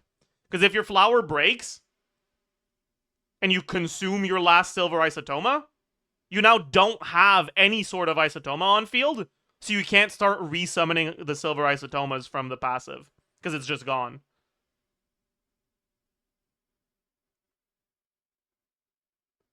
Honestly, I have no idea how this made it through 5 versions of beta without getting fucking removed. This is the stupidest thing they've ever added. Straight up, unless you're getting the C6, don't activate the C4. God.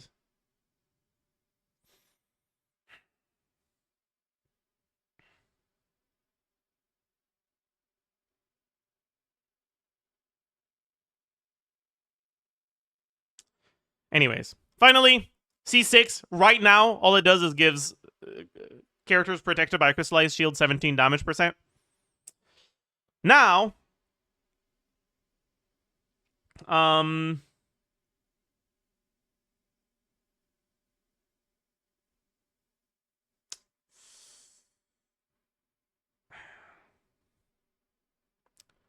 don't really get this constellation, honestly. Like, isn't this dog shit? I don't get it. Using Burst destroys all the silver isotomas.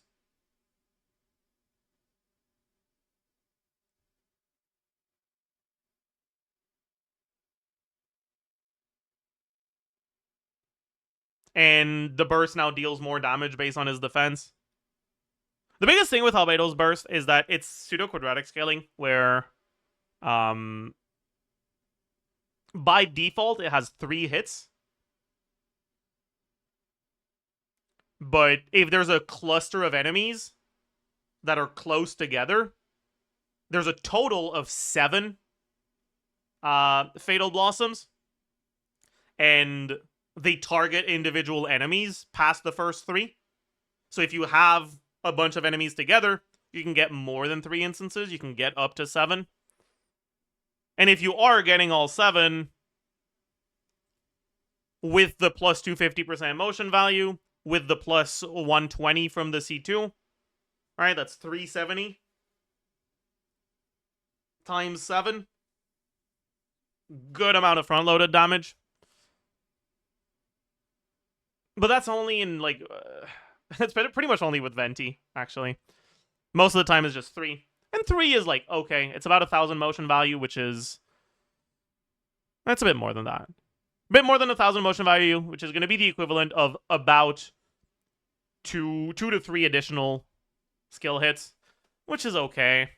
Honestly, I don't think the C6 is all that good.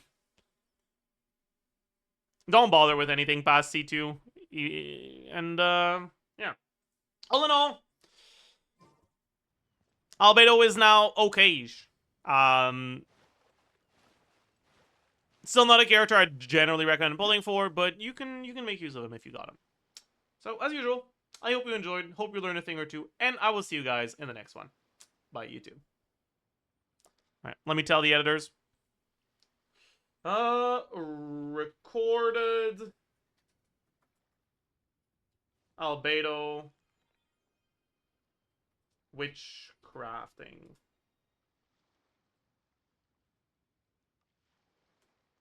Okay.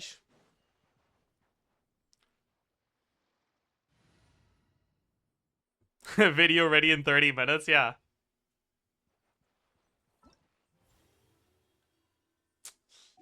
Is that it for today? It might be, honestly. I didn't get enough sleep, man.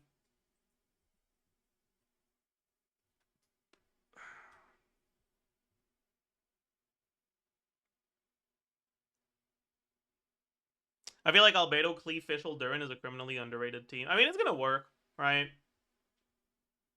Don't raid me right as I'm about to end stream. That's the mage. Thank you for the raid, aggro. Welcome, raiders.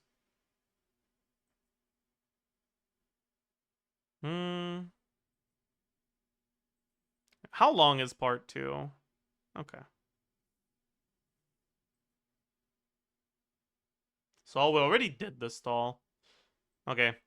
Sam didn't come up with a title yet. So what should we call it during pre-release part 1?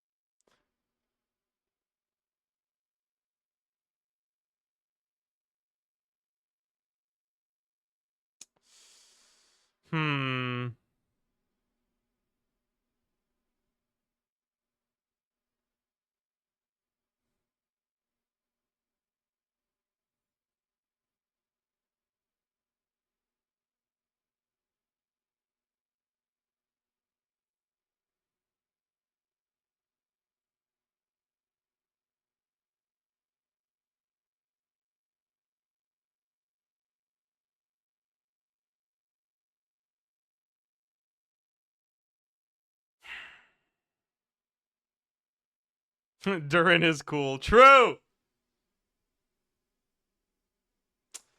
I don't know, chat. I really don't know what we should.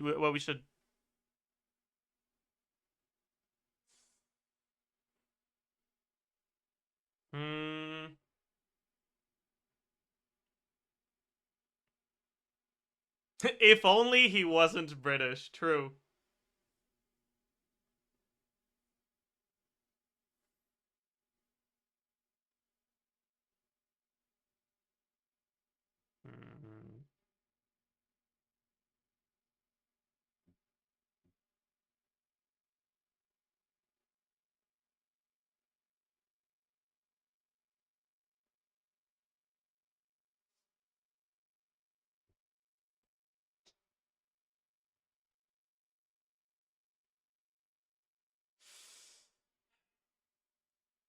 I don't know if I want to be funny about it. I could do something like move over Arlecchino.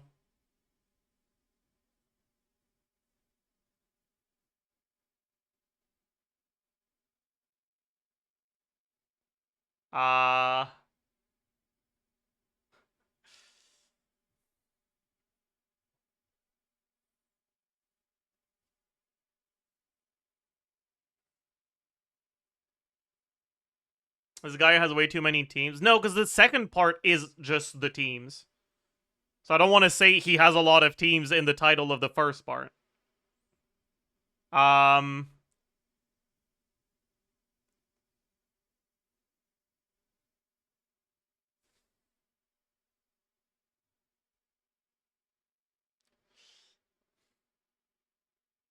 He doesn't need to fly.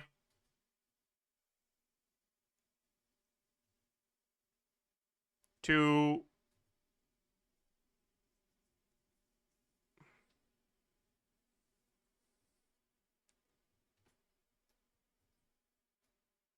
To be fly true. No.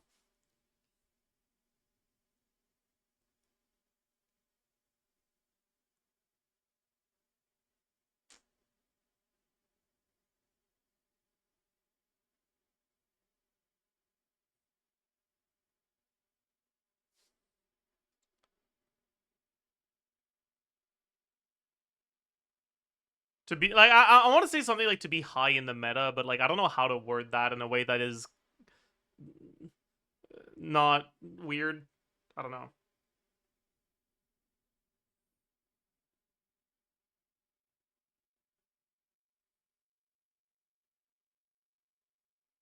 To soar into the meta, maybe.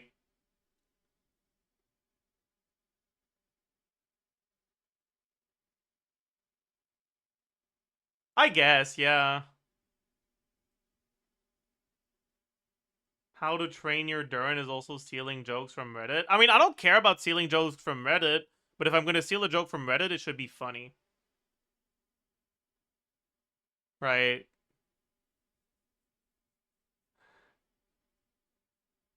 How to train your Durin is like emergency food levels of cringe. Like baby's first joke.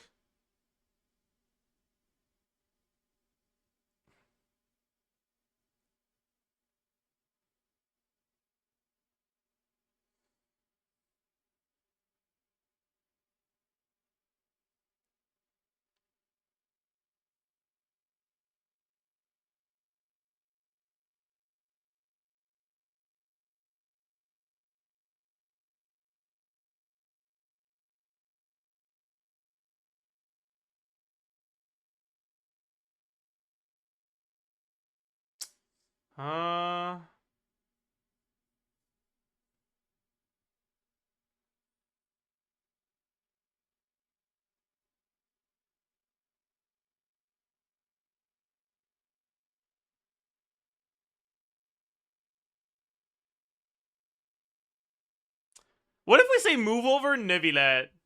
New best dragon dropped.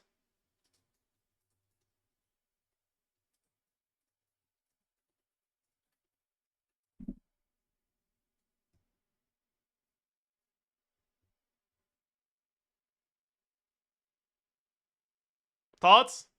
Deal? Okay, deal.